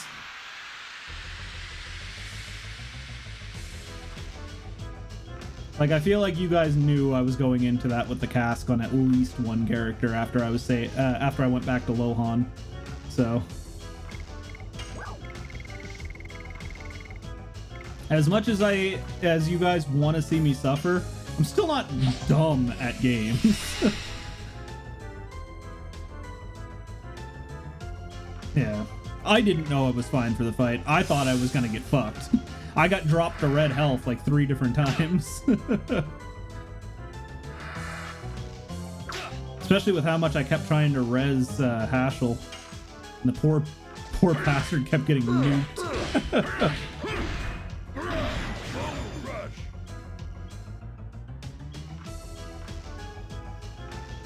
I was just like, Meru has big number, Meru has bigger number. It's literally all my mind went.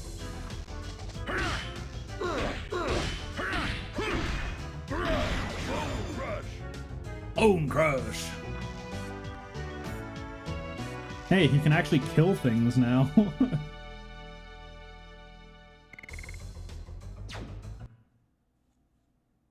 Even with the Phantom Shield on, she would have died. I guess she was taking pretty hefty damage when she was taking damage. Because there at the end, she was getting hit with water attacks and was still taking 500 with Phantom Shield and Legendary Cask on. Yeah. Like, that would have did over 2k, which would have one-shot her every time she was getting hit with that. Now, if I would have been smart and put her Dragoon armor on, she would have been fine. But, yeah. I was getting a wee bit spooked at the end.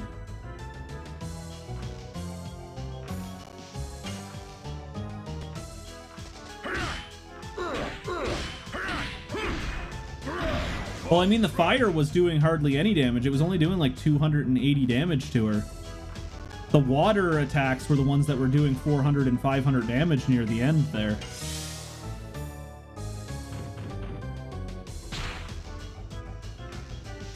Jesus. Speaking of 400 damage.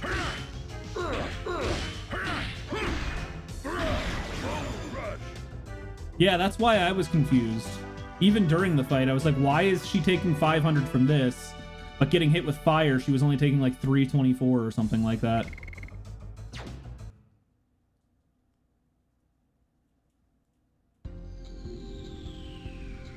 Like, the fact that it was doing just flat 400 and 500 damage made me think that it was, like, Dragon Rage style, where it just does that much damage.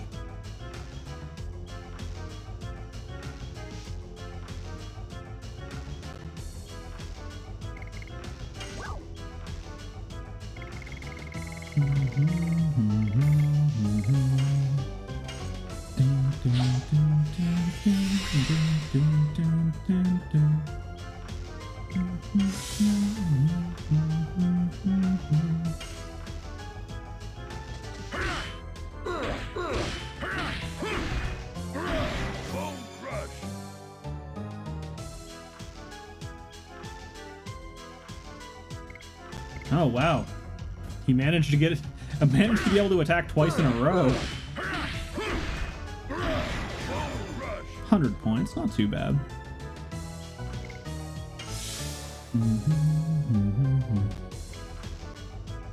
Oh, by the way, Beryl, you never did answer me the other day. I'm guessing you probably stepped away after I asked about doing Diddy Kong Racing after I finished Legend of Dragoon, if you wanted to do the 200% with me.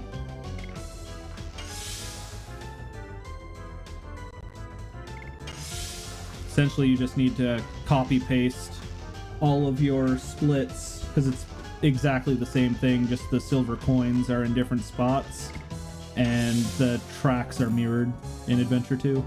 And the AI is more aggressive. It's not as free as Adventure 1. Bone Crush! Be real, I have no interest in Adventure 2. Man, we talked about it and you mentioned how you'd be down for it. I just want to do a full sit-down playthrough of the entire game, start to finish. I was gonna ask you if you wanted to grind out for TT too, but I figured you'd say no on that. That's a slog, for sure.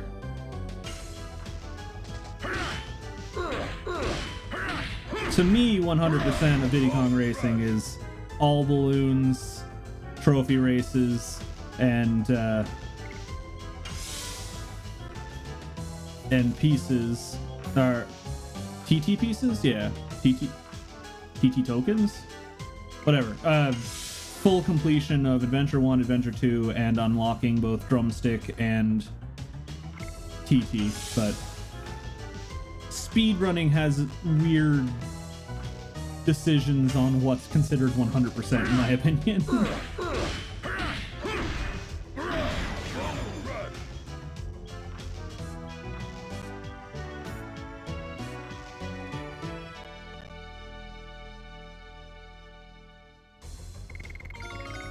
But that it's not though, because you don't have everything in the game. In my opinion, having everything in the game is when you 100% a game. What the hell's 101%? Oh, I thought you said Diddy Kong Racing has 101%. I mean, technically 101% is 100%.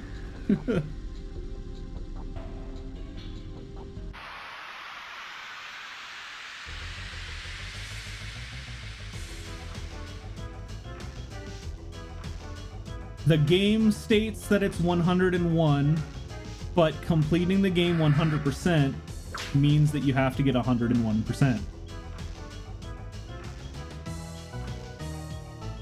Yeah, completion is 100% to me. That's how I see it anyway. To each their own, I suppose, but whatever.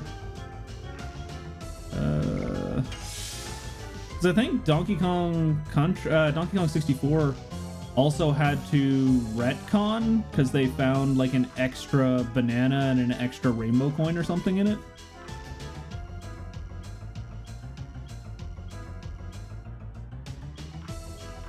I don't think I've ever seen a completion category, which is why my mindset was always completion and 100% are synonymous.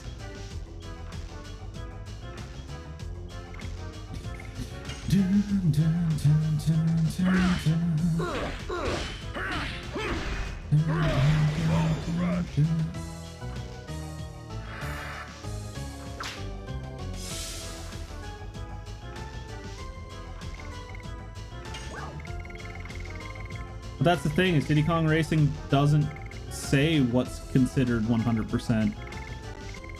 That's why I find it weird. Like if you go to the title screen, you go to character select and there's characters missing, in my opinion, that's not complete. That's not 100. You didn't get everything.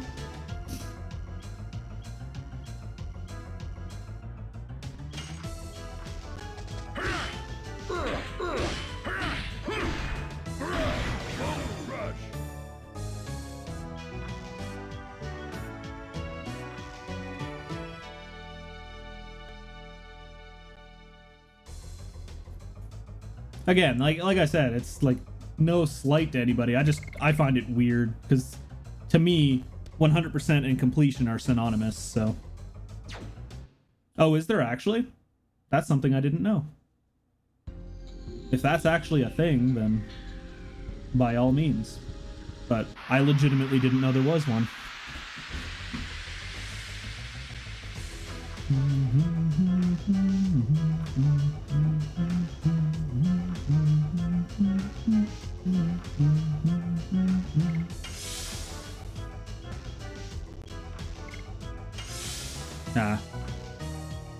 But like, you understand where I'm coming from, right? Like, I'm not baseless in what I'm saying. Yeah, but Gerard also would say that he was 100% completing games.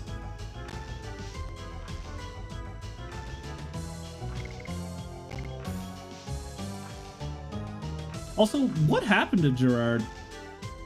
Like, I know what happened, if you know what I mean with that, but like, have we heard anything after his speak out saying how he was, what actually happened to the funds? Like, or did he just disappear?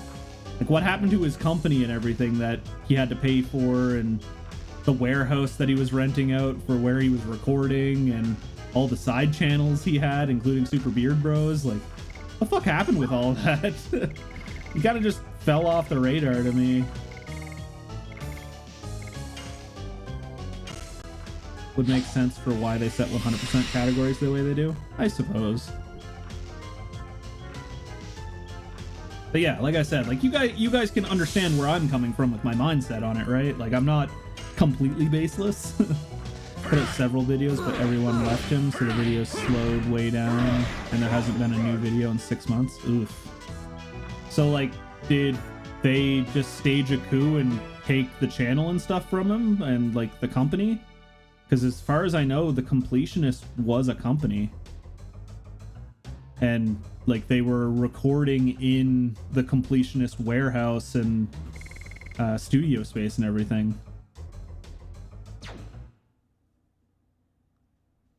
was the same kind of thing with Pro Jared when all that stuff happened with him, but I know he's back now. I've actually watched a few of his streams. Everything still belongs to him, save for Super Beer Bros. Okay. So what the fuck's going on with everything then? Like, is he just paying for studio space and paying employees and stuff and then just not using it? Because I don't think he owned the warehouse that he was recording from. Everything just dead? Yeah. Well, I mean, he's probably also still making money off of some of his older videos. He's probably got some trickle-down passive income from his old videos, I'd assume.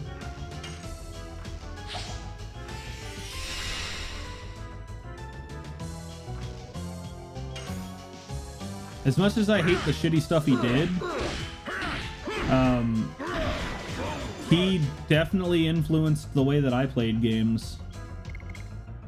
I think the first video I ever saw of his was back when Greg was still on the channel, and he was doing Banjo Nuts and Bolts, I think, because that was after JonTron did Stairfax Temperatures for Star Fox Adventures.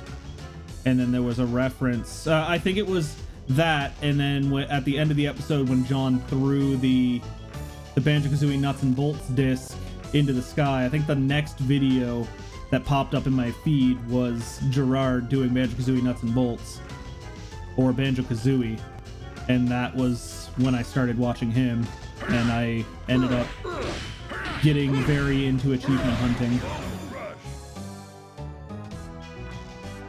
I never really got super big into trophy hunting until, what would have been I think it was, well, Borderlands was the first game I ever platinumed.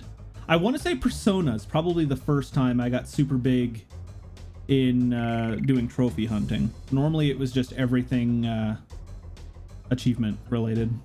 I'm upset because he finally did a video on Legend of Dragoon, but it was after everyone left him, so all the usual video quality he had before. I'm kind of glad that I didn't see it then, because I feel like that would have ruined my playthrough here.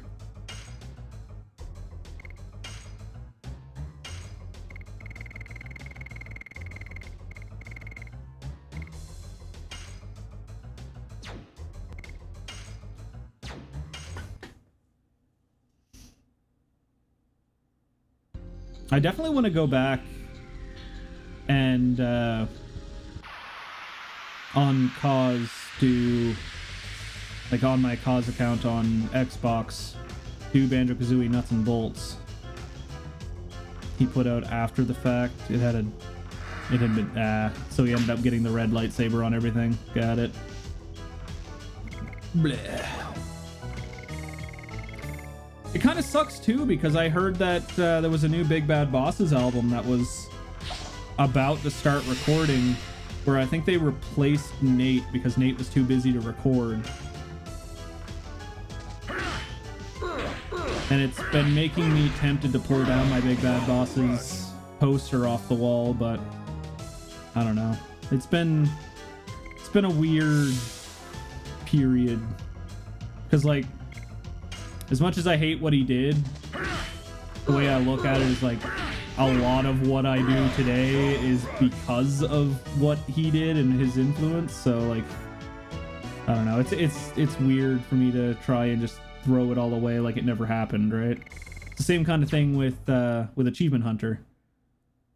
There's a reason I still follow Ray, but like,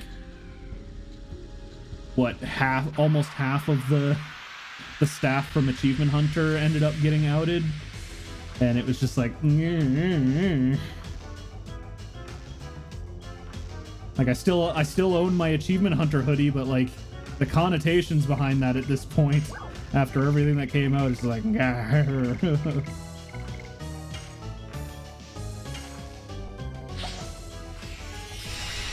yeah, no, there was another one. I think there was two more after Ryan.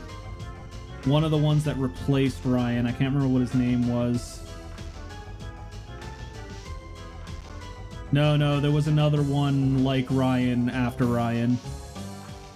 He was proven to have been having charged conversations with a 16-year-old. So, yeah. But yeah, they definitely knew everybody was assholes with the amount of jokes and stuff that they told on like old Red versus Blue videos and the pranks they pulled on each other. A lot of it was tapered down for filming, but they were shitty to each other all the time.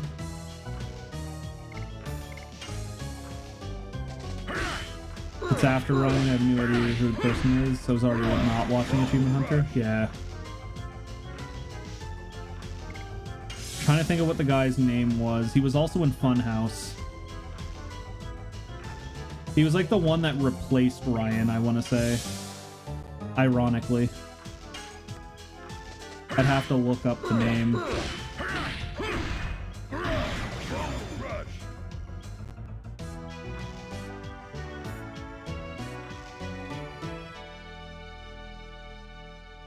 I take it you weren't big into YouTube in like it would have been between 2009 and 2012.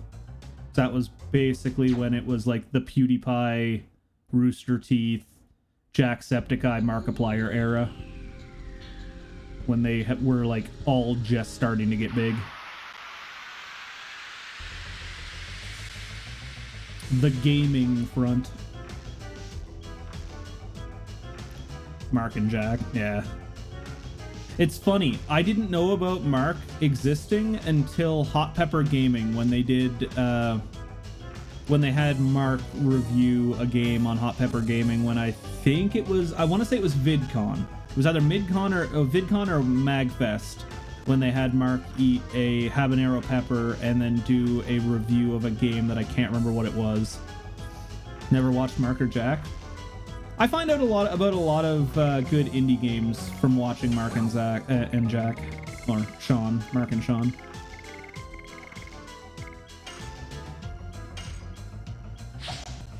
Like, I never would have known of Inscription or I never would have given Inscription or Balatro a try had I not watched Mark or Jack play them. And I've still been wanting to try Papers, Please because of watching both of them play through it.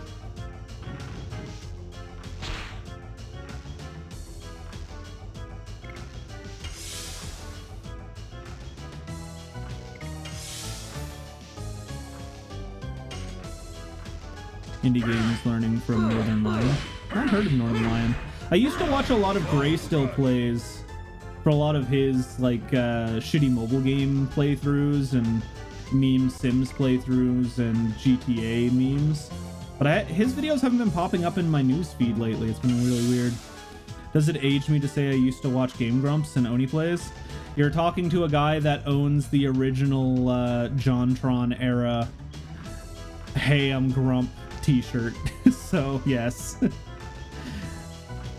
I didn't watch a lot of Oni Plays because I didn't like the guys that he played with.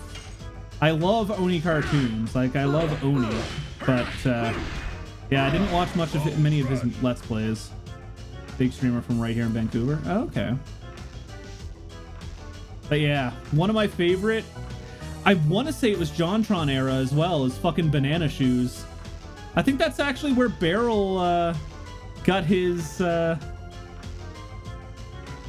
meme for the hover boots way back when, that he would sing every time that he had hover boots on. Walking around in my banana shoes, going squeeze, squeeze, squeeze, squeeze, squeeze, squeeze.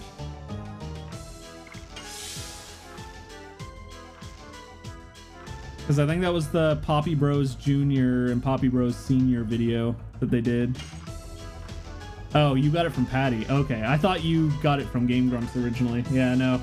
That was one of the early Game Grumps Fanimation music videos.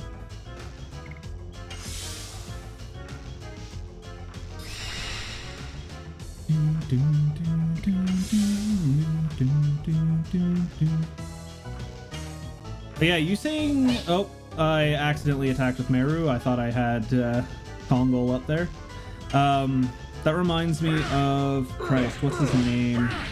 There's a guy that lives in Calgary that's actually a fairly big streamer that I can't... There's two of them. I don't know if you guys have ever seen any of the creepypasta pixel animations of like Garfield, like Gorefield. But there's a guy named Lumpy Touch that I actually met a few times that lived in Calgary that I met through Twitch meetups there. And then there was also Proton John. Proton John is another big streamer, and he also is... He's either from Calgary or he lives in Edmonton, and he goes to Calgary a lot when I used to live in Calgary. Used to watch Game Grumps a lot, even went to one of their live events. I would have loved to. Still enjoy Starbomb music. Haven't watched GG videos since 2017. Got tired of Aaron. Yeah. Gorefield? Yeah. Definitely check it out. Check out Lumpy Touch on YouTube. He does really amazing pixel animations on YouTube. And Gorefield was one of his like big creepypastas that blew up. It's like if Garfield became a eldritch horror, and like he gets all like tentacly and like multiple faces, and yeah, it's fucky. Also, Goy, did you know that Starbomb is coming out with a new album likely later this year?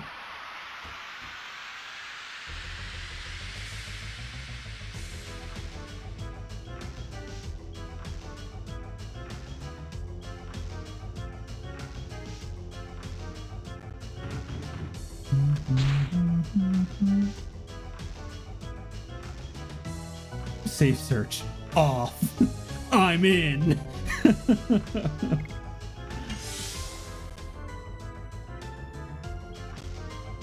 That actually makes me wonder what pops up.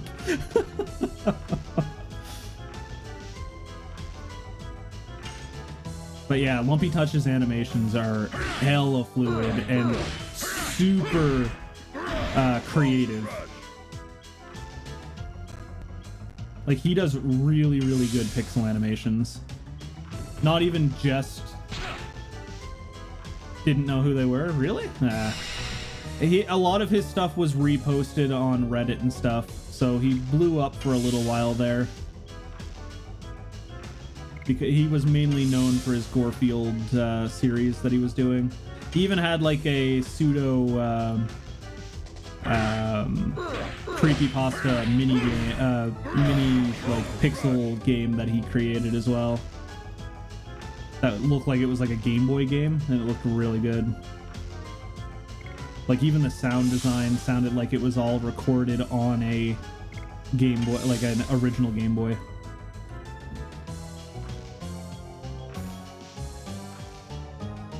Oh, the Starbomb album. Yeah, okay. Yeah, no, they teased that, I want to say, like March of last year, that they were starting to record. And I think there's been 2 songs that they've pre-released since.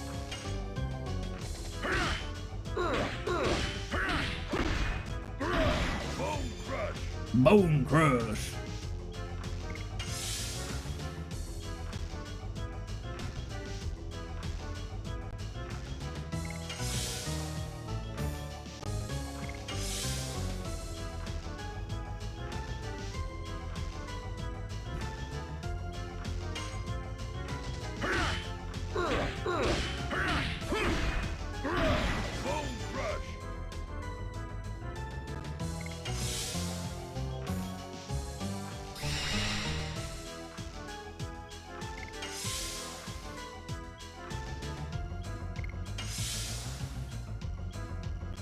But yeah, that was a little bit of a trip down memory lane, talking about old YouTube stuff.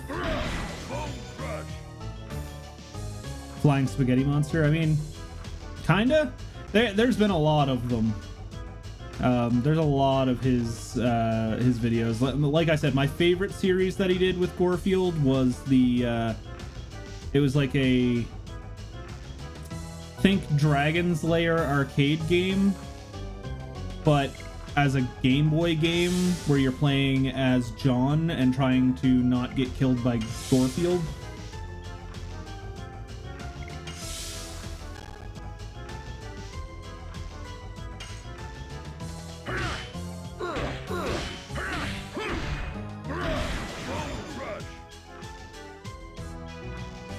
Here, I'll try and see if I can find a link to that video quickly. YouTube Lambitage.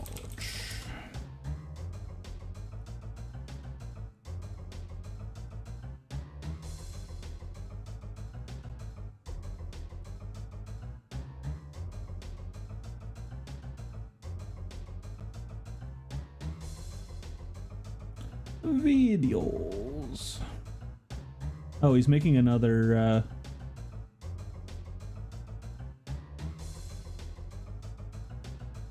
Oh, he also was doing a Breaking Bad Eldritch style game as well. I missed all that.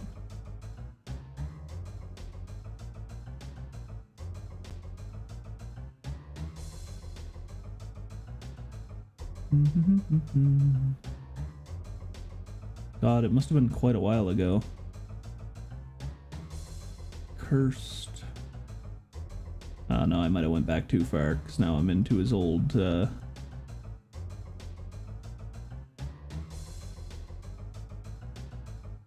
his older stuff.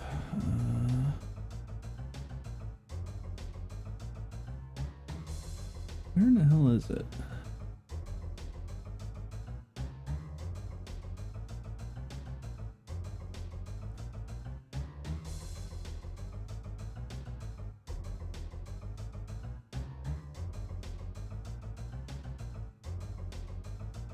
SCP waifus. God damn it.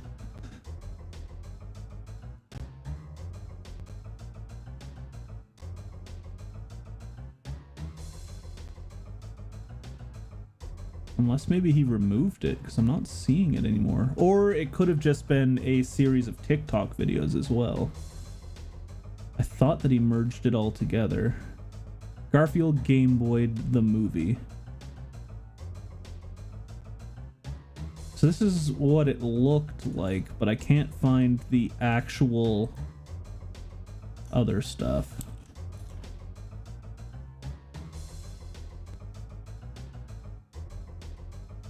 Yeah, no, there was a lot of layers to the stuff with Pro Jared. Like, it got to the point where Jared ended up putting forward a bunch of receipts showing that his wife just wanted to completely cancel him because she didn't get what she wanted. From what I remember, it was along the lines of she wanted an open relationship, but didn't want him to be in an open relationship. So she was getting with guys, but in between guys, she found out that he was with Holly after he explicitly asked if she was okay with it, and she said she was fine, then became super jealous, and then started threatening both of them, saying that she was going to ruin their career, and then threw up the victim card on Twitter, and yeah, it was a big fuckaroni. As far as I'm aware, he still did trade or send pics of himself to what I'm pretty sure is minors. There was no concrete evidence though, so he was never charged with anything. But he had like a whole community that he was like trading pics with people for like body positivity. But yeah, hitting on and getting nudes from underage teens. Yeah, exactly. Holly and Ross were in the middle of a breakup, but they had it under wraps, so like they weren't openly talking about it. So Ross knew that Holly was getting with Jared, and that's why when people brought everything to Ross, being like, hey man, we all found out that Holly was cheating on you with Jared, are you okay? And he's just like, I just don't want to be involved in it anymore, I'm done, just stop bringing this shit to me. So like Ross knew, and they were in the middle of a breakup. So yeah. I think even Holly had mentioned at one point that like she felt like shit because they weren't fully broken up, but like they were broke up enough. So yeah, I didn't really care what was going on either. It was just getting shoved down my throat every single time that I opened social media. That was my issue with it. It was just like, god damn, it's as bad as all the Trump bullshit that I constantly have to see about now. I'm Canadian. I don't give a shit. Stop. Yeah, it really is. But what do? Some people just thrive on other people's pain and suffering. The receipts were for the nudes part. He did have evidence the underage stuff was completely untrue. Okay, I missed that part of it. I had thought he was sleeping with Holly while her and Ross were together. No. They weren't officially divorced, but they weren't together anymore, if that makes sense. Like, they were already living apart. They weren't living together anymore. At least from what Holly was saying and Ross not wanting to say any. Yeah, they were separated. Ross didn't want to talk about it, so everybody just assumed that that was him saying, yeah, we weren't together, I don't care. So that was all I had heard from it.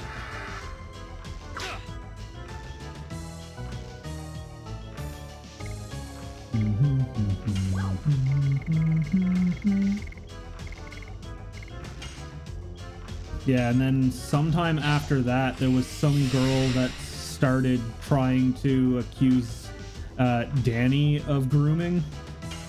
And then Danny's just like, what the fuck? Why am I getting pulled into this? And it was just some chick that decided she was going to just try and fuck around.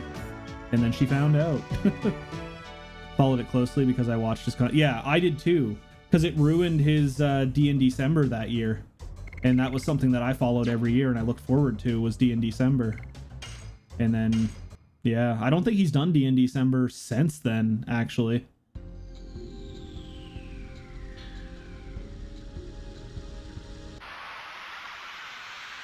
Yeah, that's exactly right, Meryl. Like, there was no need for him to get drug into it, but people just wanted to see drama. They wanted to see people outwardly bashing the shit out of each other online, so that way they could watch. They wanted a show.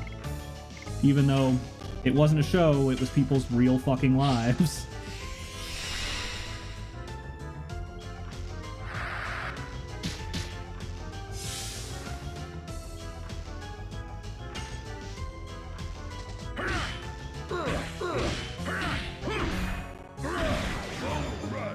Bone Crush.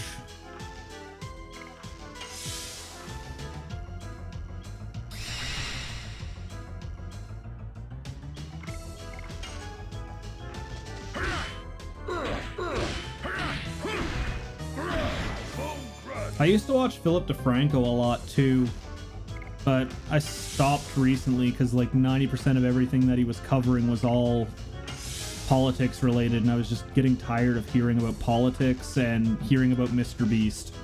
Because goddamn, it was just Mr. Beast this, Mr. Beast that. Oh yeah, he's doing a lot better now. I don't think him and Holly ended up staying together after it either, because she got pretty bad with depression. I think she's still kind of out of the limelight at this point too. Bone Crush sounds southern. Bone Crush! Yeah, I used to... That watching Philly D was my way of ingesting daily news to try and figure out what the hell's going on with the world.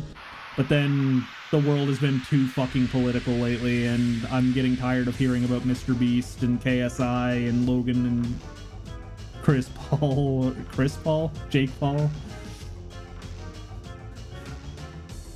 Congo about to hit you with that Bone Crush.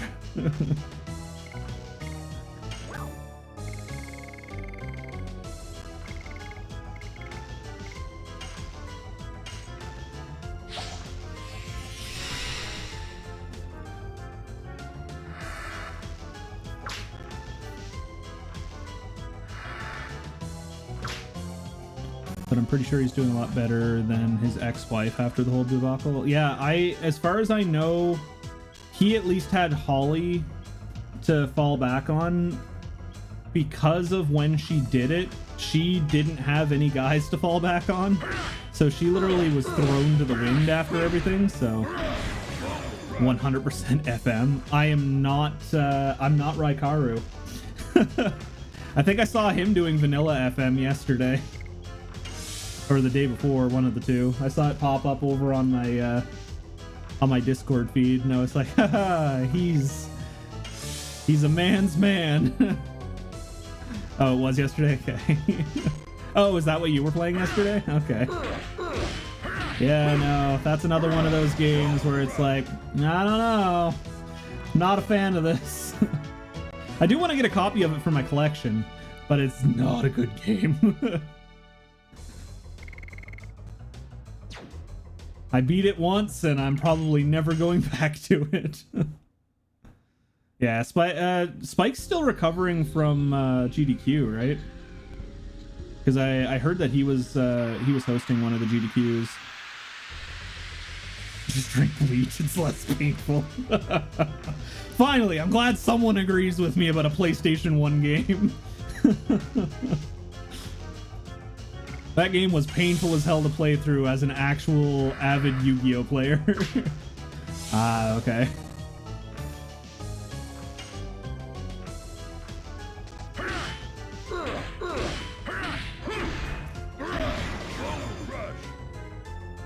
I was gonna reach out to Spike to see if he wanted to play Diddy Kong Racing with me to do the Adventure 2 playthrough. I don't know, but it just feels weird to me. Because, like, I feel like a couple times I've been fairly good friends with him, but I feel like I'm just far enough off the radar that it would be weird if I were to ask him if he wanted to play a game with me.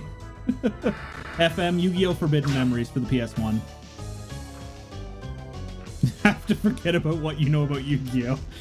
That's easier said than done. It is a very bad Yu-Gi-Oh! Game that came out before the card game had rules. And you can tell. Beryl just has Stockholm Syndrome. Just ignore him.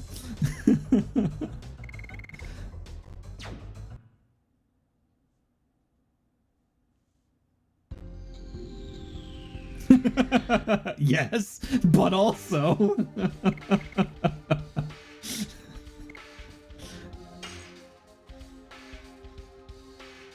Bro, I had a hard time with 15 card mod, let alone trying to do 1 card mod on that shenanigan. All right. We're at halfway. What I want to do is I want to sit down and play Duelist of the Roses again. I loved that game when I played it, but I do not remember anything about it. I just remember it had a weird board game mechanic to it. Forgot about Yu-Gi-Oh! Also a video game. Oh, there's a lot of Yu-Gi-Oh! Video games that aren't based on the card game, though. Not as many. I still haven't played the Dungeon Dice Monsters game. There's Forbidden Memories. Fuck, what was the one where you go back in time and it's like an RPG. It's for the GameCube. Falsebound Kingdom. That's another fun one.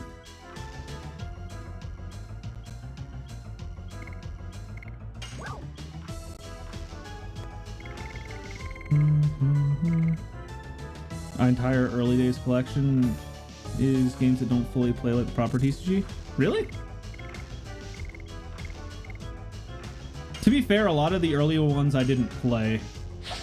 I think when I first started getting into Yu-Gi-Oh! Games after Duelist of the Roses was Duel Academy GX and World Championship 06 or 03, whatever the hell it was.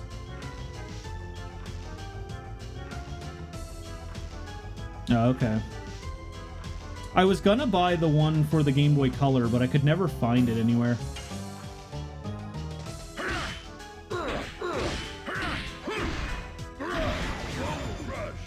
Bone Crush! He just sounds like he's a trucker.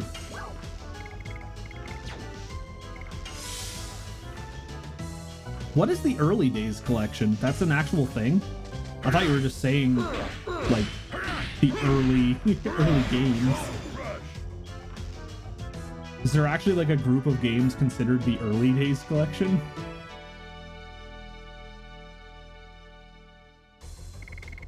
Oh, really?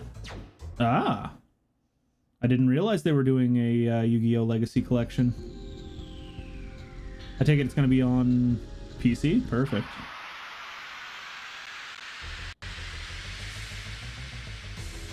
Does anybody remember the power of Yu-Gi-Oh! CD-ROM games? Where it was like Kaiba, Yugi, and Joey games? I physically owned the Kaiba and Joey ones, but I couldn't find the Yugi one anywhere. I think it was like Power of Chaos and Power of Friendship or something stupid like that. Game Boy Color and Advanced Days. Okay. So does that mean it's going to have Duel Academy on it then? Duel Academy was the first Yu-Gi-Oh! Game I played that actually followed the rules of the TCG. Vanilla FM, after playing 5 card and 15 cards so much, playing Vanilla and getting a Mega Morph on the first A-Tech hit way different. Yeah, you're saying this to a guy who never bothered to learn SA POW Tech shenanigans. I literally just won duels and hoped for the best.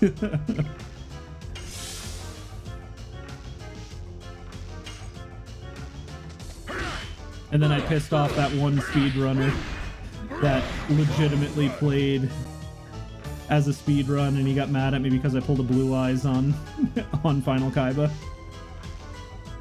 Did I learn? Because I don't remember if I did. Some of the games were never released outside Japan. Okay. So it must be a pretty hefty list then.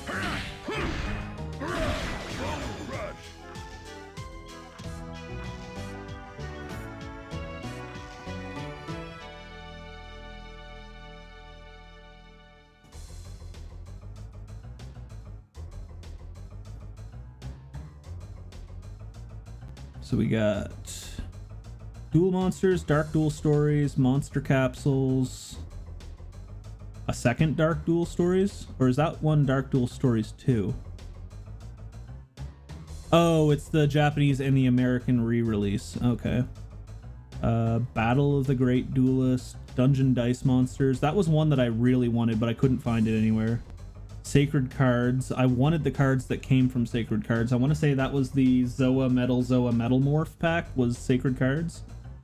Duel Monsters Expert 2. No idea what that is. Eternal Duelist Soul. Rashif of Destruction. Stairway to the Destined Duel. World Champion 2004. Destiny Board Traveler. World Championship 2005. So literally they're doing all of the games up to the 2 that I played. Got it.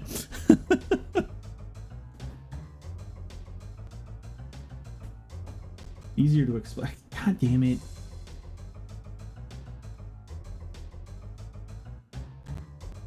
I don't consider you actually beating FM since you did it on 15 card. You had to beat it. Hey, I got the end credits regardless of if it was on 15 card. I told you guys that I was only going to try it on 15 card, and even then I didn't feel like I was even gonna finish it because I was like, this is tedious grinding. I did 100% on 15 card. Yeah, no, well, he wants me to do it 100% on 1 card on vanilla. Yeah, no. Yeah, that was my thought process. Okay. So explain early days. Most of those games are actually their own series. Oh, okay. You'll see that some of them are like 2 and then 3 and then 4 and 5 and 6 and all that. That's all one proper story. That I believe follows the manga rather than the anime. Oh, okay. So it's more like less card game, more story? Because that's what the manga was. Like, they'd physically beat the shit out of each other and pull knives and guns on each other. It's still like the proper Yu-Gi-Oh! From TCG stuff. Well, I mean, Season 0 was the manga where the card game was just kind of there, and they didn't come up with rules for it until Season 1. The entire manga is not just Season 0. No, what I'm saying is I'm asking if it was based on Season 0. No, because it's still Duel Monsters. I guess there was a picture of Merrick on one of the covers, so I guess that makes sense. Monster Capsule, I believe, is the only one that actually is within Season 0 era. But the thing is, Incredibly Cursed Tentacool. That's Toad's Cool, actually. That's Mr. Cool, thank you very much. Mr. Cool. The Dark Duel Stories is not the American release. The Dark Duel Stories that we got is actually the 3rd game. Oh, okay. So they pulled a Final Fantasy on us. Got it. Yes, so it's actually... it's not Japanese and English release, it's 1 and then 2, and then our version, or the 3rd game, was the one that actually got an English translation. So are we getting the translated ones, or...? Every game is translated except for Duel Monsters 6 Expert 2. Huh. And that's Symbiote because... with the follow. Thanks so much, my dude. I appreciate you. Glad you're enjoying the stream. Duel Monsters 2 or 6 Expert 2, its entire thing is actually in Worldwide Edition Stairway of the Destined Duel, which is also on here. I'm kind of sad that it stops right before World Championship 2006 and Duel Academy, which were the 2 that I really enjoyed. I'm just like going down, I'm like, oh, where's Duel Academy? It should be here. I see 2005 and it's done. Yeah. It's not there. Yeah, because Duel Academy is like my favorite Yu-Gi-Oh game.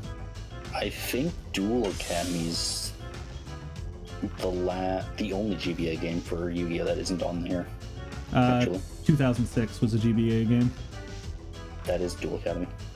No. World Championship 2006 was its own game, because I owned it. I owned 2 GBA games that I bought in box. It was Duel Academy and World Championship 2006. The only 2 Yu-Gi-Oh games I ever bought on the GBA. Yu-Gi-Oh! Ultimate Masters World Championship Turtle 2006. Yeah, that's GX. It's what? That's GX. Yeah, but what I'm saying is it was GBA. You said that it wasn't GBA. No, I said it's the only GBA game that's not on this list. Yeah, that's 2 games I just told you were. There's Duel Academy GX and Ultimate World Championship 2006. Hold on. They're 2 different games.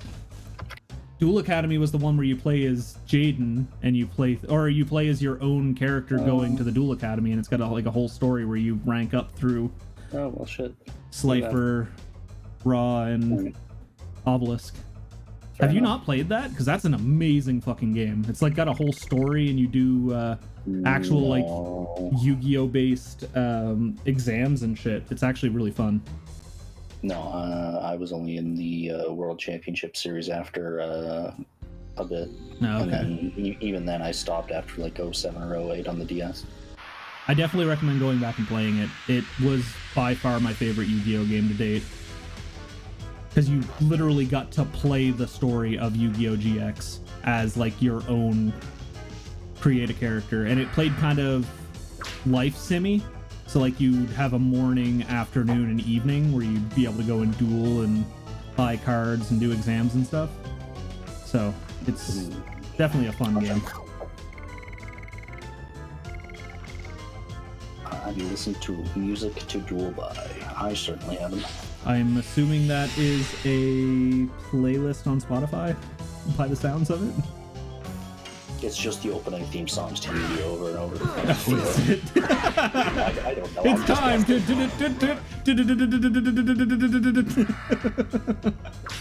It's all the official Yu-Gi-Oh! music? Okay.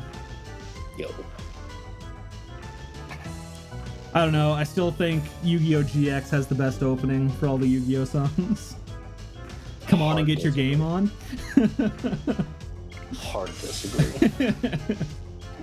I don't know. I like the Japanese version of OG Yu-Gi-Oh!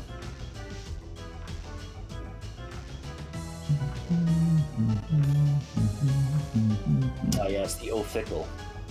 Oh, Fickle. Yeah.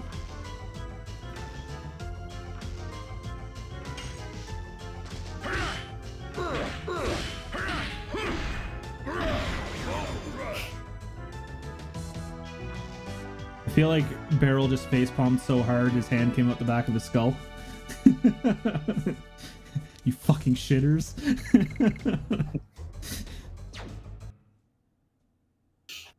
He missed a single letter and we're shitting on him.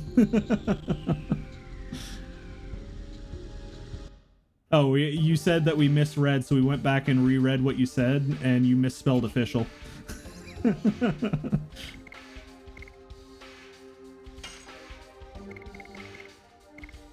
52. So we got 28 more.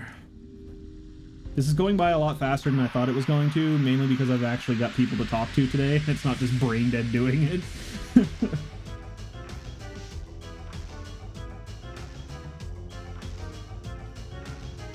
But it's a lot easier to do that when you don't do it in the middle of the week on a morning. The worst part is I have to be up at like 9 a.m. tomorrow morning. And it is currently midnight. You're fine. I'm terrified to click this link. I just assume that everything that's a YouTube link these days is a fucking Rickroller link. Yeah, that's what I thought it was. It's official Yu-Gi-Oh! music. Okay. It's actually in the show? Yeah. Huh.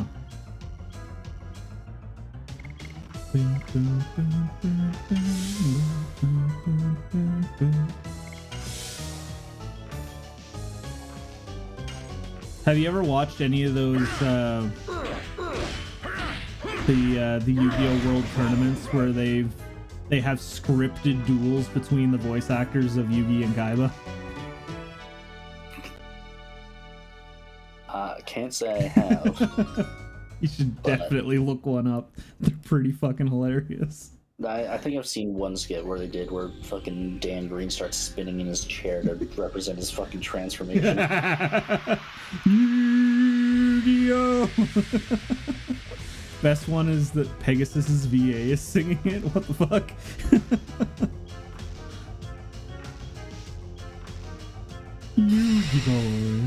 Ape Escape got best music. I don't know. It sounds like you haven't played The World Ends With You yet.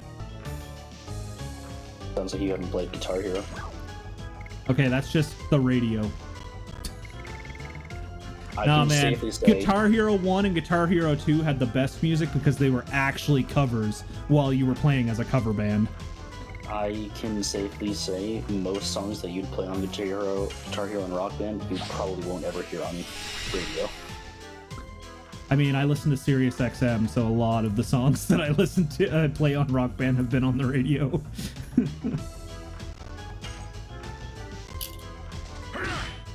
Raphael singing his new fight music vibes. Wow. Goyd just got put in his place. Wow. Fucking coming out hot. How do you feel? Tell us how you feel. I mean, we'll never be friends, that's for sure. I guess you're not going to be getting that symbiotic relationship with Symbiote.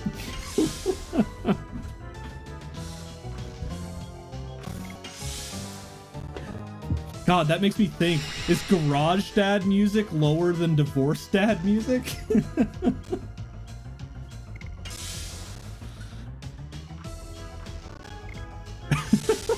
Guitar Hero and Rock Band are some of the best games of all time, and I will not let this be slandered.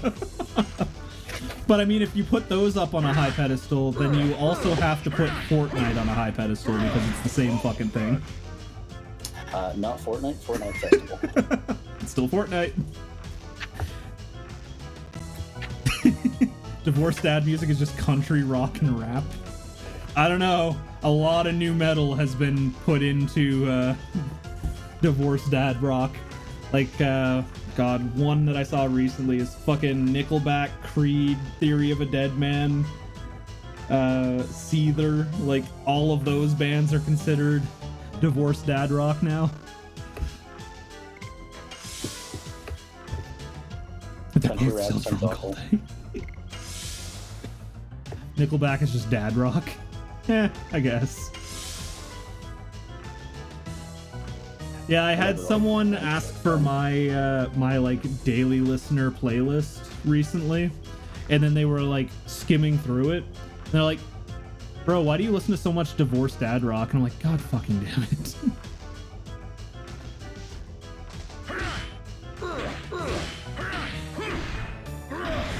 Seether also gives off dad rock vibe. Yeah, you right.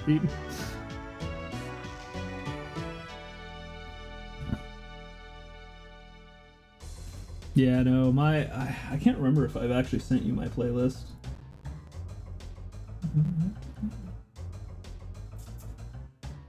It's at 600 songs at 35 hours currently.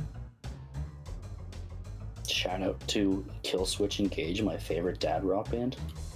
God, I hate that they're considered dad rock now too. There you go. There's my playlist.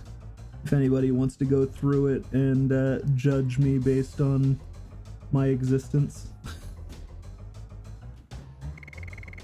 I know I'm gonna look at it and like I imagine at least 70% of it will be bangers. Yeah, I was gonna say, I think me and you have very similar music tastes. Father Rock is just good. No, Father Rock is specifically, what the fuck are they called? The band... Father Rock is just one step away from Christian rock. Yeah, I was gonna say, it's like Christian rock, but I'm trying to think of the fucking band that does Open Wounds. The, starts with an S. Skillet? Skillet? Yeah, Skillet and Stained were what I was thinking of.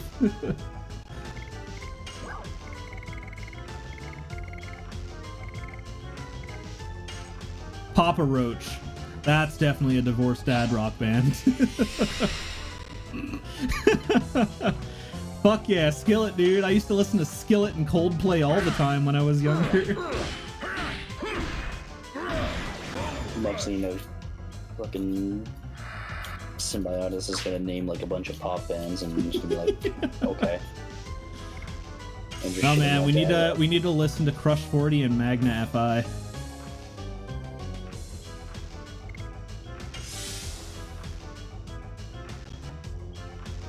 Spotify playlist has 2606.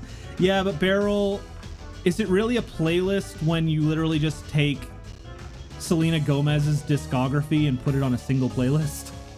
Yes. I did it with the Midnight. Barrel is the equivalent of a Swiftie, but for Selena Gomez. I do not use Spotify. Oh, really? I continue to use iTunes proper because I like owning my music in some degree. I mean, I can get my music whenever I want to, but I like being able to stream my music so that way I have space for my gacha games on my phone. That's the reason why I don't use iTunes anymore. See, but I don't have to because I just have 2 phones. Yeah, I mean, I've got 3, but I'm using 2 of them as cameras. One is strictly for music. The other is my actual phone. I've been... For a meme, I've legitimately been considering buying the Halo 3 Zune and modding it to use it as a daily music storage. Fucking Zune. Yeah. Legitimately, I was like, I kind of want to get him Zune as a meme, just so someone's like, the fuck is a Zune? And I'm like, you know iPod? That, but shittier.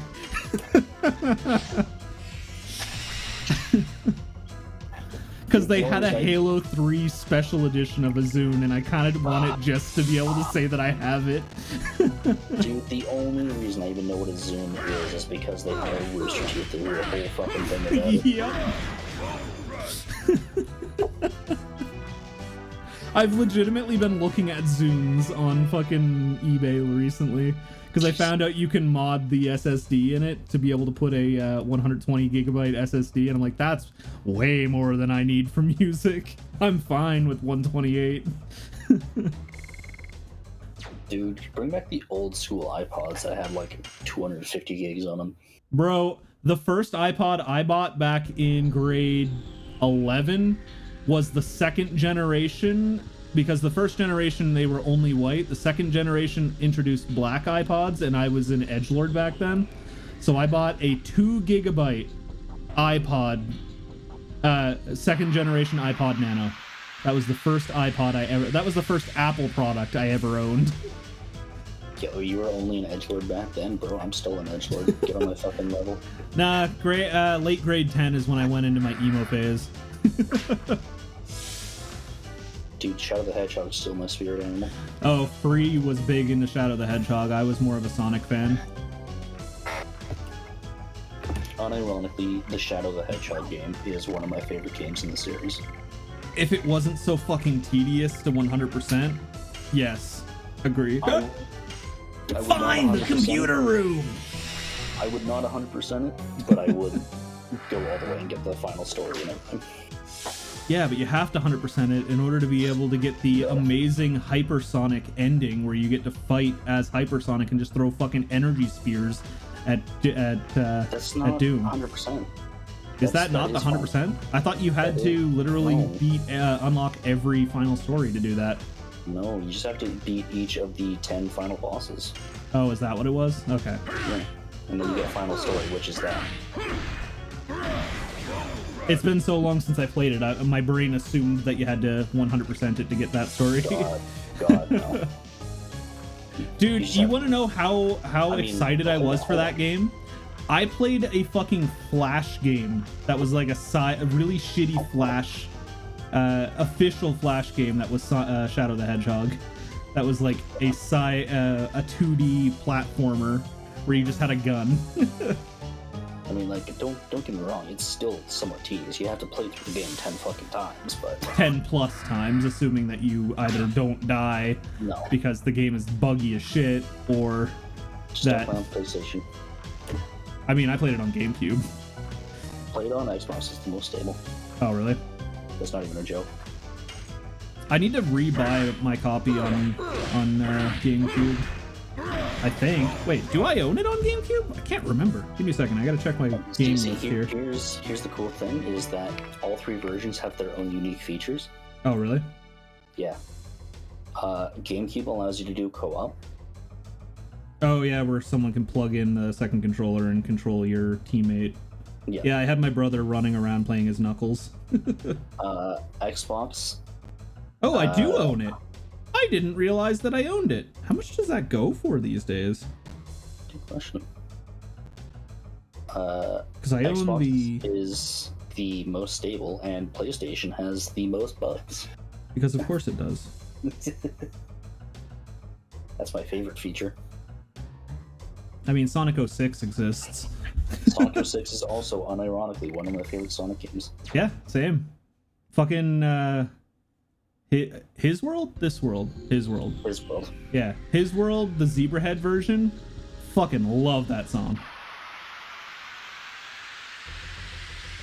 It's funny because around that era was when I was playing WWE Day of Reckoning and Day of Reckoning 2, and they had a lot of Zebrahead songs on the playlist in those. So when I heard that Zebrahead was doing the title theme for Sonic 06, I was like, fuck yeah, dude, that's badass! Now, to be fair, people who hate 06 have never shit on the music. Yeah, Sonic games just hit different. There's a reason why Sonic Colors has one of my favorite soundtracks for a game. And as shitty as Sonic Forces is, the fucking fist bump theme, that shit's a banger, dude. Dude, I'll play Forces way before I play Boom. What, you don't want an infinite jump in Boom? No, good. Wasn't there also like a really shitty Sonic second Sonic Boom that was on the Wii U that was even more broken? Probably. It was like Rise of Lyric or something like that was the second one. Let's put it this way. I hate Boom so much that, remember how I mentioned I stopped watching Game Grumps in 2016 or 2017? That was the last video you watched of theirs? That was the series they were doing. I was so unbelievably bored. Yep. That I unsubscribed from Game Grumps. Yeah, Aaron was literally just fucking super jumping everywhere on the map and just constantly breaking it, and it was just boring to watch. Sonic 06 is broken, but it's entertaining. Yeah. Boom does not have that. That makes it worse. I can't remember, was Boom the one that had the decent CG animated series? Yeah, its only good thing was the TV show. That was actually surprisingly good, but like it was their attempt at a fucking reboot for the series, and it was bad. I really wish we would have got games based off the Sonic Underground series. If we did, I'd never heard of it. Apple Music, because they pay their artists. I mean, to be fair, they don't really pay the artists, they pay the publisher, and the publisher pays the artists, and the publishers are the ones that are shitting on the artists for the most part. I think unless they're independent. So I think Spotify has been caught not paying well enough or something. Like Apple pays them more than Spotify does. Yeah. But also in comparison, there's a lot less users of Apple Music, so they're still not making as much as they should on their music on Apple either. Didn't someone come out being like, yeah, my song had 17 million listens on Spotify, I got like $70 for it? Yeah, that sounds about right. Bro, what the fuck? I mean, that's like me on fucking TikTok. My channel has over 100 million views, and I haven't gotten paid a dime. Yet there are some people in the US that get like 100,000 views on a video, and they get like $300-400. I'm just sitting here like, cool, all right, this is life, I guess. And also finding out that there were Americans that were literally downloading my videos and re-uploading them on their accounts and on content farms to make money off of my content. Yeah, it sounds like TikTok. Yeah. The only reason I even use Facebook anymore is because I, get paid by Facebook. Well, that is up until the end of December when Trump decided to go into office, because now they refuse to pay you unless you have a bank account connected that can accept USD instead of PayPal like I was using. And if you don't set it up properly within 60 days, they just take it as you forfeiting your money. Which feels legal. Yeah. But also I'm not American, so kind of hard for me to sue them for it or anything. And also it's fucking meta.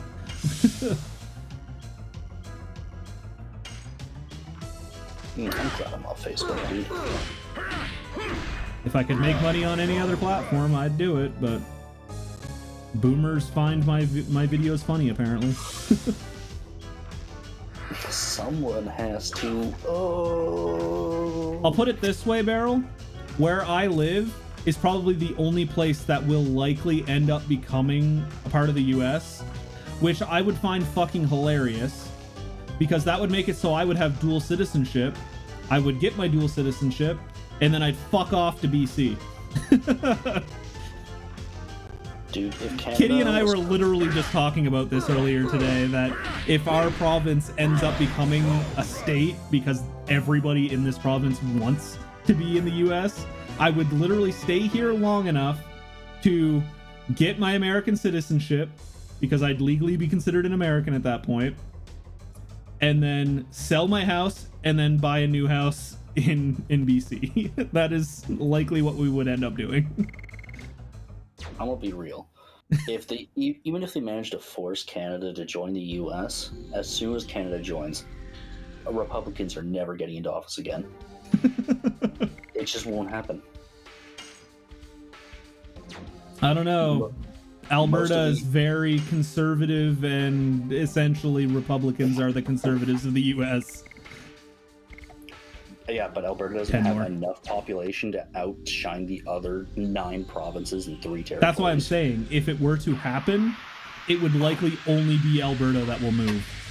Our premier for Alberta was at Trump's inauguration. She was the only one out of the entirety of the Canadian political parties that went, and she has actively and openly said she supports Alberta becoming the 51st state. Yeah, okay. Welcome to the fucking province I live in, my dude. Why do you think I've been so fucking annoyed hearing about Trump and shit lately? Because this is what I have to live in. Yeah, but Beryl, here's the thing. Most of Canada is still... A lot of it, I wouldn't say is like super liberal, like a lot of places in the US, but it's still far more liberal than it is conservative. Oh yeah. The way I look at it is the only way liberal is going to stay and it's not going to switch to Polyev is if Trudeau stepped down, and guess what? Trudeau stepped down. So yeah, whoever's next in line is more likely to get it, just based on the fact that everybody was just tired of Trudeau. Which is like fair. Yeah. I mean, I don't follow politics, but holy shit, all I heard about was how Trudeau's fucking things up, and I'm just like, okay, cool.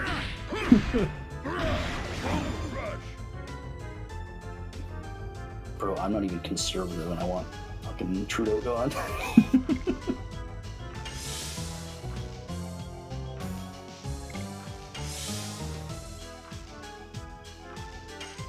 You know what's bad? When the Liberals and NDPs are asking for essentially Harper again.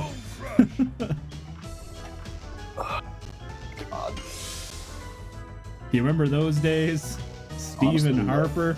I remember he existed. I didn't know jack shit about what he did because I was in high school. Oh, I lived in Nova Scotia. Very, very liberal and hated conservatives. And now I live in Alberta, and Alberta hates the Liberals and is conservative, so all I hear is fucking idiots running around with fuck Trudeau stuck to their fucking trucks everywhere that are lifted and never see a day of work in their life. Hell yeah. My biggest annoyance with those kind of people are just the fact that they have lifted trucks and their lights shine down into my car. Dude, that wouldn't even be so bad if it weren't for the fact that the lights are like spotlights these days. Not fucking LEDs. LED spotlights, yeah. Like, if the lights were just a little bit weaker, it wouldn't be so bad. Oh, yeah. Hey, an angel prayer. Haven't seen one of those in a while. That must be a rare drop. Most of the time when I'm coming home from work at night, I'm just thankful I know the road so extremely well, because boy, sometimes the car goes past with those super lights and I'm like, boy, I can't see shit right now. Yeah. It's worse when it's raining. Yay, astigmatism! Yeah. Oh, am I supposed to see the road? All I see is starlights. I have that. But I don't get to see the starlight because I'm too busy seeing the fucking sun. Well, there's your problem. You're driving during the day. Yeah, I'm seeing the sun at 10 p.m. in the winter. Speaking of, I'm so glad that the fucking sun's been staying out later lately. It was so weird today. I was standing in the kitchen and I looked outside. I'm like, it's 6 o'clock. I can see the ground still. I prefer winter over summer. What's that? Okay. What'd you say? I said I prefer winter over summer. Oh, yeah. I would like the sun to be out a little bit longer than it is. Yeah, that's basically that's why, for me, technically, fall is my favorite. Because it's the cold and comfortableness of the winter without the need to shovel, and I have more sunlight. Yeah, I take spring. Spring, I liked up until allergies became a thing, like 10 years ago, and Well, see, that's just a skill issue. my body decided that it was just going to shut down anytime that there is pollen in the air. Dude, the first year I found out that I was allergic to pollen was like 2011, and I woke up with both of my eyes swollen completely shut. Bro's got that super hay fever. Dude, it was terrible. I didn't know what the fuck was wrong. I was like, why can't I see? Like, I wasn't in pain or anything. It was literally just my eyes were legitimately swollen shut. You got 2 more, let's go. Almost there, and then we can play the game again. I'm probably gonna end after the Signet Sphere. That's fair. But that means we can just play the game for story now. I mean, technically, I still gotta get him to level 5, but, like... Keep him on until he gets there. I don't like that idea. No, Kyle, I like Uncle. Yeah, but I want Haschel. If he had his gold Dragoon armor, maybe. Oh no, he's taking a bit more damage from Earth. Bro, just gave him the Legends Cask, you already have it. What's that? I said just give him the Legends Cask, you already have it. It's 80 attacks to 5.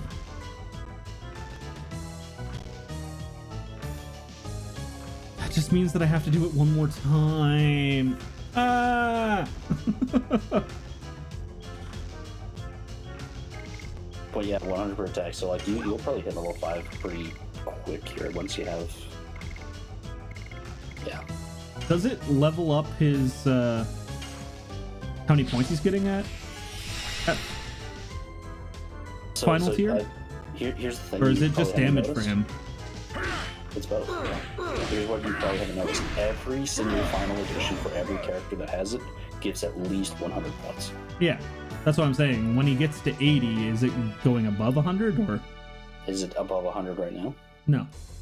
It started at 100. Oh, then it's probably just damage up then, I'd assume. Yeah, but it's still 100. Yeah. It's still his highest giving it SP. Yeah, that's like Barrel saying. You're already level 4, and it's 80 attacks. I don't know, I didn't see or pay attention to when you hit level 4, but like... It was probably like 20 minutes or a half an hour ago. Yeah, so you're probably not far, like... Yeah. Just keep them on for a bit, you're good. Congo swinging around that big D. Probably already well on your way to 5, I guess. My brain kind of turned off a while ago while we were talking about YouTubers and shit. I legitimately don't remember the last like 2 hours of grinding. It's okay, neither do I. That's the secret to being able to grind in games, is you just shut your brain off. Well,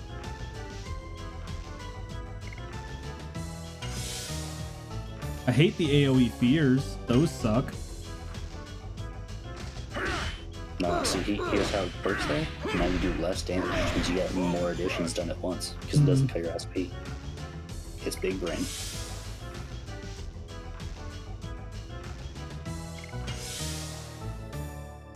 Yeah, Barrel gets it. And every time he gets smacked, he also gets 20 SP.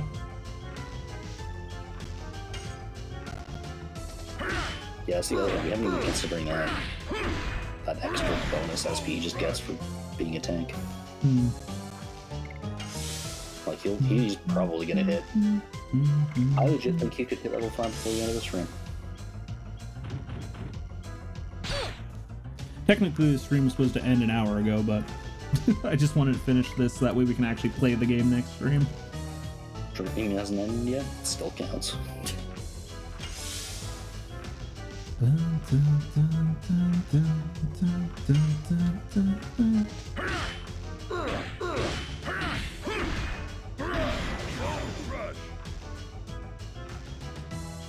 Have we heard any news on the next community patch for Baldur's Gate, when that's supposed to be dropping for console? I know it's in testing right now. I think I heard something about February, but I'm mainly wanting to test to see if, when playing on crossplay between PC and PS5 or Xbox, if crowd control passes through or not.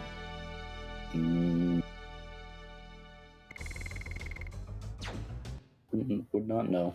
Yeah, I kind of want to just test it and see what happens.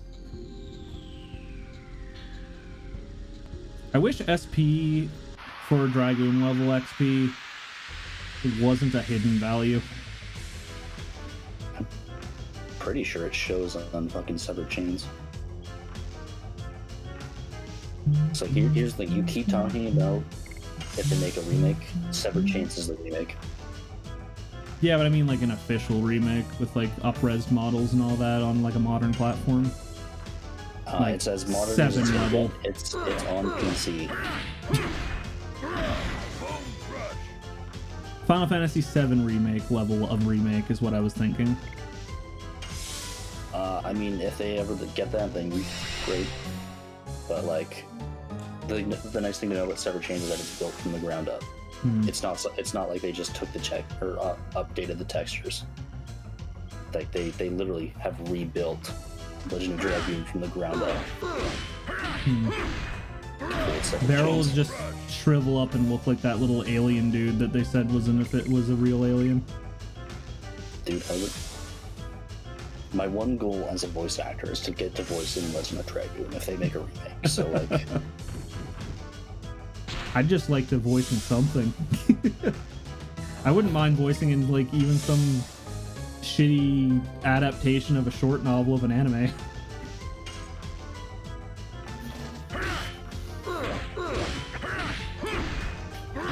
you just get to work, buddy.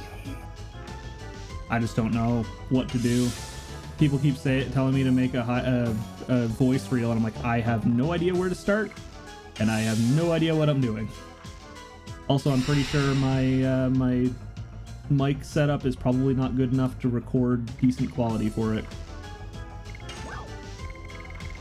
The mic setup itself probably is. You would just need to treat your room in such a way that you could record properly and not have the echo in the background. I mean, I have a shit ton of acoustic foam. I just haven't gotten around to setting it up yet. because I still need to replace my windows here in the basement. So I didn't want to put stuff up and then have to pull it down when we replace our windows. That's a whole ass proper booth.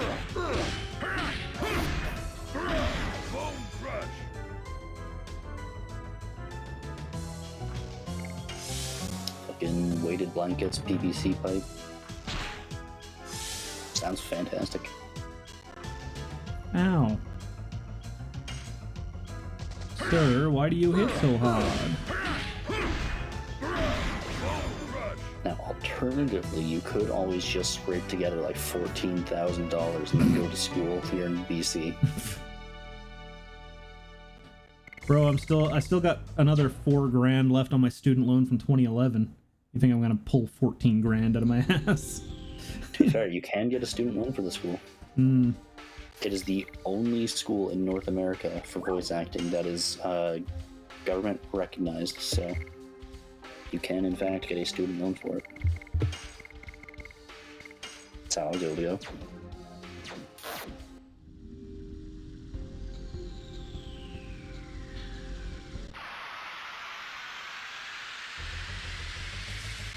Yeah, you don't even need to leave Alberta to go to it.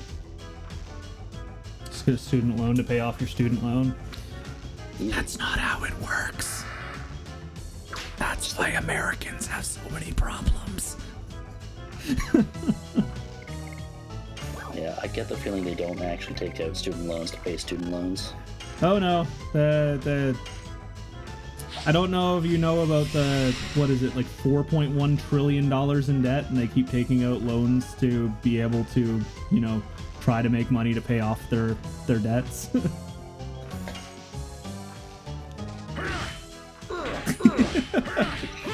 I started talking before you put the duh. So I actually didn't see it. I was looking at the mic to make sure that I was actually speaking it into my mic.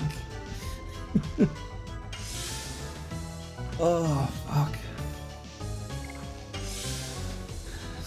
Seeing fucking Kongal cowering in fear is just hilarious to me for some reason.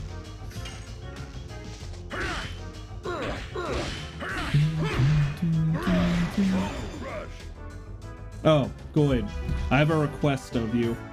Since you're closer to a town than I am.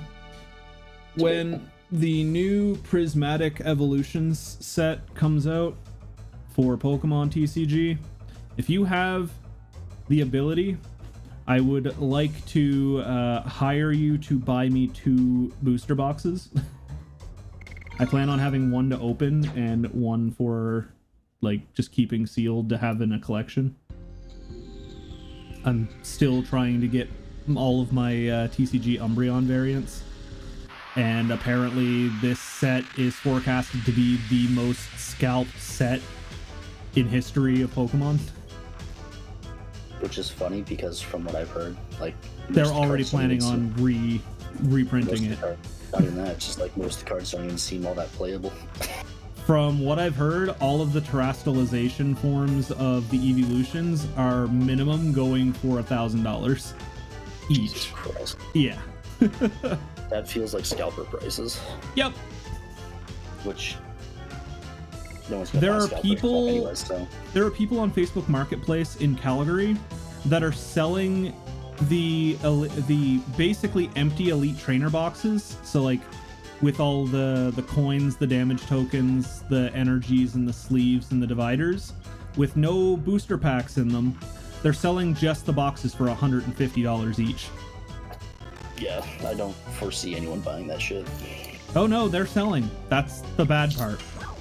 People are buying them for their kids because they can't buy. There was a guy that had a picture on Facebook Marketplace where he had literal like brown boxes. So like he went to a store and bought all of their stock, like easily like $3-4 grand worth of stock with like, I think it was like 12 boxes of Elite Trainer boxes that are, if you buy them off the shelf, they're I think $74.99, and he was selling them for $550 each, and they were selling. So anyway, when are we gonna pass the law that says if you scalp, you get your balls chopped off? Yeah. I know there's already been stores that have said that they're not selling more than two to a customer at any given time. So. Yeah. Well, I mean, Shoppers has started putting them behind glass and locking them up. They used to be on clip strips on end caps, but Jesus. they were having people coming in and stealing them so often they started locking them up.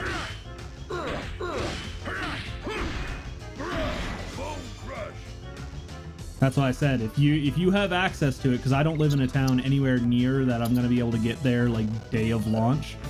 But if like you have a card shop or something, I will gladly send you the money to get me a couple boxes at MSRP and not having to pay $1,000. I refuse to pay scalper prices on booster boxes. I can certainly look. I wouldn't get my hopes up. Yeah, I just know that you used to work at one, so that's the only reason why I asked. What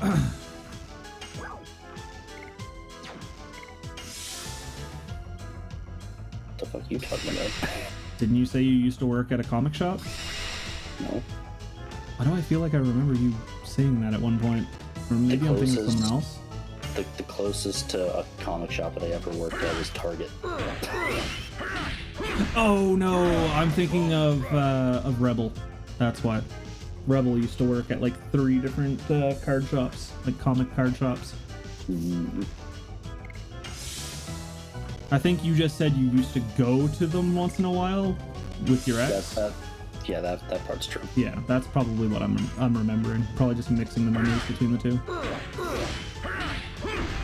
Yeah, I imagine on Fridays and such.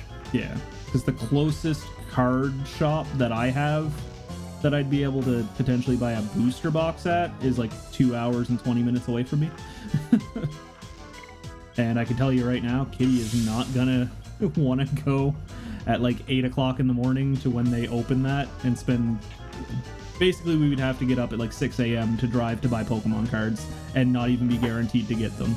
So, there is no way that is happening.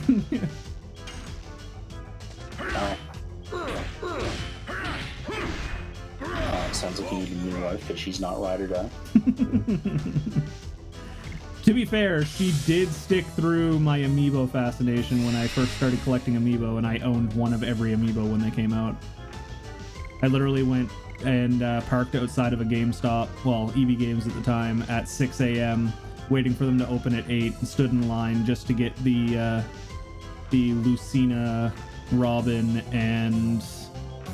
the fuck was the other one? It was whatever came out that wave that I waited in line to get, and that was the last waiting at the door day that I did before I had to sell off my collection to pay rent. Take back what I said. She's more ride or die than you are.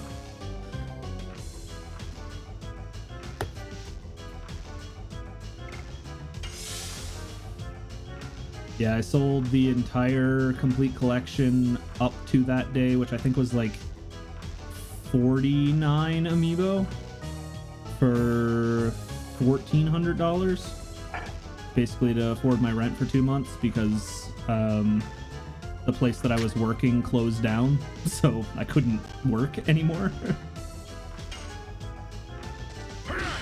That's fucked up. Bone Crush. Boner Crush. Thanks, I hate it.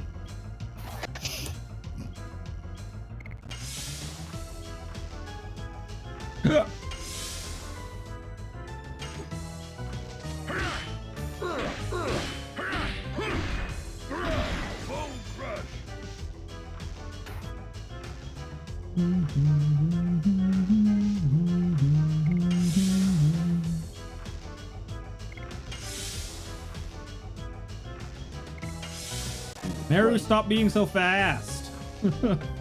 So Barrel. Severed Chains Challenge. You gonna do Faust on fucking Hashel Albert Congo? No cast? Boner Crush is what they call me in prison.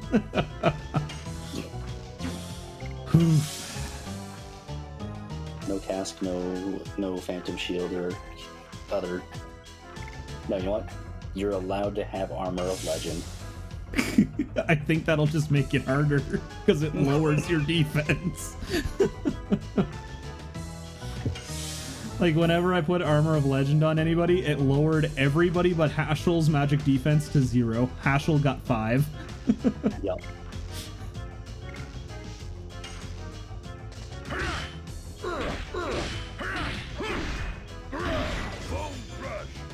Bone Crush!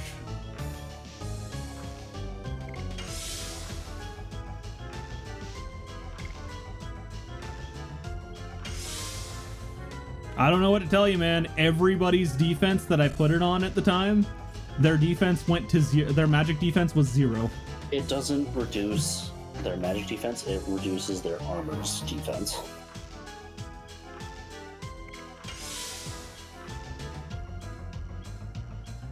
I believe they still have their natural defense. Do they not? I don't know. Hashel was the only one that had a positive number that wasn't 0.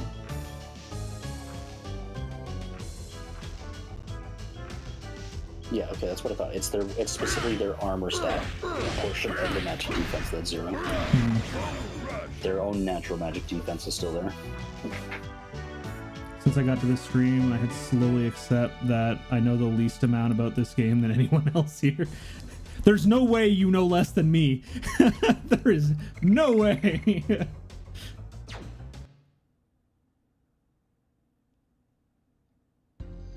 Hell, Beryl keeps telling me I know nothing about this game at this point still. In all fairness, like, Beryl and I have been playing it since we were kids. Yeah.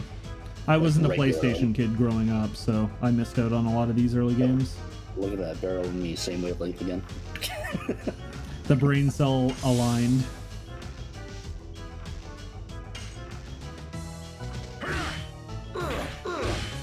I've only gotten to the Phantom ship, and I've never even tried to get Stardust, and I've been around this game since I was 5.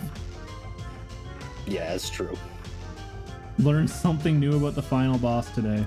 Was that in reference to the fucking something is worse for confusion bullshit you were going on about earlier? No.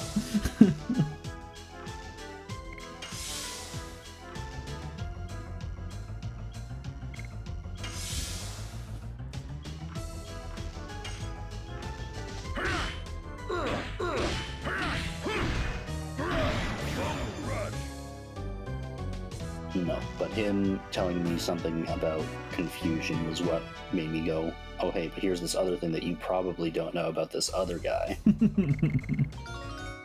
God damn it, Albert.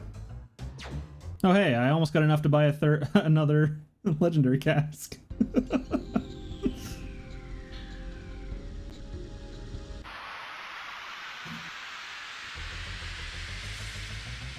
I mean, you have more than enough if you just sell some of your 10k items. Well, I likely am not going to need the Ultimate War God anymore. You're also not going to need the Phantom Shields, Why not? because you already have Legends Cask. Yeah, but they stack. That's extremely unnecessary. You could literally give them other things that make them actually stronger. Survivability, that's all we need. For example, you cannot put one on Dart without giving up his strongest weapon. Uh-huh. Dart's already got his endgame gear right now. Aside from having the legendary cask on.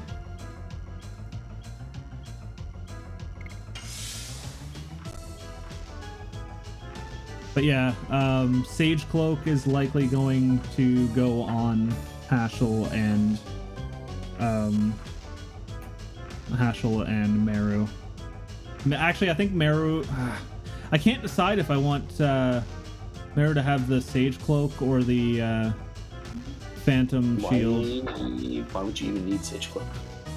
Because it boosts avoids by 25%. Or 20%. So It's just with the unnecessary. cask, it's 75%. It's unnecessary. You could literally give her like more MP or something. But I don't use her MP. Dart's the only one that I really use as MP. And I can't do anything else with Dart. He's kind of locked in at this point. You could make him characters faster. That's his foot. Yeah, you give her the infamous fucking 110 speed. Yeah, but she may be fast, but she can still get one-tapped by a physical strike. That's what I'm terrified of. It's the big reason why I want the Phantom Shield on her. Give her something that gives her more HP. I mean, more HP doesn't... It just makes it so she's got twice as much HP. It's better to reduce the damage. It's essentially twice as much HP, but don't have to worry about crits.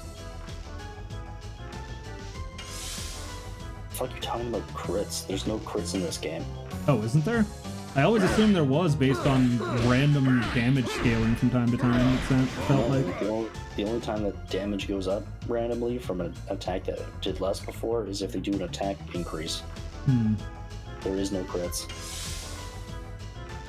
You're worrying about nothing, dude. Like, we've been telling you, this game's much easier than you're trying to make it on yourself. I mean, you guys were also shitting on me saying I was going to get fucking destroyed at every turn, so... That's because there's some bosses that for first-time players are just like, where the fuck did that come from? I'm still sad that Beryl is mad at me about the Divine Dragon fight. I'm mad too. Probably unrelatable as fuck, but I keep whispering to talk out loud because my brain thinks I'm in VC for this stream. Woof. Like, Beryl and I were in whispers, just being like, dude, he's gonna have such a rough time. Just watch. He's gonna forget about the fucking Dragon Block staff. He's gonna turn Dragoon. He's gonna get one tap. It's gonna be so good. No, I definitely did not go Dragoon. I learned the first time. Whatever fucking reason, the Divine Dragon did none of its scary shit. It sat there, it charged up a couple times for like 1 or 2 Divine Dragon cannons, and then just sat there fucking swiping at you. It didn't do jack shit. I'm not even mad at you. I'm mad at the dragon. Honestly, I was fully expecting to get my shit kicked in because I couldn't Dragoon, and it was my crutch up to that point. And then when I had to fight that fucking rock that had the staff in it, I'm just like, oh no, if I have to use this thing, I'm fucked.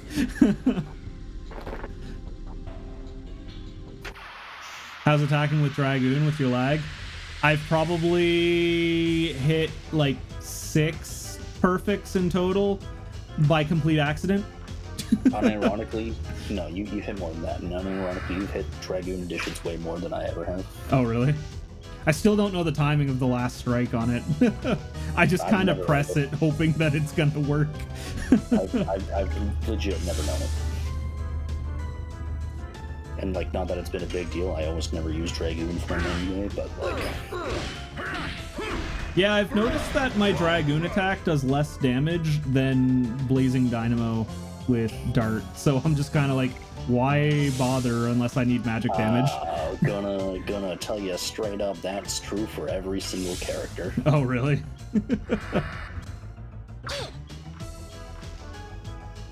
I'm sure there's just like a specific spot I need to hit, but like I can't be bothered to find that specific spot. Yeah, I try to aim for like 9-10 o'clock myself on the final press, and sometimes it gets it, 90% of the time it doesn't. So like I do not know what the fucking timing is for it.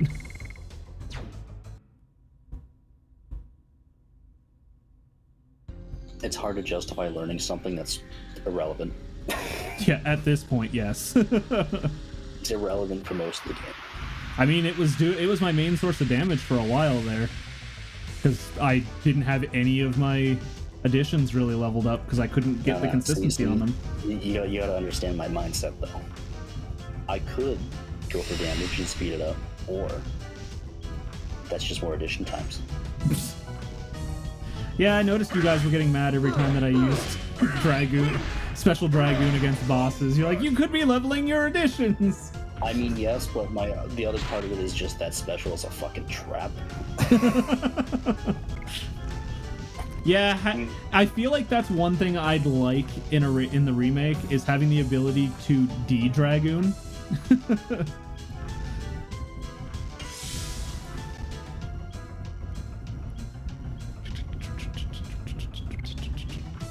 I'm not gonna explain it.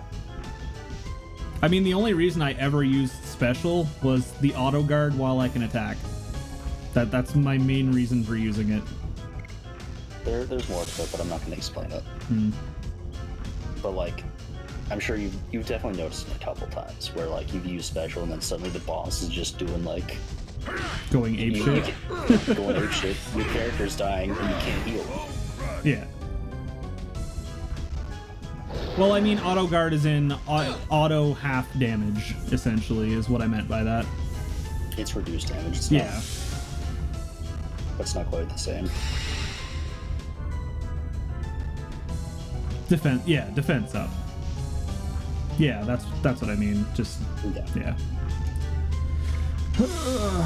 Kongol, hurry up and level up, please. Stop roaring, you dick.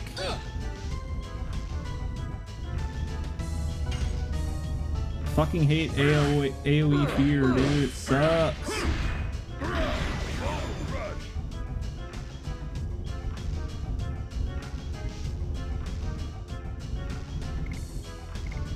Did I speed him up this time? I don't think I did. No, I didn't. That's why he's been taking so long.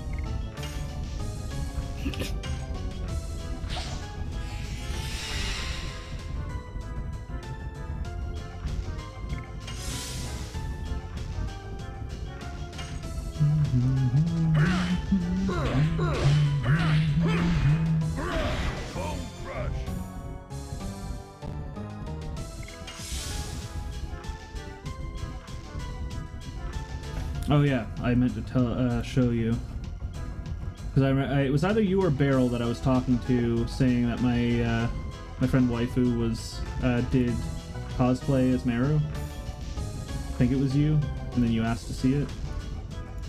No, because I don't know when that would have come up.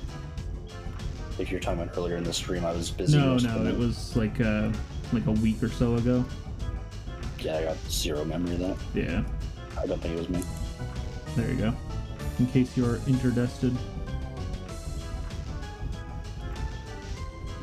Send it to Beryl too. Good shit. Since you both said you like Meru. Meru is bae.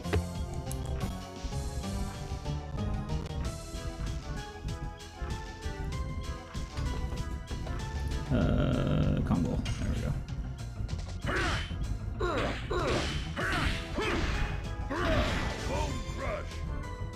Rose's bae? No, Rose's mommy. Or stepmommy, sorry.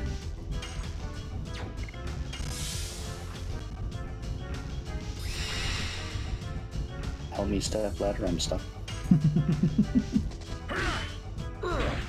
What do you mean? Shanna is bae, guys. Come on. We all know this. Okay.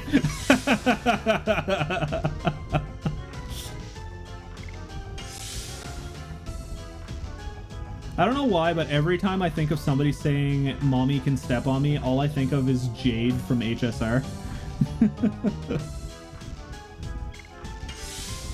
Miranda, though. I don't think I've even gotten into combat with Miranda to know what her model looks like. Okay, but Sean's not my sister. She's someone's sister, not mine.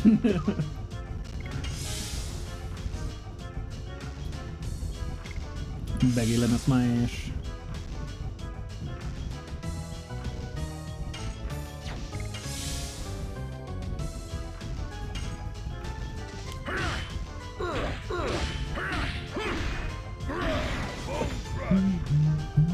I'm trying! You're the one that told me to keep going! You said I was close, and I apparently wasn't anywhere near.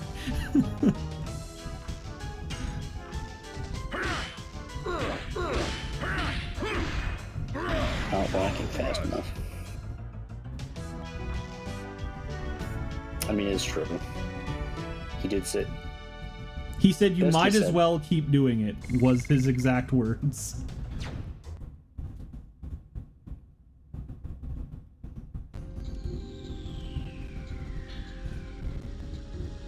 Yeah, actually, that's what I was thinking. Is just like you continue on story, and you'll probably get it before too long.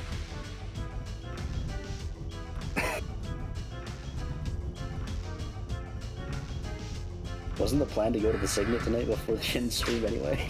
Yeah, I'm waiting until he hits 5. Jesus. Favorable mention, Lennis could break me? Who's Lennis? Lennis was the first Wingley you met. The first what? Wingley. Wingley? Back in Tiburon. Stole the dagger. Oh, yeah, the one that was, like, obsessed with Lloyd.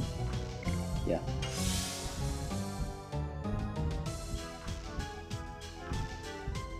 Unfortunately, Lennis would not. Yeah, break you. technically second Wingley, because we had Marrow by that point already, didn't we?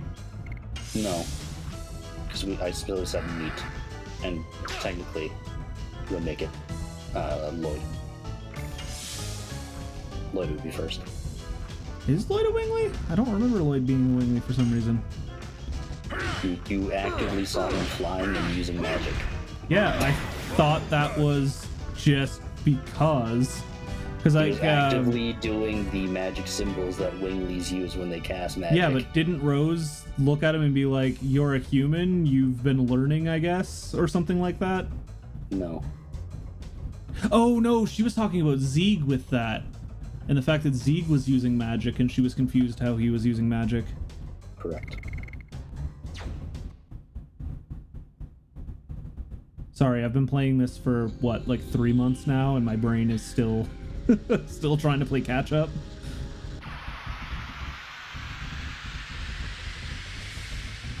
You know what, Beryl? No, I would still say second, because you meet her disguised as Emily before you meet Maru.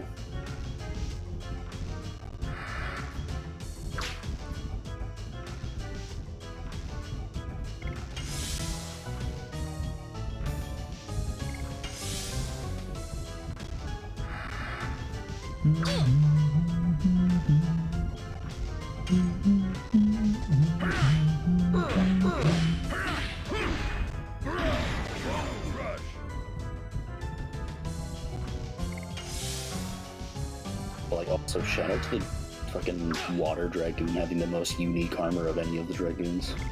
I think that's why I enjoy her transformation so much.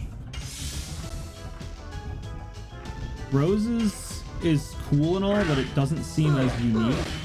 I think Dart and Meru have the most unique Dragoon armors. Dart because of that big ball in the center of his chest that none of the other ones have. I'm pretty sure they all have it. If they do, I haven't been paying enough attention to it, I guess. Most of their armors are the same shape, but Maru and actually Shauna are the most unique. Shauna's the only one with the skirt. Oh, that's true. I actually didn't think of that. Wait, doesn't Rose have a skirt? No, she's got pants. Huh. For some reason I was thinking that she had... Actually, hold on. I'm pretty sure she has pants. Yeah, for some reason I'm seeing in my head that she's wearing a tasset. Hold on.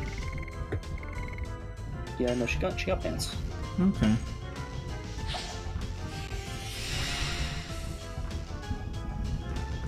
Does her regular costume have a tasset then? Maybe.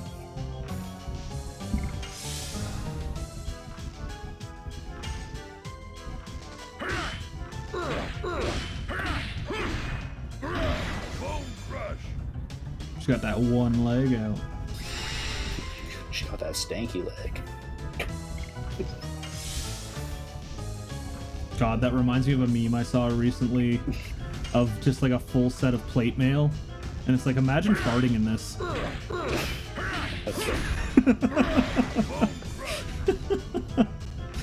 I don't know why. I just sat there and I laughed like a fucking idiot for like good 20 minutes. I'm just imagining standing there farting and then just feeling it bubbling up your back under all the fucking layers of fucking plate mail and leather.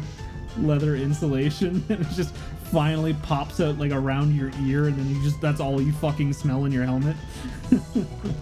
I'm gonna make it worse. You're now imagining as you put the U at PUB, you are Congo.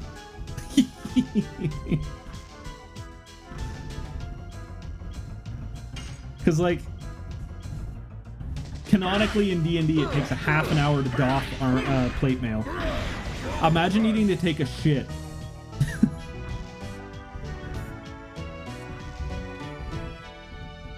No, there's just sometimes when I'm, like, full thinking that I just stop playing and I just, like, stare off into space while I'm imagining what I'm saying.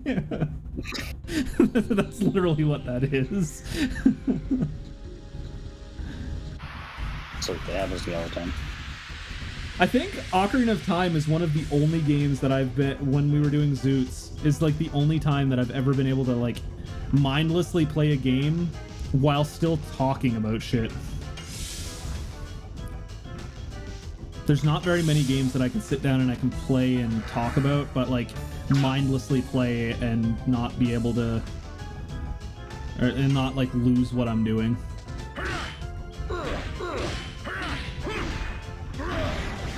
That's why you don't like FM.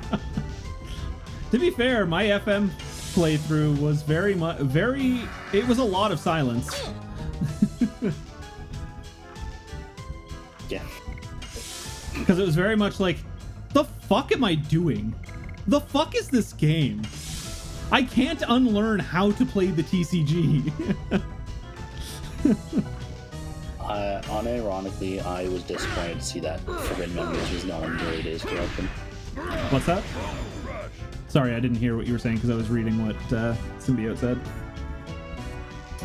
Forbidden Memories not being on the early days collection made me sad. Well, didn't you say it was all the...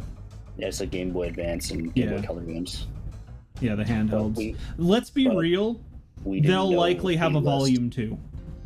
I mean, possibly, but... We'll likely get an Early Days Volume 2, and that'll include, like, Forbidden Memories. It'll likely have, Falsebound Kingdom. It'll likely have, Duelist of the Roses. Depends how well this one sells. Probably get the PS2 version of Dungeon Dice Monsters. I think there was a PS2 version of Dungeon Dice Monsters. Yes, it was. God, I still remember I used to own the board game for Dungeon Dice Monsters, and they used to sell booster packs for it. Let me tell you now, Destiny Board Traveler is not Dungeon Dice Monsters. What's that, sorry? Destiny board what? Traveler. Well, I mean, it's Destiny board. That's fucking Bakura's literal main card. It has nothing to do with that at all. Well, that's what I would have assumed. I wouldn't have thought Dungeon Dice Monsters at all. No, God, how to describe it? Is it like a fucking Mario Party? Because that would have been my next guess based on the cover. Yeah, Mario Party is a good way to put it. Except I don't know how the fucking game plays.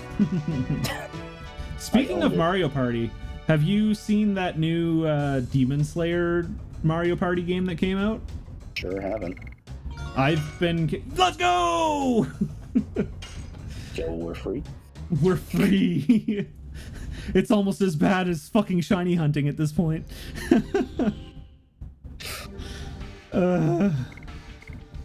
He's afraid because I'm removing him from the team.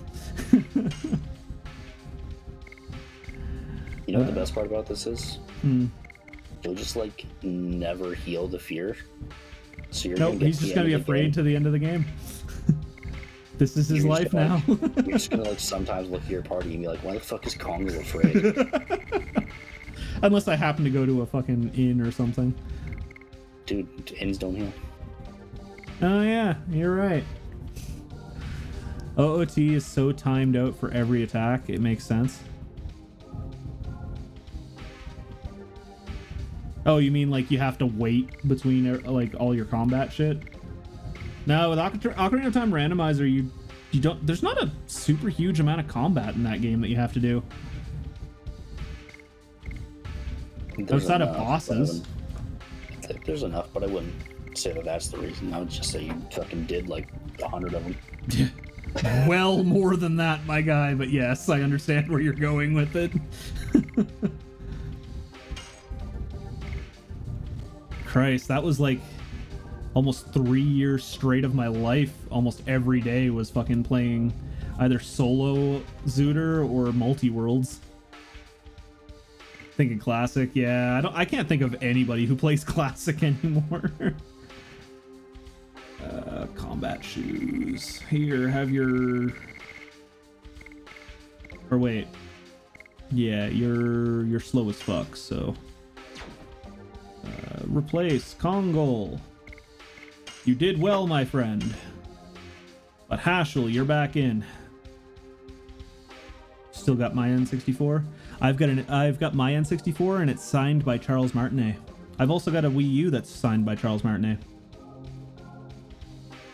I still need to get that 1.0 Zooter EXE from you. I've got 2.0, but my 1.0 I think got deleted at some point between my my PC transitions.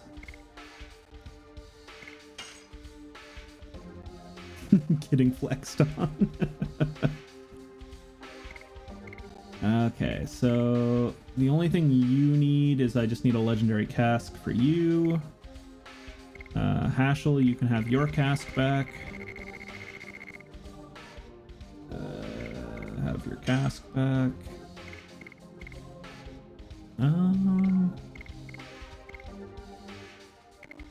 Is there a way to get another set of bandit shoes? Or is it just the one in the game, I'm guessing? Or is it like a rare drop from an item, from an enemy? That I actually don't know off the top of my head. Because if I could get another set of bandit shoes, that'd be nice.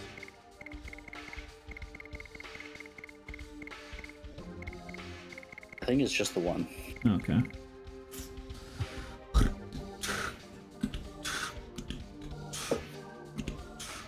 I want to say there's one freebie and then a 2% from a very specific enemy. Yeah, I assume that there's probably a single enemy that would drop. Looking into it, so far the only one I see mentioned at all is the one that you get in Death Frontier. Where did my... I did have the Dragoon armor for her, did I not? Meru got blue Dragoon armor, right? Or am I misremembering? I'd be misremembering. Or am I just a dumbass and sold it? That could also be a possibility.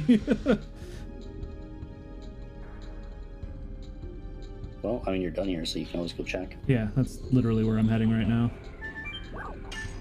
Oh. Mashed the button too fast.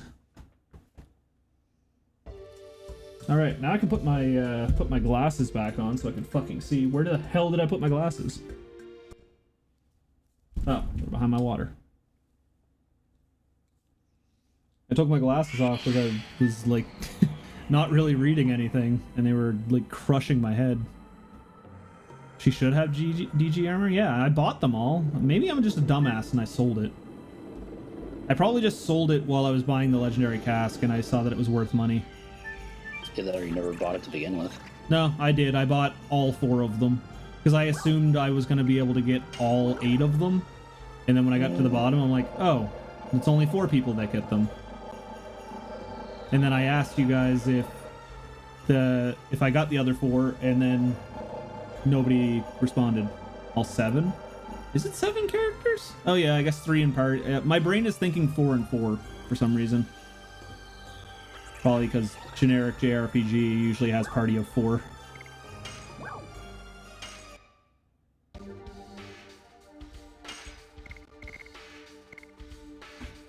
Oh, I think that's why I sold it, was because my my rainbow robe had overall higher stats. Yeah, but it's not enough of a difference to matter. I'd still take the blue DG. Yeah, with the nullification. FF7 party is 3? Is it 3? Yeah.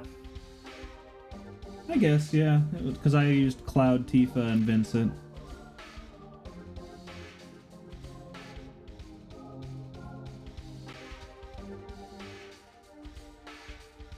That said, Beryl, like, think of like fucking 1 through 6 though. Those were Yeah. 4, except for Final Fantasy 4, where it was 5. Wait, it's 5 and 4? Yeah. Huh.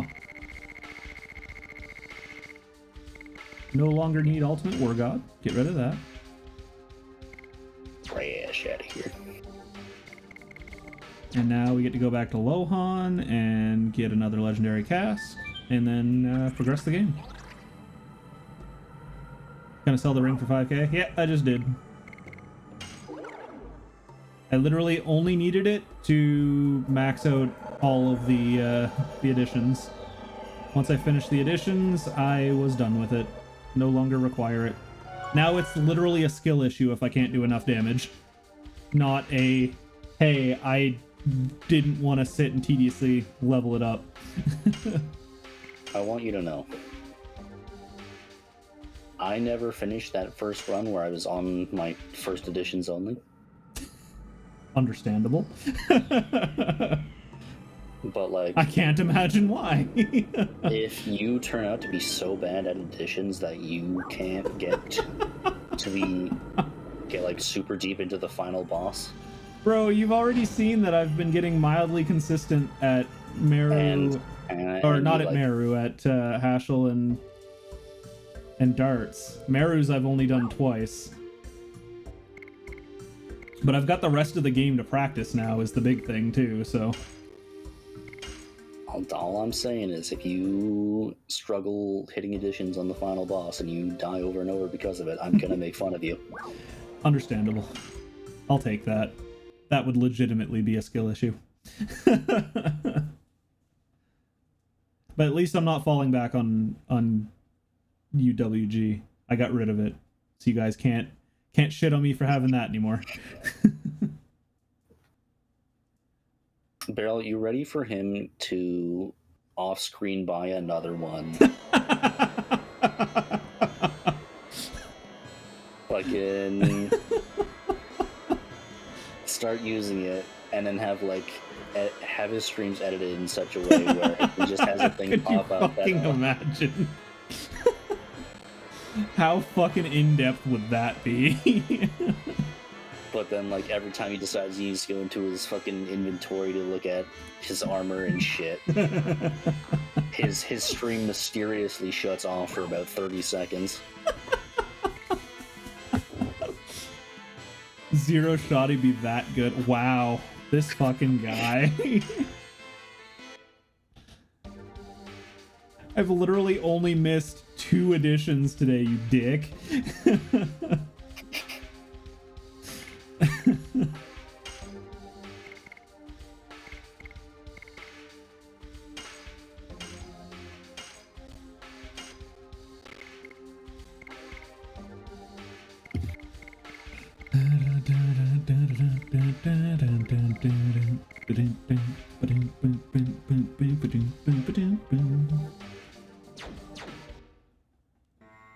All right. And playing the game we do. And now the rest of the game is easy mode. Yeah, now I get to experience the story. Now I get to play the role-playing game where my role isn't the fucking victim. Oh, that's just false. Oh yeah, I gotta put Meru's fucking... Oh wait, no, she has it on already. Okay. I couldn't remember if I had the dancer shoes on her or not. So she's sitting at 90. I could put her at 110.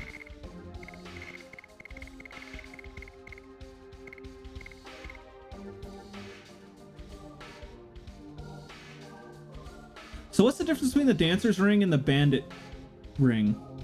Are they basically the exact same thing? One is for women, the other is for men. Oh, is that literally the only difference? Okay. Cool. Yeah, dancer's gear is the same as bandit's gear. It's just men and women. Okay.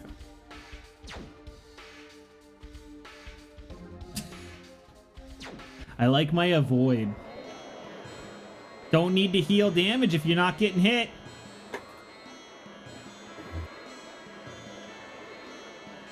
Okay, but then you have to sell your angel's prayers and all your potions. Angel's Prayer. Oh, I was like, wait, the fuck's an Angel Prayer? My brain was still on the, it's a Phoenix down.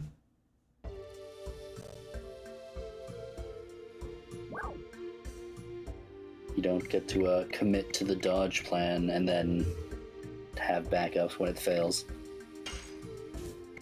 Well, that's literally just the coin flip, though. If it gave me 100%, then I'd totally commit to that.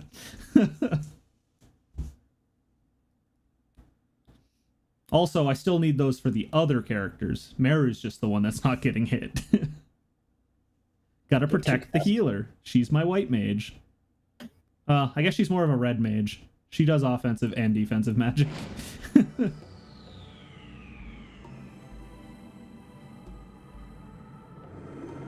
Yeah, like, Beryl and I were theorizing that the fact that you had that speed team going is exactly why fucking Divine Dragon just acted like an absolute dumbass. Oh, really? I was just too fast and he was not sure what the fuck to do, essentially. Pretty much.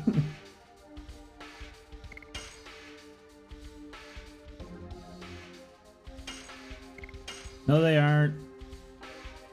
Items don't count towards being a mage. The only two white mages in this game are Meru, Shanna, well, technically three, Meru, Shanna, and Miranda. If the items in this game weren't busted, I would agree with you. Unfortunately, halfway through the game they said, here's a potion that is full heal. Yeah, that just sounds like an elixir with more steps. Except That's like saying in Final Fantasy that once you get access to elixirs and... what is it? X elixir? Mega elixir? That allows you to do party AoE full heal too? Sure, but mega elixirs are extremely rare. They're not in the shop. Yeah, that's why you hold on to them until the very end of the game. Elixirs are also extremely rare. They're not fucking 50 gold at every single shop you visit for half the game. Yeah, but you also don't have anywhere near as much limited inventory space either. Brother, you're holding on to a bunch of magic spells you never use and have no reason to keep.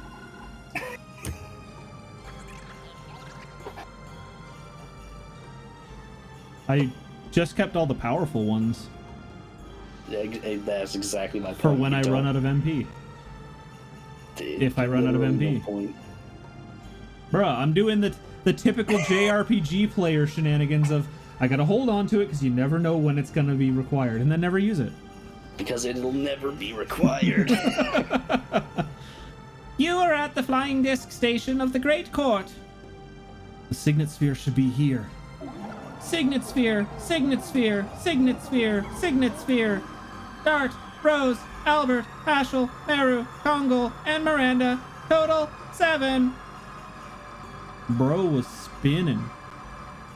B. He doesn't hoard. He loves Spike's playthrough. He used his items. He doesn't hoard. I just hold on to them in case I need them. I don't like just throwing them willy-nilly. And honestly, I feel like I've used them when I've needed them. I toss them all the time. And if I'm not tossing them, I'm selling them. I mean, if they made me more than $10, I'd probably sell them. That's the only reason I hold on to them, because it's guaranteed damage that is $10. I will not go out of my way to sell them, but if I happen to be at a shop and I have some in the bag, I'll fucking sell them. Oh, once I found out that they're the highest tier of damage for those spells was powerful, that's when I started throwing out all the other ones. So Beryl, am I wrong in thinking that the ones with the multipliers are actually stronger than the powerful ones? I mean, they probably are. I just can't button mash because my fucking carpal tunnel hates me. Confirmed accused. Accused? What is it saying? You are at the flying disc station in front of the Great Court. It's a waste to ask. You are at the flying disc station departing from the Signet Sphere of Great Court. Determine the destination. No? I thought talking to him was going to be what I needed to do. If it's one target, I think they can technically be stronger. Yeah, I think the single the high tier single target multis.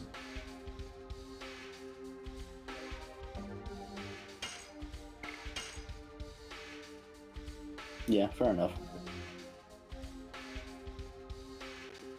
That was the big reason why I started getting rid of them, because I'm like, in order for them to be even worthwhile, I have to mash over 190, and I can't. I used to be able to back in my Mario Party heydays, but goddamn, I cannot now. My whole arm, like my muscles in the center of my arm, just completely lock up. Yo, this man's trying to play fucking festival with a guitar. It's because I'm not using my wrist. And it's my right wrist, not my left wrist. That's still strum. Yeah, but with strumming, I'm just moving my fingertips. I just pinch the strum bar and just barely have to move. 230 plus consistently. I probably could have like 5-10 years ago before carpal tunnel kicked in, but yeah. I used to hit 230% all the time. It's called turbo control. Understandable. Damn it, I missed because you made me laugh.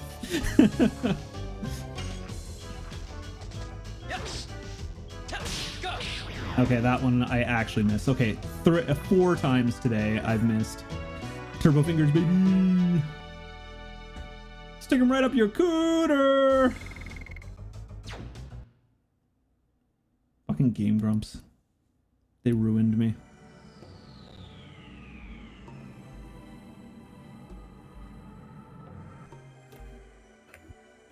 Where are we? It's the courts of Xenobatos. It is the place where judgment is passed for non-winglies under the name of fake justice.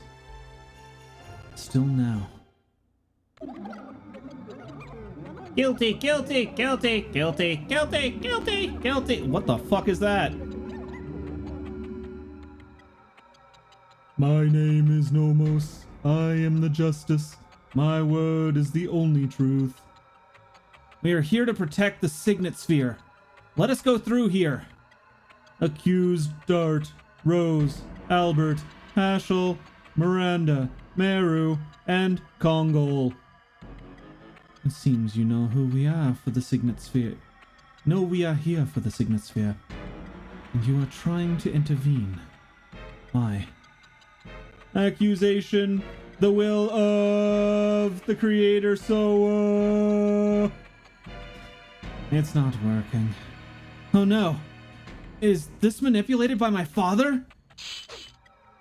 Thus the death penalty is sentenced. Come out, winged executioners! Vector, Celibus, Kubila, start the execution! Okay, this is one of the songs that I find a massive banger. I love this song. You know what else is on fucking Spotify? Is the entire Legend of Dragoon playlist. But do they have like the orchestral version, or is it like the off-disc version? It's all what's on the game. I'd like to hear it with like actual like guitar and stuff, not like synthesized. Is that guy wielding a giant fucking scythe? Because that looks badass. Yeah, one's got a scythe and the other has some hedge trimmers. Fucking look at his tiny little wings for the hedge trimmer guy. He's got little baby wings. Okay, the scythe guy looks badass, and fucking Angelwoman over there looks pretty badass too, but baby wings McClocktower over here, I don't know how I feel about him.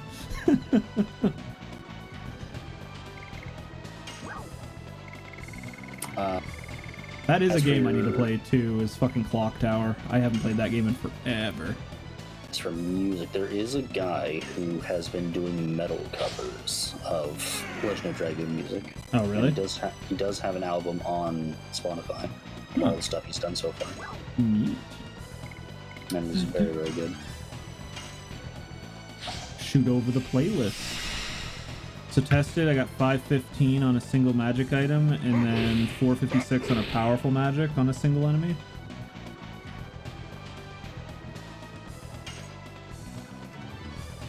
Yeah, that checks out. I feel like this one might be the healer of the group, so I feel like I should kill that, but also this guy seems like he's gonna nuke me. I'm not afraid of Little Wingman, but I feel like I'm probably going to end up being afraid of Little Wingman.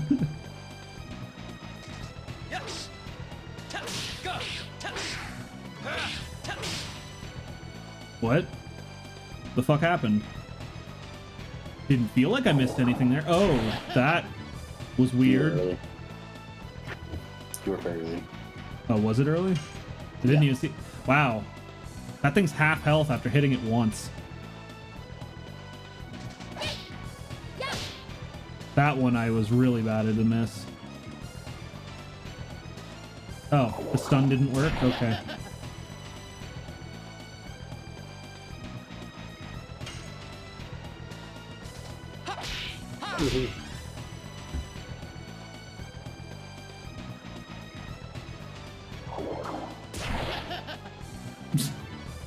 So she just counterattacks whenever you hit her. Got it.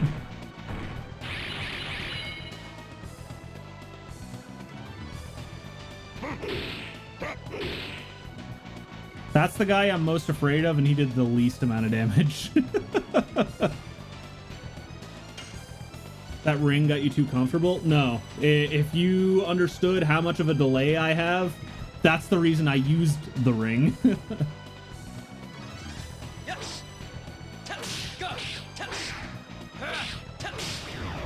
I think that one was too early.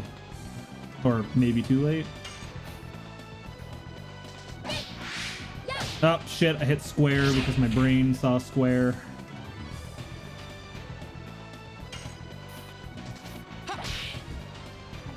That one was just fucking awful.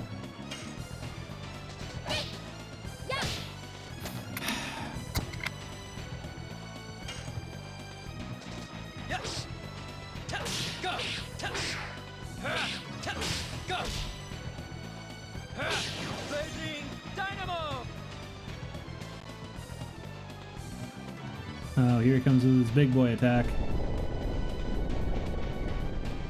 Earth?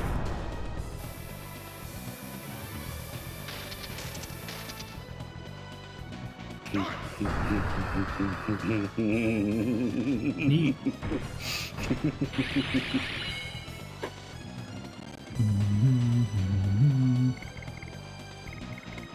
All right, not letting you do that again.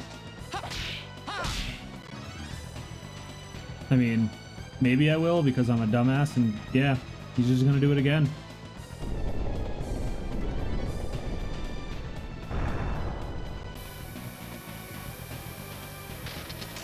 Streaming on PS4? For me, it's more that my capture card pass through. Oh, he just kills when he kills. Got it. That makes more sense, I guess. Meru doesn't have a revive, right? It's Shanna that does? Correct. Okay.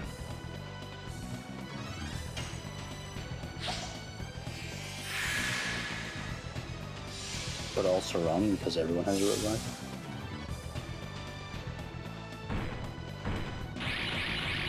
Yeah, I was... Why does he do that as many times as you? He always does that. Oh. You kill it. Yeah. Oh, you meant you wanted me to kill him last so that way I'd lose XP. Got it. I was planning on killing him first, but I assumed the mummy chick was a healer, so that's why I went for her first. Since she's already dead, there's no way you can see it now. If you did kill him first, which most people do, the healer chick gives Tiny Boy here a nice little kiss on the cheek, and he grows to be a giant size. And then he starts sitting on you. Wonderful. Crotch first. So I did a decent order is what you're saying then. Got it. You did the last fun of her. Apparently all I do is the least fun.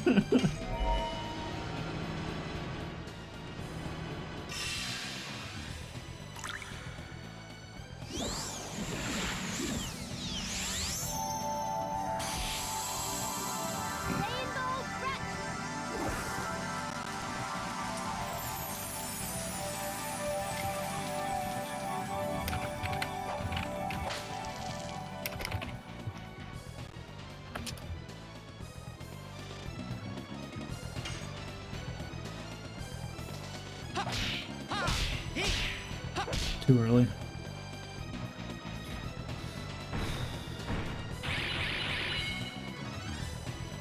Does he have a fucking bird head? No, he has fucking like Elvis hairdo. Oh, a pompadour. I was like trying so hard to fucking see what it is, but it's so tiny and blurry, I can't tell. Yeah, he's gonna hit you with the shining diamond. Oh, I didn't get the yippee.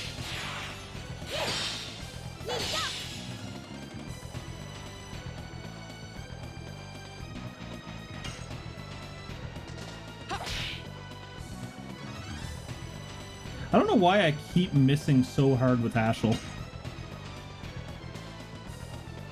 Just keep going way too early. Yes.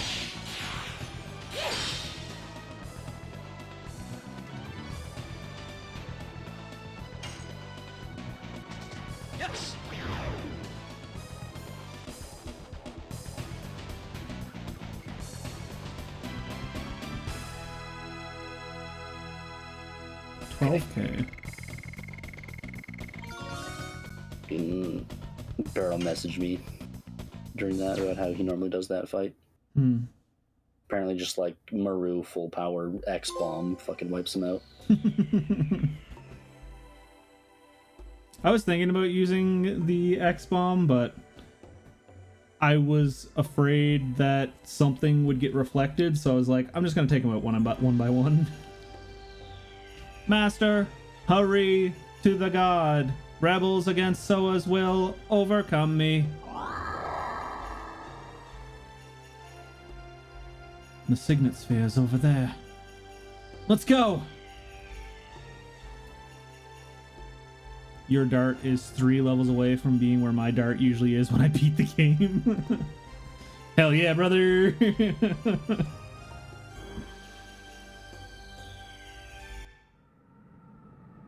Be glad that I didn't decide on a level 60 playthrough. Do you do what you want? But like also was, you know, see you when you're at fucking hour 500. The signet sphere! He's done it. It is losing its magic power. This moon dagger is serving as proof. How on earth did he get here?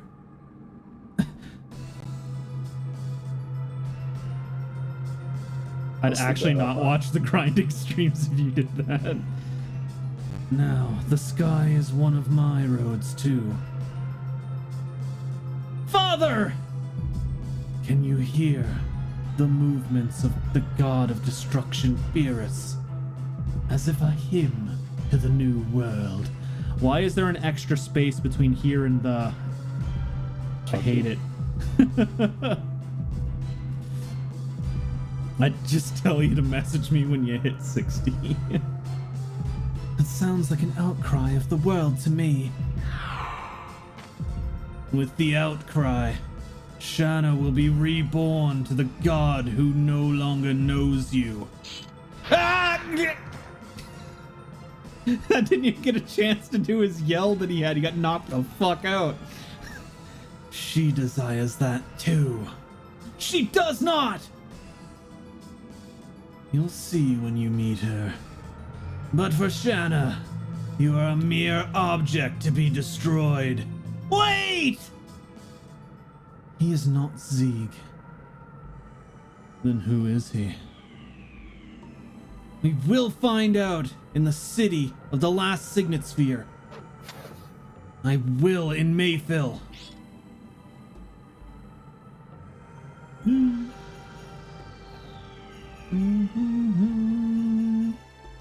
So you ending at Signet, or are you ending at Endings and Nevados? I'm probably just gonna walk down and hit the save button. It's in the next room unless it forces me to do anything else.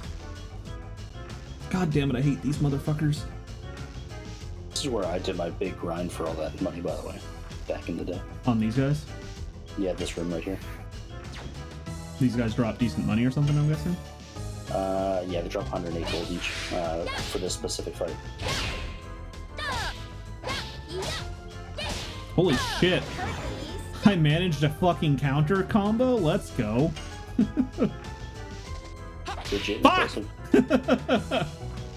Fucking Hashel. Why does his square move so much slower than Meru's does?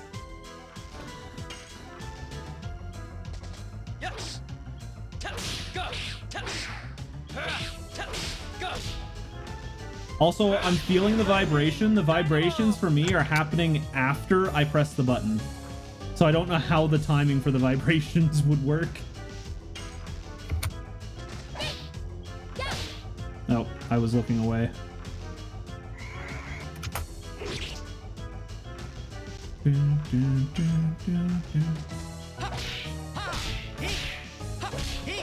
Nope, too late on that one. Oh well, still get the kill though.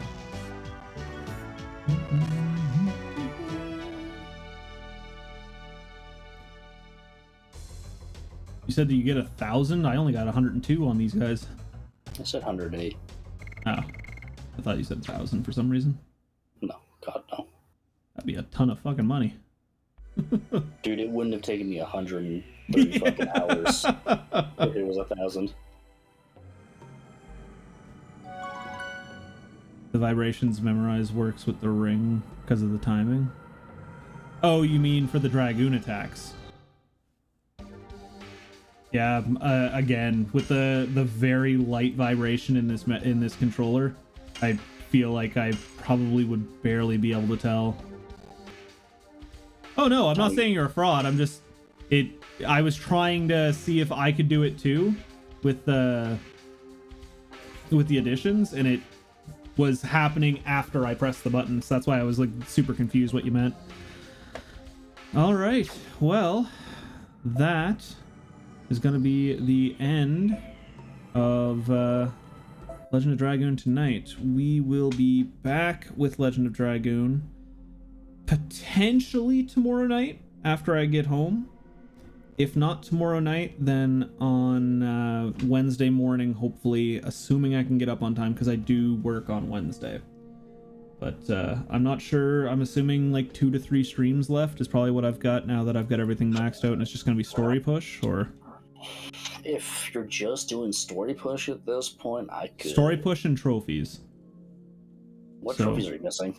I am going to close my eyes, because I don't want spoilers, but just, I guess, tell me how much, or when to go back. So I'm going to close my eyes and press it and tell me if I need to go up or down or whatever.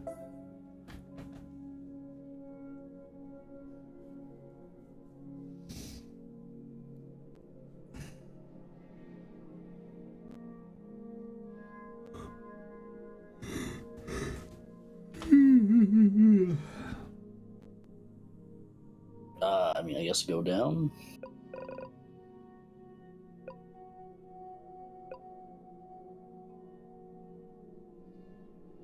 I don't know if I've gone too far or too little.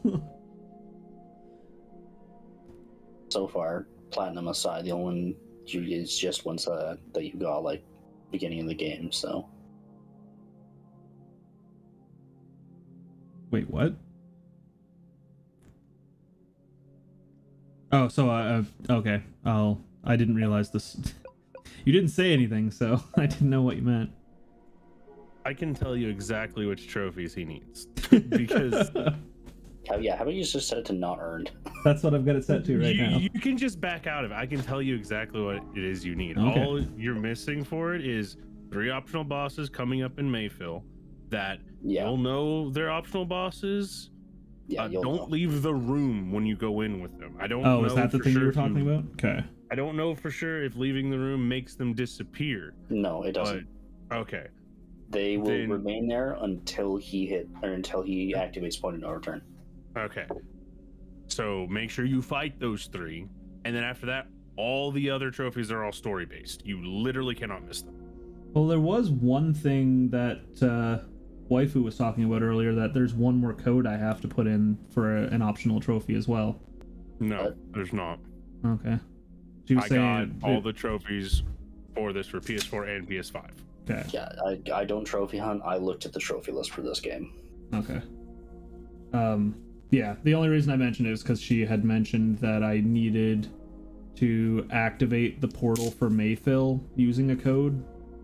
No. That's not a trophy. That's just a That's thing just you a have to story do. requirement. Yeah. Yeah. It's That's a just a story oh, requirement. okay. The And way she that's was not saying, even- she said it was optional, so I didn't know if it was or not. No, it's not optional, and it not only is it not optional, it's not even something you could do until just now. Yeah. Oh, okay. The game will literally not let you use that code until you've beaten the boss. Okay. Got it. Yeah, I figured I would jump in and save Goyd some effort of trying to Yeah, figure your trophy list out, because I know Yeah, the appreciate trophy that. list for this. Yeah. The missables are these 3 optional bosses coming up in Mayfill. And You'll know which Stardust. ones they are. Stardust and playing carnival games. Oh right, yeah, there is that. Technically, I guess getting 7,000 gold can be missable, Sure, but bad. You have to not fight fucking anything to not get 7,000 gold in this or game. spend all your money Yeah, on just like everything. constantly. spend Oh, on so one it's not potions. like you have to have it in your pocket at one point? Yeah, Oh, okay. You I thought have it was to like have it- just have it in total at like No, over the you game. have to have it all in your pocket at one time. yeah, that's why I said if you're bad. All right. So what do you think, Beryl? Like probably 1 or 2 more streams then at this Probably point? 2 to 3. It depends on how long you go for. Well, Yeah, 4 hours really is usually what I aim for, but Then 2 to 3. okay. Because that's what Goyd said last time, and it's been 3 streams since then. That's because Goyd didn't take into account for you sitting there and grinding for 6 hours. Yeah, I considered normal people. I'm He not normal considered- people. What he considered that is you grinding, but you doing it naturally as you progress through the game, like everybody else does that plays this. Yeah, but I'm not everybody else. Because I'll put this it game this is- way. I'll put it This this game way. is When I first designed played for Final that. Fantasy 13 2, I lost to the first flan boss, like the giant Yeah, flan, you've and then I said this grinded to story beat before. it. Yeah. That is how I Yeah, play games. No, this game literally is built around you playing it and leveling up your additions naturally, so it doesn't feel like you're grinding. That's why it's a really good design. You just took that design, looked at it, went, I can't read, and grinded anyways. I'll show you. I can't Which- read. Nothing against it. It got you a fuck ton of money, let you buy the fucking break the game items, and now all your final editions are maxed out, so you do 5 billion damage a hit when you actually hit the Yeah, addition. when I can actually hit the additions. Like, as you saw, Dart more than half health to that lady. Oh yeah, he dropped her to With red. I was like, what the fuck? I hit her yellow. once. Oh, was it yellow? Okay. Yeah. Right now, this conversation is the equivalent of that one episode of King of the Hill. Beryl is Bobby holding up the sign, and you are all of the kids in the classroom that can't read. They'd be very upset with you if they could read. I just can't wait to tell you a couple things once you beat the game. Yes, Sam. There's a few things that you have the wrong idea about that I'm just like, Story-wise I or will tell you- mechanic-wise? Mechanic-wise. Okay. That I'm like, I'm gonna tell you about it whenever you finish. I ain't gonna tell you about it right now. I'm gonna let you ride. You're wrong about a few things, and that's okay. You're supposed to be wrong about a few things on a first play. Yeah. Not supposed to be right on everything in a first play. And then I'm gonna get you to de-god mode yourself and fight the final boss a second time. Yeah. I don't care what you throw on, as long as it's not the 10k items. Yeah. Like, probably. Yeah, no. Doesn't that mean I should Either. technically, before Point of No Return, go and buy a second set of gear then? Because No, you'll have the stuff. Yeah, there's stuff there you can get. okay. And you have the gear on you as well. Yeah. Yeah. It's literally just change out headpieces and Yeah. and put DG armor on everyone. I mean, everybody is running DG armor right now, except Not Ashley? just 10k. We gotta add 5k because fucking Dragon, Shield, and Angel Scarf exist. Yeah, the 5 and 10ks. the damage get rid of reduction stuff you don't want me on. Got it. No, them. Yeah. gotta have an actual challenge. But why have challenge when no damage take? It's more so for you to see the contrast of the final boss of what it looks like when you sit there and grind your dick off versus whenever you're a normal person playing it for the first time and don't grind your dick off. But that's how I really play all I want. RPGs. Yeah, no, that's fine. I just want you to see it the other way as well. I want you to have the two experiences. Yeah. And the beauty of you playing it on this, I mean, you can just make the save for it. You can make a save state literally before you start. Right the before final walking fight. into the final fight, yeah. It's like it takes you no time to. If it would take a long time for you to do it, I just wouldn't care. I'd be like, whatever, don't bother. Yeah. So the fact that you can just load a save state right back into it, yeah, no. I mean, that was basically the same as me doing fucking Persona 3 Reload there the other day. Fucking went into the final boss and I like one-shot each phase of him, and he's got fucking 13 phases. Because I went in at level 99. Gonna tell you right now, if you get to the end of the game and you're like, man, this game was boring, I'm gonna smack you. I'm gonna be like, of course it was boring. You fucking cheesed everything. Well, no, like I feel like I've been vocal enough about my stances on things. Like my only real penance in the game is basically my own doing with the input lag. If I was playing on my TV, I probably wouldn't struggle so much with additions, and everything else is me just being spoiled by modern games and wanting a bunch of QOL that doesn't exist in an old game. That I understand that, but I'm still gonna make the complaints, that way you guys understand where I'm coming from. But I know that it is an old game at the end of the day. Like that's the only thing I need you guys to understand, is like, I'm making these criticisms because I'm spoiled by current games and The remakes cop-out of excuses. What's that? The cop-out excuses, yeah. Fuck you, Beryl. They are.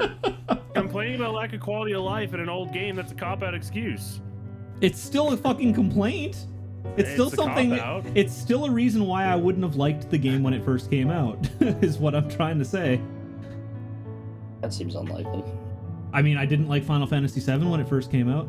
It took me a long time to play Final Fantasy VII because it was so jank and I didn't know what the fuck I was doing. That's just... And I'm watching You're Kitty a currently branch. play Final Fantasy VIII, and I'm like, what the fuck is this junction system? Sounds like when you were a kid, you were just an idiot at JRPGs. No, like I'm not denying that. I legitimately didn't play JRPGs outside of Pokemon until I was like 17, 18. I started with Legend of Dragoon, and I loved JRPGs ever since that. And Well, you also got to remember, I was a Nintendo kid. We didn't exactly have So was I. JRPGs. I was also a Nintendo kid. My uncle Now had that- a okay, no, Nintendo at you my don't- grandma's and bought a game. That is You know? bullshit. All we had was Pokemon. Not only is Nintendo the first console to have JRPGs, it's where Final Fantasy fucking started. It's where Dragon It is Quest true. started. Don't give me that Nintendo didn't have JRPGs. And it's where bullshit. Quest 64 exists. Yeah, fuck you, Beryl. That's disgusting. You know where I got Quest 64 as a kid? A hardware store bargain bin. I feel like you told basket. me about that. Yep. Yeah, My no, when favorite I story about Quest played 64. when I played NES, it was the only RPG I played on the NES was Zelda 2. And I didn't know it was an RPG at the time. I was just like, why the fuck am I doing more damage to things now all of a sudden that I couldn't do damage before? I didn't understand how the mechanics worked. My brain didn't math. I literally really was playing. did suck at RPGs. Oh yeah, as a kid. no, I was a platformer adventure game player. I didn't like Zelda back then either. Ocarina of Time was like the first real experience of enjoying a Zelda game, even though I had played Zelda 1, Zelda 2, and A Link to the Past before that. A Link to the Past, when I played it, I literally just wandered around killing things in the overworld because I had no idea what the fuck I was supposed to be doing in it. But when I was a kid, it was basically like Mega Man, Mario, Contra, what else? Fucking, I had Wow, a these bunch of old sport man games. Fuck you, Beryl. Yeah, no, like, I never really played RPGs, just mainly because my parents never played them, and never wanted to. I'll give you this much of a credit. JRPGs before like the 90s kind of blew ass as well. I think the only one that I enjoyed that I wanted to play, but I could never figure out, was Final Fantasy, 6. Because I had it on the PlayStation, Super Nintendo. But watching Spike's SNES Mania, JRPGs before like the 90s sucked. Yeah. So, I mean, that's there's like a few that are good, but there's several that are like, oh there boy, is way more shitty ones. Testing? Okay, here's a good one.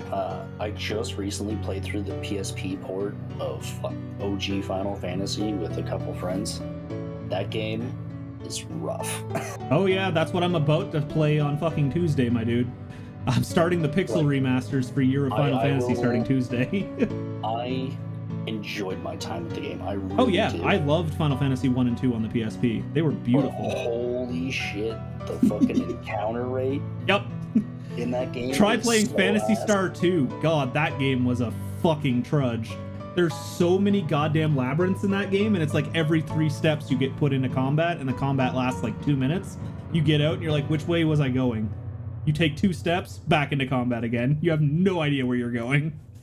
I'm not actually technically done with Final Fantasy 1. I'm currently doing the bonus dungeons they added starting in the Game Boy Advance. Yeah. I've done the Earth one already. That one was ass. You just you get to the end of it, you fight a boss, and he's like, you can't go back out the door, you gotta teleport back to the entrance and redo the whole fucking dungeon 3 more times.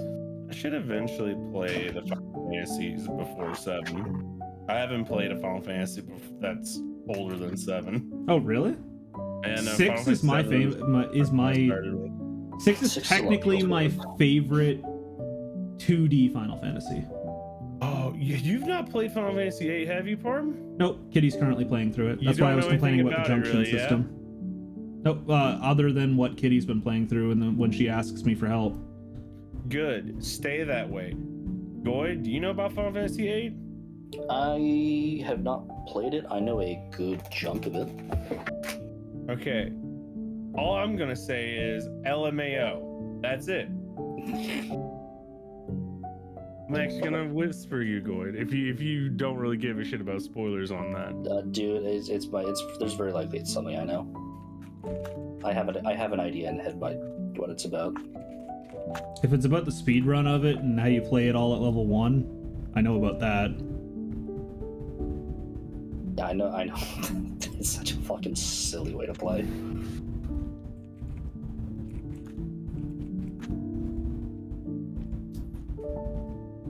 My big annoyance is going to be having to relearn how to play Triple Triad, because apparently it's different than what it is in 14, and that's the only way I know how to play Triad.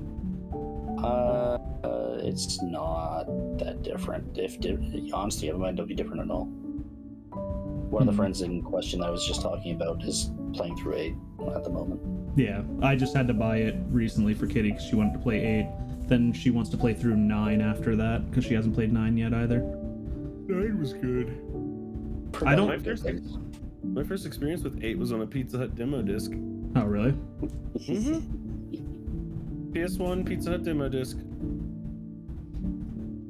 I had no clue it was Final Fantasy 8 until I actually played Final Fantasy 8, and then the cutscene that the demo disc starts at played, and I was like, holy shit! This is on the demo disc! Yeah, I was like fucking 16 when I figured that out, and I was playing that thing, and I was like 5 or 6. Yeah, it was a decade. It was a literal core memory wink, click in my brain. Dude, fair. I mean, that was me when I found about Medieval and Spyro because I played them on a demo disc. I played Spyro 1, Medieval, and I want to say Gran Turismo on a demo disc. But yeah, so I might be back for more Legend of Dragoon tomorrow night. Year of Final Fantasy starts on Tuesday. So we're going to be playing through as many Final Fantasies as we can this year, starting with Final Fantasy 1 on the Pixel Remaster Collection. I'm starting that up myself soon, because I want to achievement hunt. Well, join me. We can play together. I work Tuesday, so... Yeah, you can still play. I intend to. I want to play the bonus content that they refuse to add to the Pixel remasters. I thought the Pixel remasters did have the bonus content, from what I heard, based on the achievement lists. They have bestiaries, and that's about it. But like the bonus engines and shit, none of that's in there. Oh, okay. So my current way to play those. I'm gonna go to bed before I continue one more thing farm. Fair. See you later, dude. But yeah, my current plan is to play the quote-unquote optimal versions of 1 through 6, and then play them again for achievements on Pixel. Oh. I thought Final Fantasy IV was going to have the after years, but apparently it doesn't. Nope. I thought that was going to be included in the Pixel remaster. It's literally original release, for the most part, versions of 1 through 6. They just have updated graphics and like a couple extra features such as bestiary and speed up and shit. Beautifully rearranged soundtrack, bestiary galleries, music player, improved gameplay, UI, and more. Yep, but none of the extra content. Surprised they don't like add it as DLC or something. It seems like something that... Also, after years, it's just like a whole separate game. Yeah, it's... I think Kitty was saying it's like 10 years after the first game or something. I think it's a bit. I'm not sure. I know that she played it back when it was apparently episodical releases. Ugh. I thought the same thing. I was like, wait, there was an episodical game back then? I don't know how the hell she had it, but she said she was paying for each episode as it came out for the after years. I thought it just came out as one game. I didn't realize that it was like a downloadable game or something. No, but I believe you'll have to get it on Steam, because I think you can get it. But I have them all on Steam as well. I just don't have the Pixel remastered versions. I just have the OG versions that are jank as shit and don't work properly with controllers.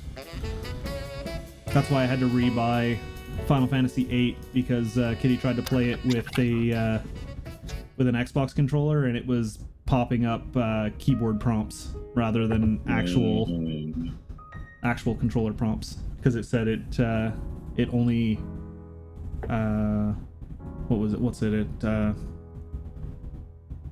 it works partially with controller or something. It's meant to be played with keyboard and mouse. So fair.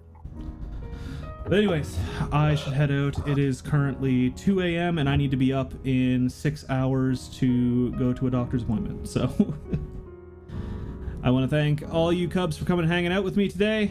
And we will be back, like I said, either tomorrow, sometime probably around the same start time as today if we do. And if not, then we will be back on Wednesday. Hopefully. We will be likely back Wednesday morning. If not Wednesday morning, then Friday. I hate how fucked up my schedule is with my brain being able to sleep lately. Yay, stress. But yeah, thanks a lot for watching. And as always, stay chilled, stay caffeinated, and I will see you guys in the next stream. Bye-bye.